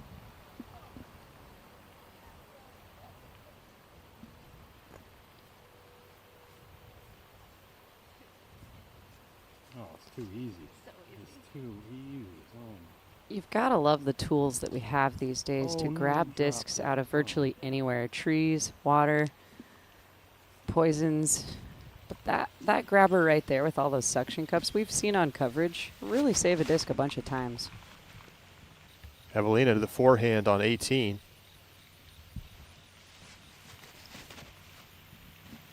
She landed on the fairway. Henna calling for it to get down. And it does just in time. That's a great spot to be. Seeing where they landed just reminds us of how amazing that drive was from Midling earlier. Yes, and to continue to remind yourselves where some of these power elite distance throwers are getting it to, and then remember where Ellie got it. Well, it could also be a little bit of the fact that Henna and Evelina have a little respect for this hole and have seen the dangers that it can come from being too aggressive, and Ellie just has no fear and just throws it out there, and with great success today. Love to see it.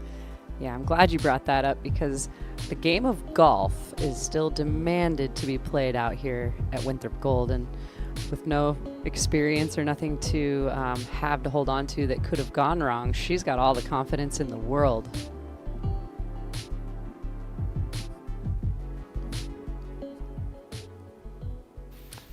The 18th, Murch.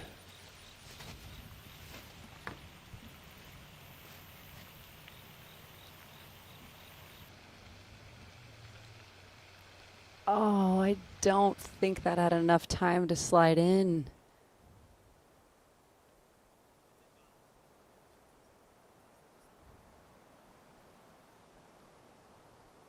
Trying to lean it back in bounds.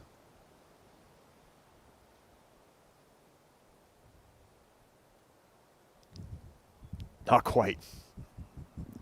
Confirmed by Murch. OB off the tee.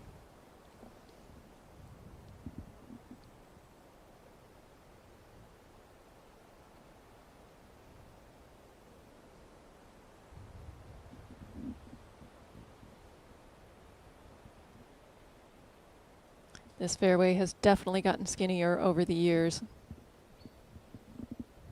Even in the last couple of years, it feels like. And with last year's littering of huge rocks all over the OB boundaries, all over the course, I feel like it even adds that extra element of danger that will keep your disc suspended out or save it and keep it in.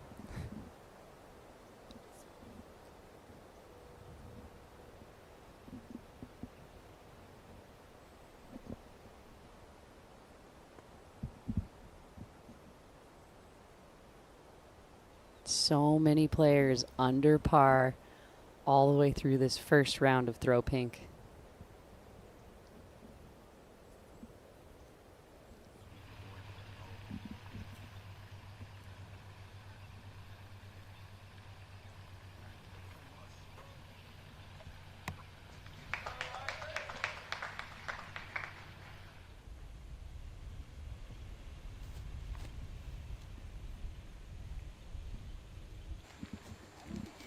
And that was quite high. Almost looked like a little bit of an early release.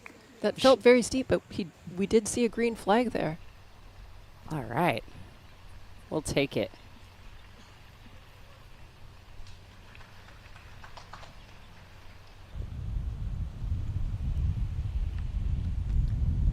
And from relatively almost the same position as Evelina, we see Henna now going to her strength in the backhand, and this is so much more difficult to keep in bounds and get the proper shot shape.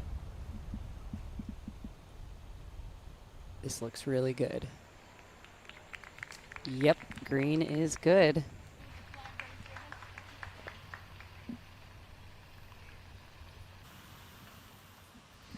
Well, let's take another look at it. Ellie Midling here on 18 about 15 minutes ago with an absolute smash to the top of the hill. Ellie's so far up the fairway that she has a little bit of an advantage with a flatter run-up on her second shot, whereas we saw Evelina and Henna on that steep side incline. Midling, of course, would go on to park her approach and tap in for an eagle.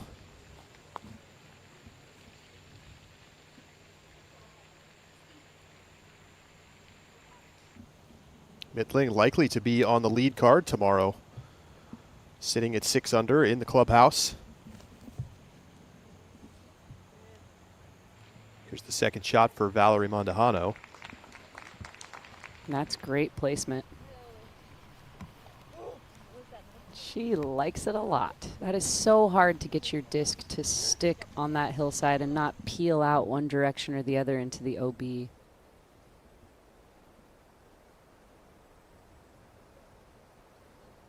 You can see the original tee for this hole just to the front of the new dock. Well, relatively new dock.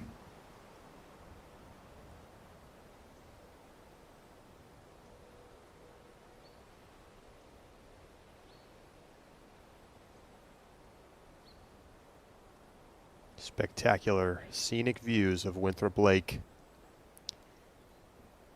Yeah, I have to say that our drone coverage is incredible to help everyone understand just what it really looks like, where the OB is, what kind of difficulties. It's not always easy enough to tell from the ground view.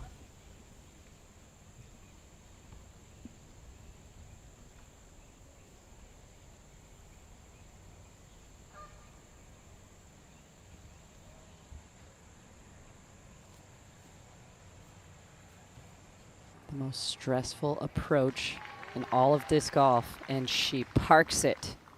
Great shot for Cat Merch.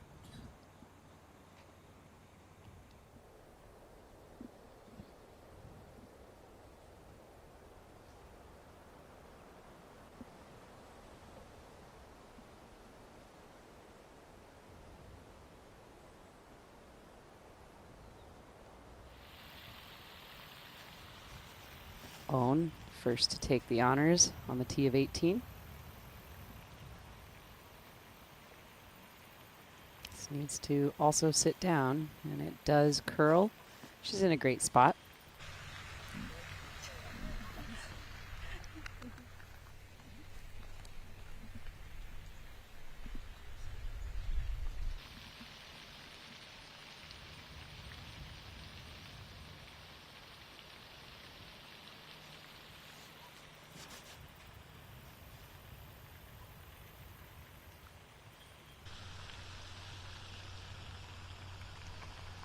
Well placed for Kristen.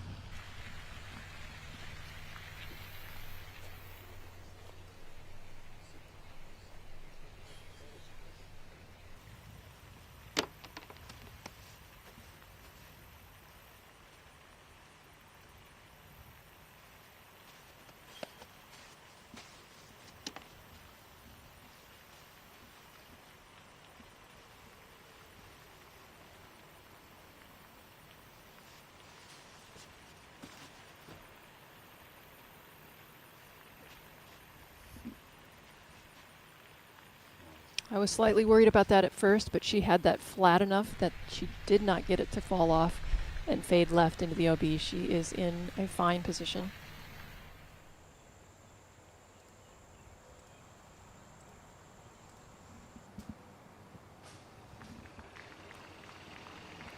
And Evelina funnels to the basket nicely. That's the whole key to this approach, is hitting high on the hill and letting the disc do the work, getting the ground action to skip to the basket.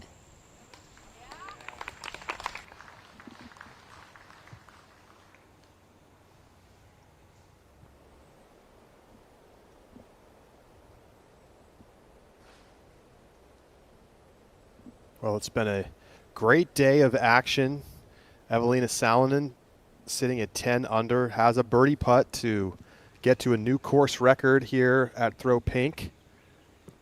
And here it is to get to 11 under on the round. Yes, she does it. And that is so incredible for the first round of the Throw Pink Championships for her to be able to set a new course record. Look at the scorecard. After a slow start, a crazy tear from hole 6 to 18. She goes 11 under in just 12 holes. And another amazing looking scorecard with 0 red on it, completely perfectly clean, is Henna just behind one of her best friends with a 10 down. No OB strokes for either Henna or Evelina for the day. I want to send it down to Nate Perkins. Nate, just curious for your thoughts overall on today and what it tells us about the rest of the tournament moving forward.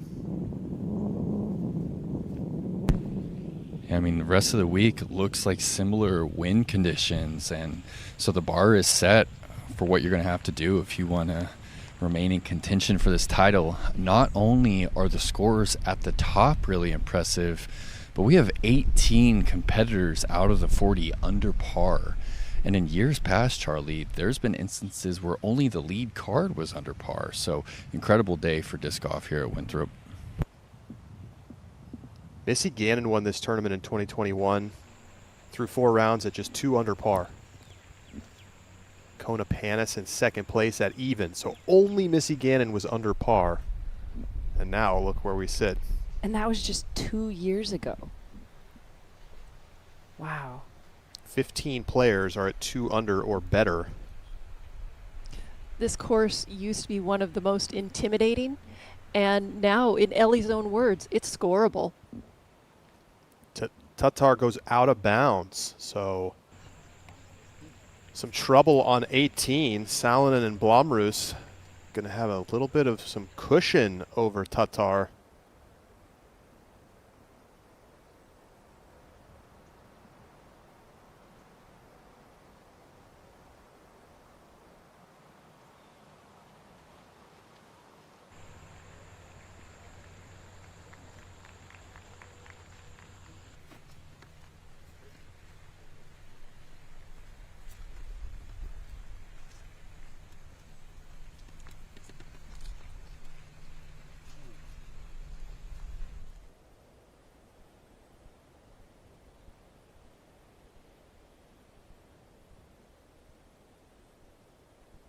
I can't help but think of the original hole that I played on this property back in 1997 at the Final 9 in the World Championships. And it started from the old tee that we could see there just in front of the tee on the dock now, and it would play up to, I believe it was probably not quite to where we can see that black platform, but in that general vicinity, so it was a par 3 at the time. Oh my goodness. The character of this hole has drastically changed over the years.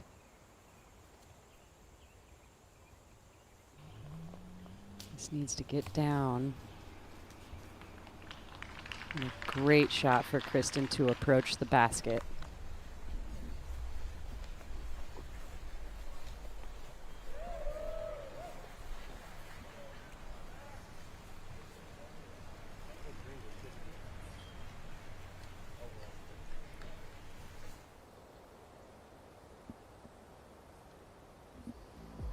Take a look at some of the round 1 storylines.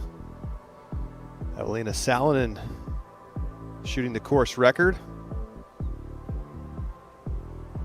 Kristen Tatar, of course, trying to continue this remarkable season she's had, going up against 2 Finnish players that she's been battling with for more than half a decade at this point. And you love to see this last one. We've been talking about her, but Ellie is a player to keep your eyes on. The first FPO player ever in history to eagle the 18th. And, you know, even past throw pink, I think that probably is true. I'm going to have to do some digging tonight, but an eagle on this hole is it's nothing I've ever heard of by FPO. Missy into circle 1, has a look for birdie. Henna and Evelina are going to be 1-2 at a tournament. Of course, Evelina in the lead. Are going to be 1-2 at a tournament for the first time since 2020 after a round at an Elite Series or a major. They did it back at Waco right before the COVID shutdown. And the time before that they'd been at the top of the leaderboard, it was back in 2018 at the Konopiste Open. So you see them back on top. Speaks a bit to the dominance of Kristen Tatar since 2020. talking about successes that they've had as long as 5 years ago. They are both very, very young players, and so they both saw this success in their teens. Tells us that they both have a long career ahead of them in disc golf if they so choose, and many more records to break.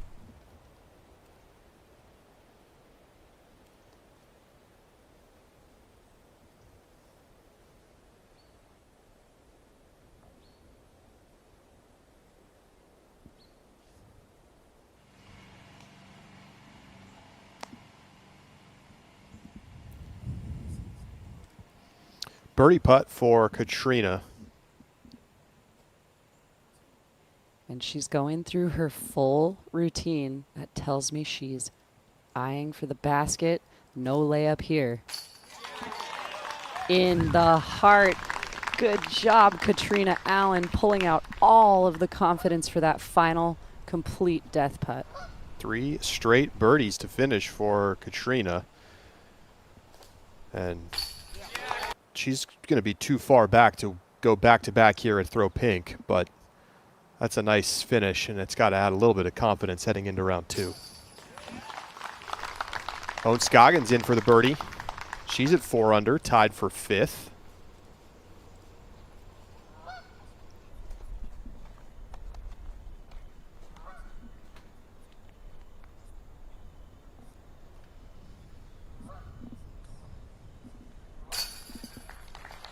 Missy for birdie.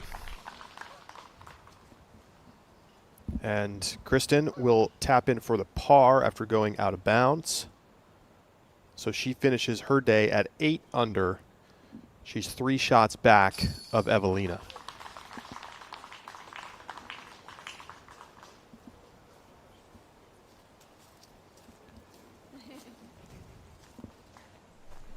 So Evelina, Hannah, Kristen, and Ellie Midling on the lead card for tomorrow. Midling, the lone American on the lead card.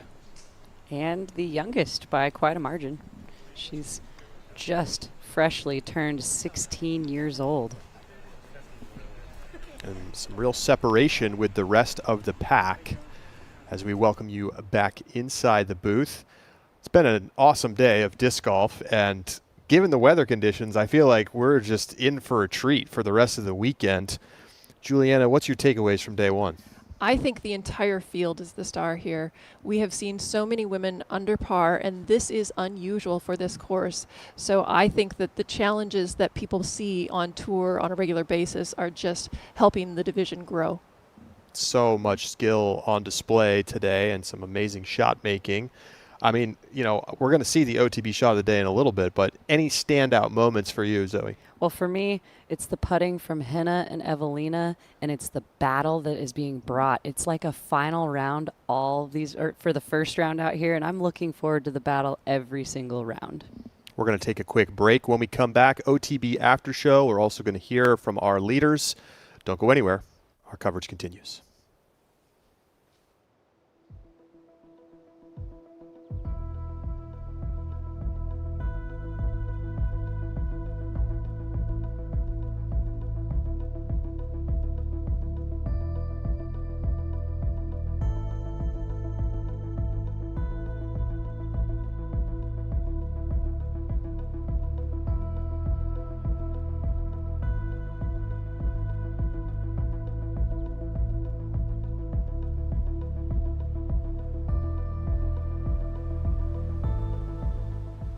My name's Chuck Ray. I'm the athletic director here at Winthrop University. The worldwide recognition that we get here at Winthrop because of what U.S. Disc Golf and Innova has done has been incredible, especially with this 25th anniversary. We want to really celebrate this opportunity and what it can do for disc golf and what it can do for us at Winthrop. And I think this is only just the beginning.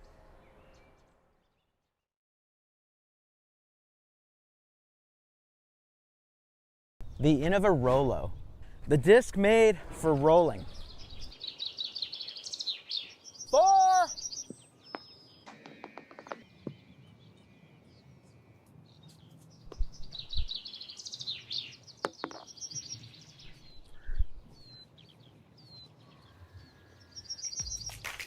The Rolo, making rollers fun.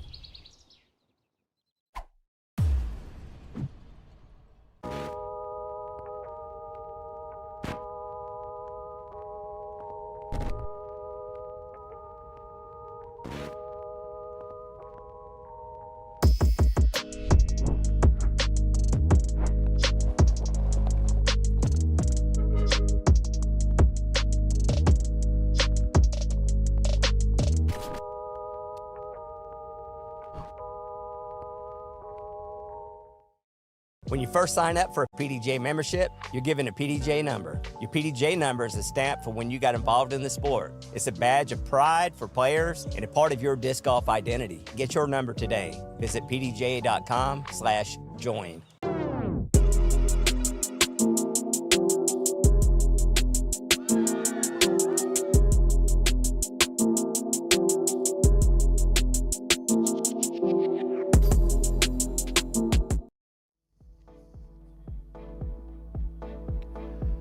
Let's take a look at some of the round one highlights from the top two players on the leaderboard, Evelina Salonen and Henna Blomroos.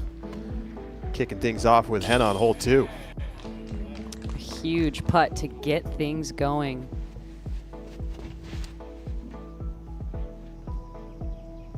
And then an absolute park job, well, excuse me, bank shot into this hole.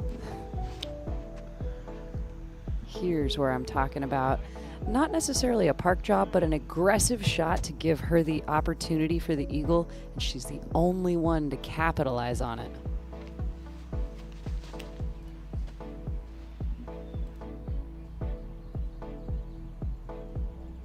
Just elite shot making today from both players.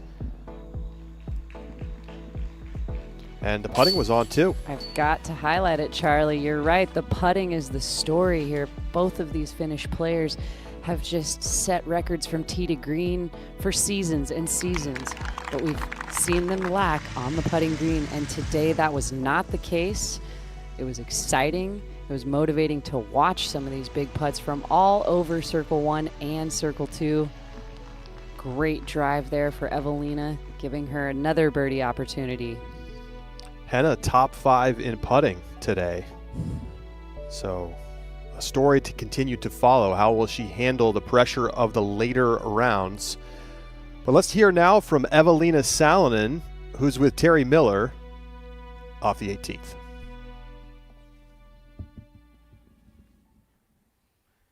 Joining us now is our leader at the Throw Pink Women's Championship, Evelina Salonen.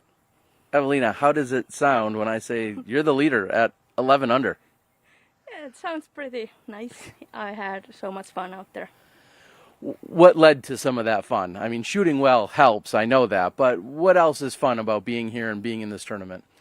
Playing with good friends, we had great car, and James was caddying me, so I think, I love to talk, so, I hate when it's too, silence, so, yeah, I was relaxed and having fun. Is James talking to you about strategy, or is he talking to you about things that aren't related to golf? What's the talking about? What's the relationship like there? I think mostly we are just joking and making fun, so I think that's all. You have 11 under, just one bogey on the round. What do you feel like needs to change, if anything, tomorrow? Will it be any different? Yeah, I just realized that I think I had only 3 holes where I didn't have birdie putt, so my driving was great, and yeah, I think I can make more putts.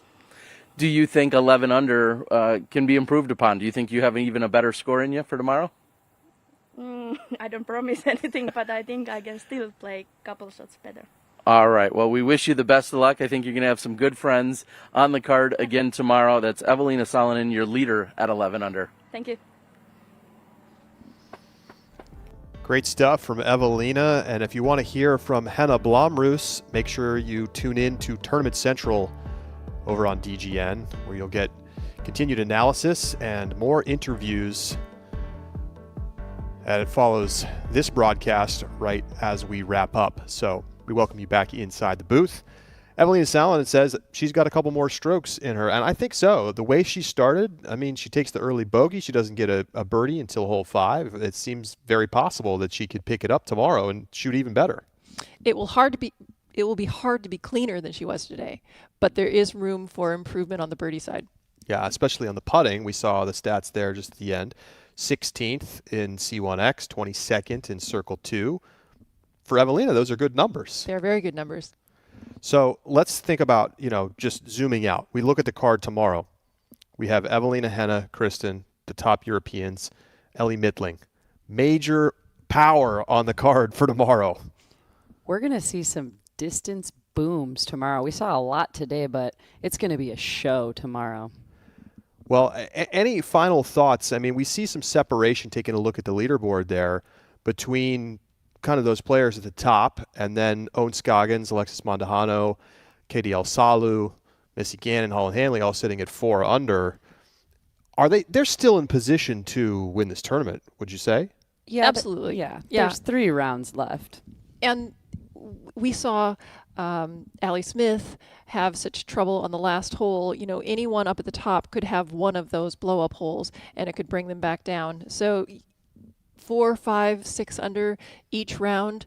Any other year, that would have easily won the event. So great point. I think they are definitely in contention. Well, awesome conditions await us tomorrow and, of course, this afternoon for the USDGC. Make sure you tune into the MPO coverage with Ian Anderson, Philo Brathwaite, and Ken Climo in the booth. Before we go, OTB shot of the day time. What do you think it's going to be? There could have been so many, but it's Kristen's third shot on the hole. On hole 5, over the water? Ellie's drive on 18 has to be a contender, but I think you're probably right on Kristen. I think I'm going to go Kristen as well. It was in that moment, you're never going to see a better shot. Elzra's, it's the first shot. You don't really see the basket. Let's see what it is. Roll it.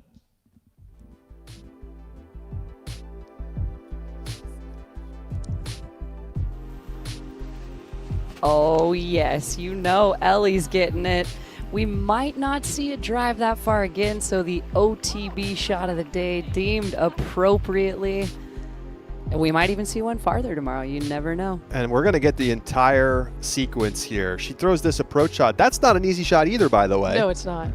And she puts it to about 8 feet, maybe 12, and knocks down the putt on the elevated basket for the Eagle, first ever at Throw Pink. OTB Eagle of the day, 3 shots strung together. And that got her onto the lead card for tomorrow. So, 2 o'clock Eastern, MPO coverage begins with Tournament Central right here on DGN and on YouTube today. So make sure you tune in. And we'll be back with you tomorrow morning at 8:30 a.m. Eastern for round 2 of Throw Pink. It's all going down here in Rock Hill, South Carolina. Thank you, everybody, for being with us. For Juliana Korver and Zoe Andyke, I'm Charlie Eisenhood signing off from round 1 Throw Pink coverage here on DGN. We'll see you tomorrow.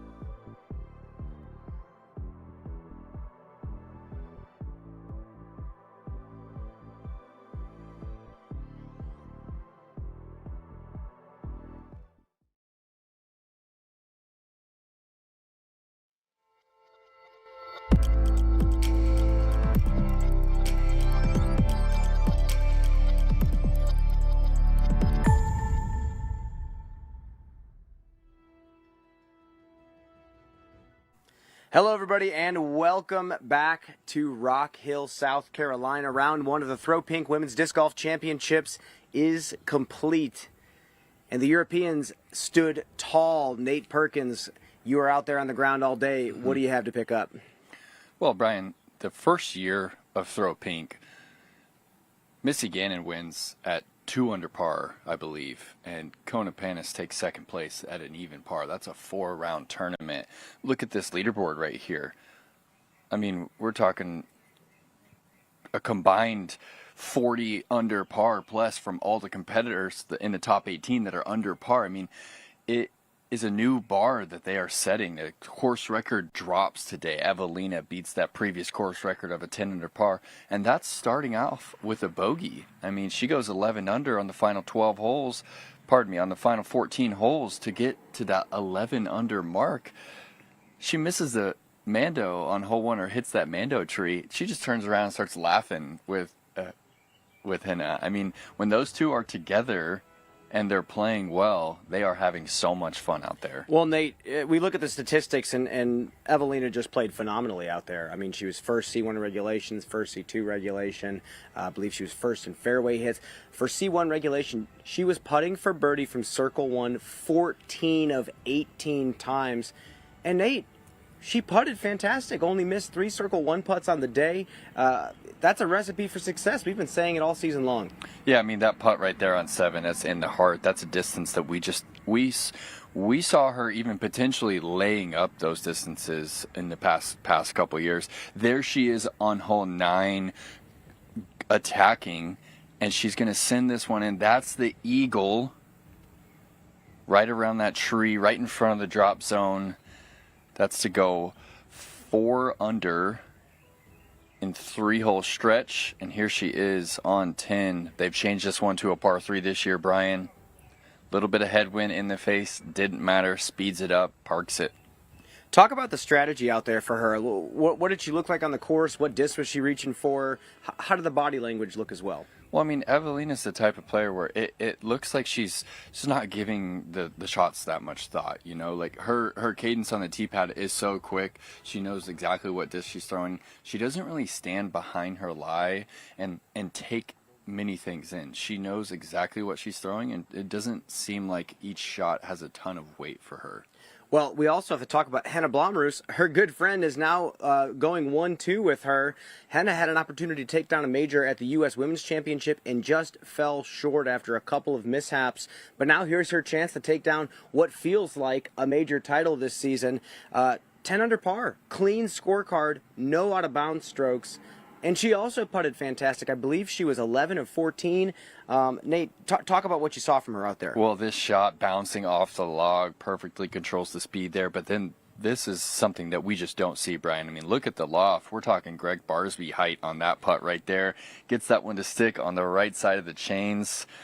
And then here she is on hole 3. This hole is playing extremely tough. It is a par 5 for the FPO. But look at that rip, Brian. I mean, that's 430 feet plus. Puts her on the right side of the fairway. And she's also going to send it here on 9 in between the Christmas trees. Big moment in the round right here. Gets the skip. Actually goes on to miss that eagle look right there. But Nate, look at the scorecard. Out here at Winthrop, it's so difficult to go OB free. I don't care what tees you're playing. Mm-hmm. That's going to be a recipe for success anywhere. And the fact that she also rattled off 10 birdie strokes is unbelievable. I mean, are the players really that much better?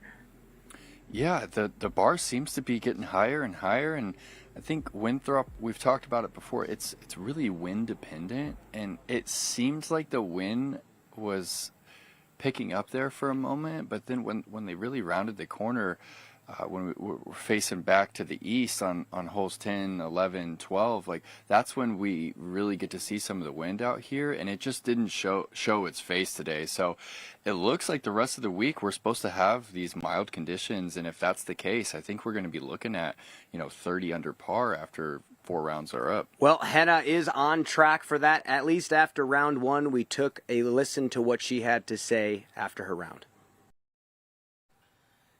And after round 1, we have Henna Blomroos joining us. She's 10 under. How did that feel to you during this opening round? I feel good. It was fun. I really enjoyed playing, and I didn't make any really big mistakes, and yeah, I feel good. One thing that's very impressive is you didn't have any bogeys. Okay. Did you know that? Did you? I didn't think about that, but yeah, now you say it, I didn't have any bogeys. Yeah. No, so very clean, including also the eagle that you had out there.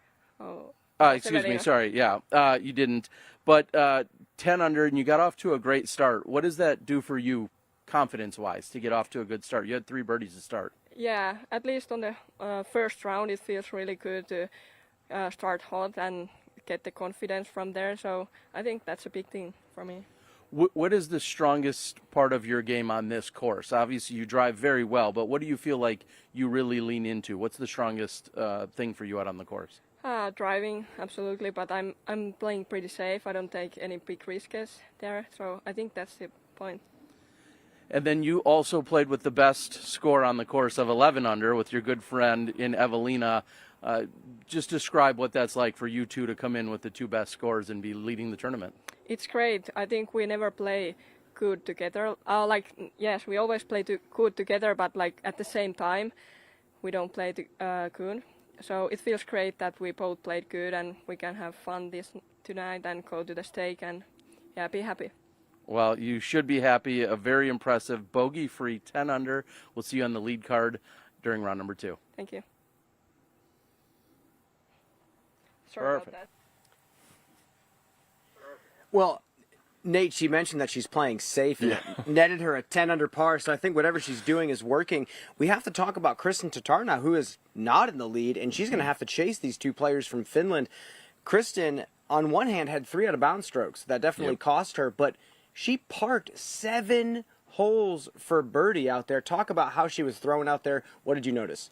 Well, I'll talk about the first OB stroke that she had. It's there right around my left shoulder on the tee pad of hole 3. It's protected, and she didn't get a wind read. She was first to tee and just got that nose up, and it just barely bled OB.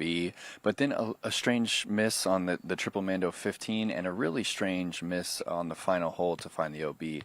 But that stretch in the middle, Brian, I mean, she really found that flow state. Her approach on hole 5 for the park job had every one of her card mates just laughing, and the people in the crowd started to gather. Then she parks it on the beach hole, hole 6, and then this dime here on 7 with the Zuka zone right around it. I think that change is really nice change out here at Winthrop with the elevated tee pad. And she just really has these drives dialed at that distance, Brian. I mean, that 330 to 350 distance is great for her because she doesn't really have to slow down the footwork much at all. I mean, she's just way up into the front of the tee pad, and it's really a perfect distance for her. Well, and when she did have some opportunities from Circle 1 to hit some longer putts, she didn't capitalize on all of them. So that's something she's going to have to clean up for tomorrow. The park jobs might not always come in the quantities that they came in during round 1 for her, but she looks extremely solid out there. She's again poised to chase down the leaders. With that said, we have a new member, a new face on the lead card going into tomorrow, Elzra Midling, a young phenom that we are going to talk a lot about very soon, and we're going to do that right now after this commercial break.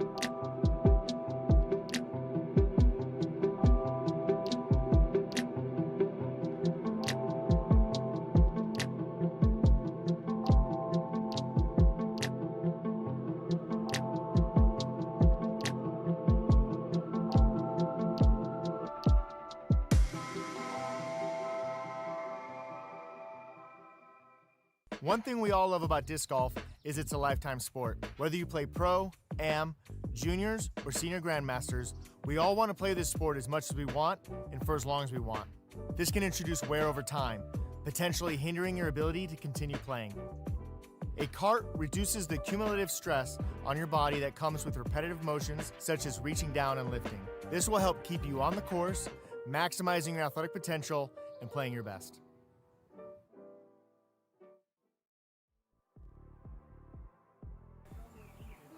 Welcome back. You can watch the Throw Pink Women's Disc Golf Championship and more upcoming live pro disc golf events on the Disc Golf Network. Use the code THROWPINKLIVE, all one word, at checkout for 20% off your first month subscription.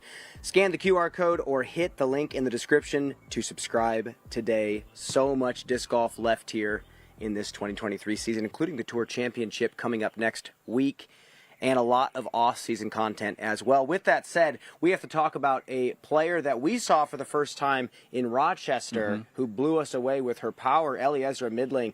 Nate, she's won professional world distance competitions already, and she's blowing away some of the biggest arms in the sport. What do you have to say about what you've seen so far?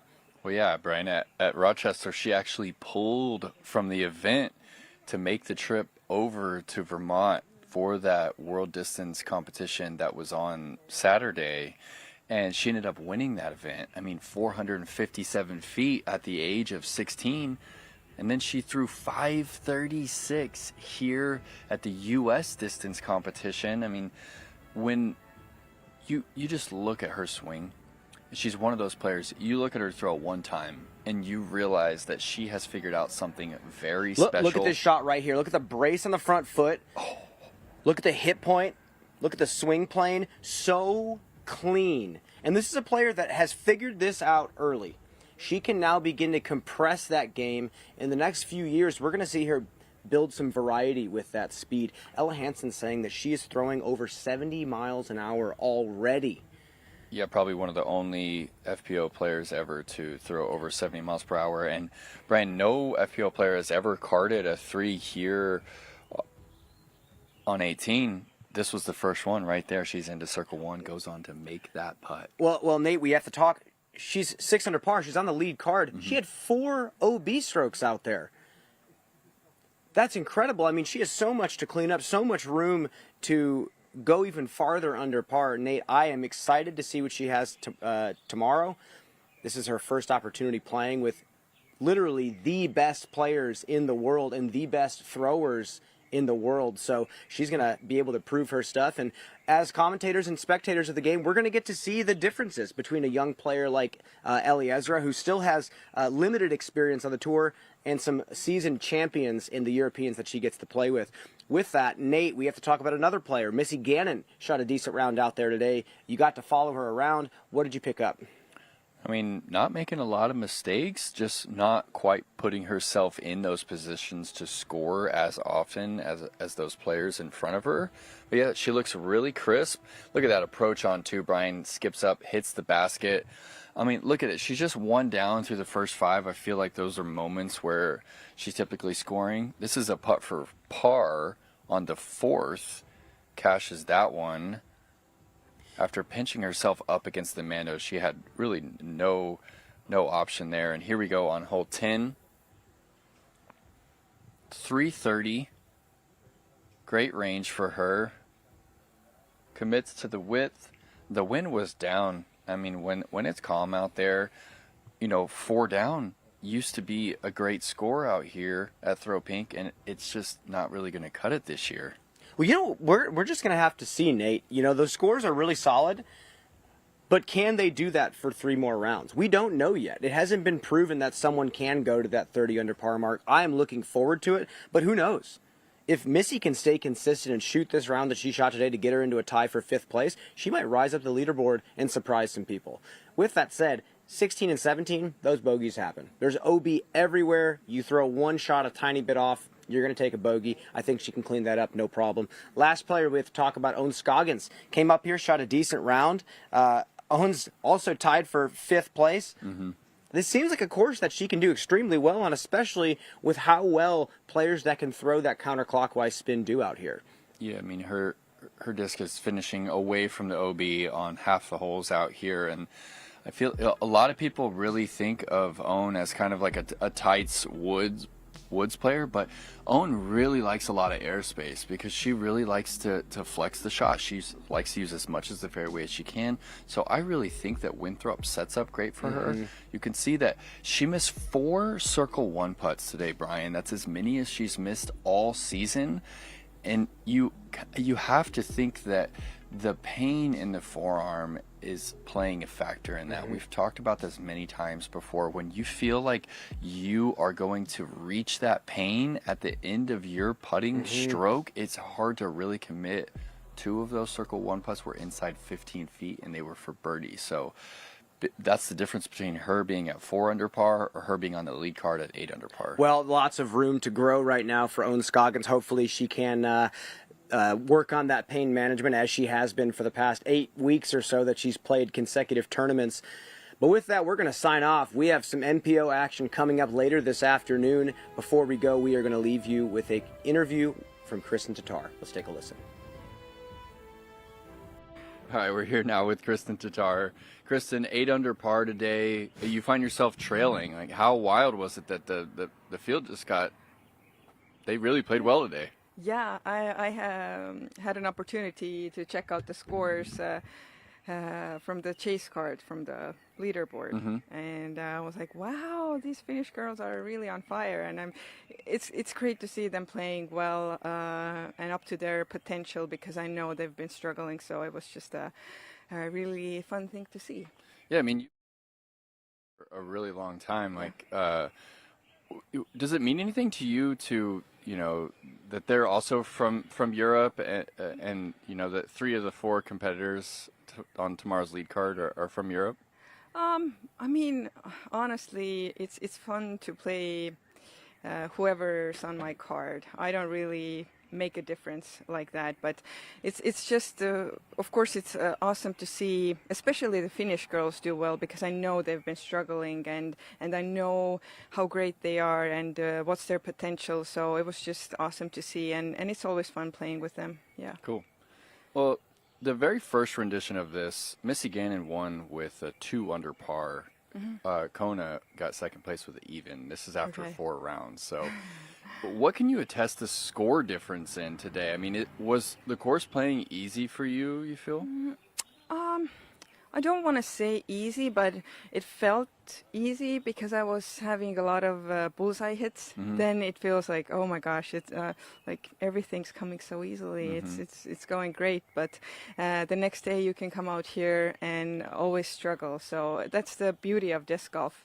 Anything can happen. We still have 3 more rounds. It's just awesome to see all these ladies shoot so well, and it shows where the FBO division is headed. Cool. I think.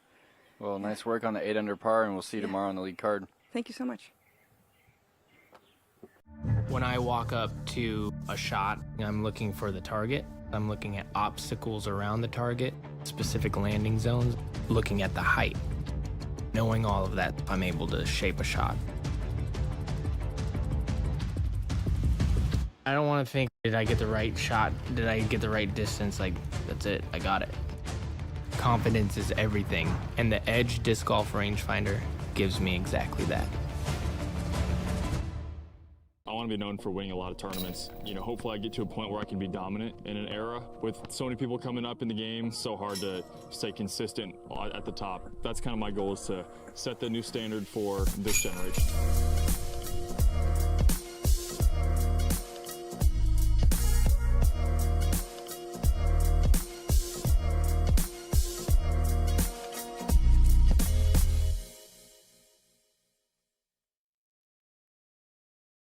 Get ready for an electrifying fusion of disc golf and art. Disc Golf Strokes, a Uplay fundraiser that will creatively blow your mind, featuring some of the biggest names in professional disc golf. Each 6-foot canvas is up for auction along with the artist's smocks, disc brushes, and other exclusive disc golf items. Every dollar helps fund Uplay's educational events, and we're currently raising money for our trip to Uganda and Kenya, Africa this October. Disc Golf Strokes, where the thrill of the game meets the power of art to benefit the world.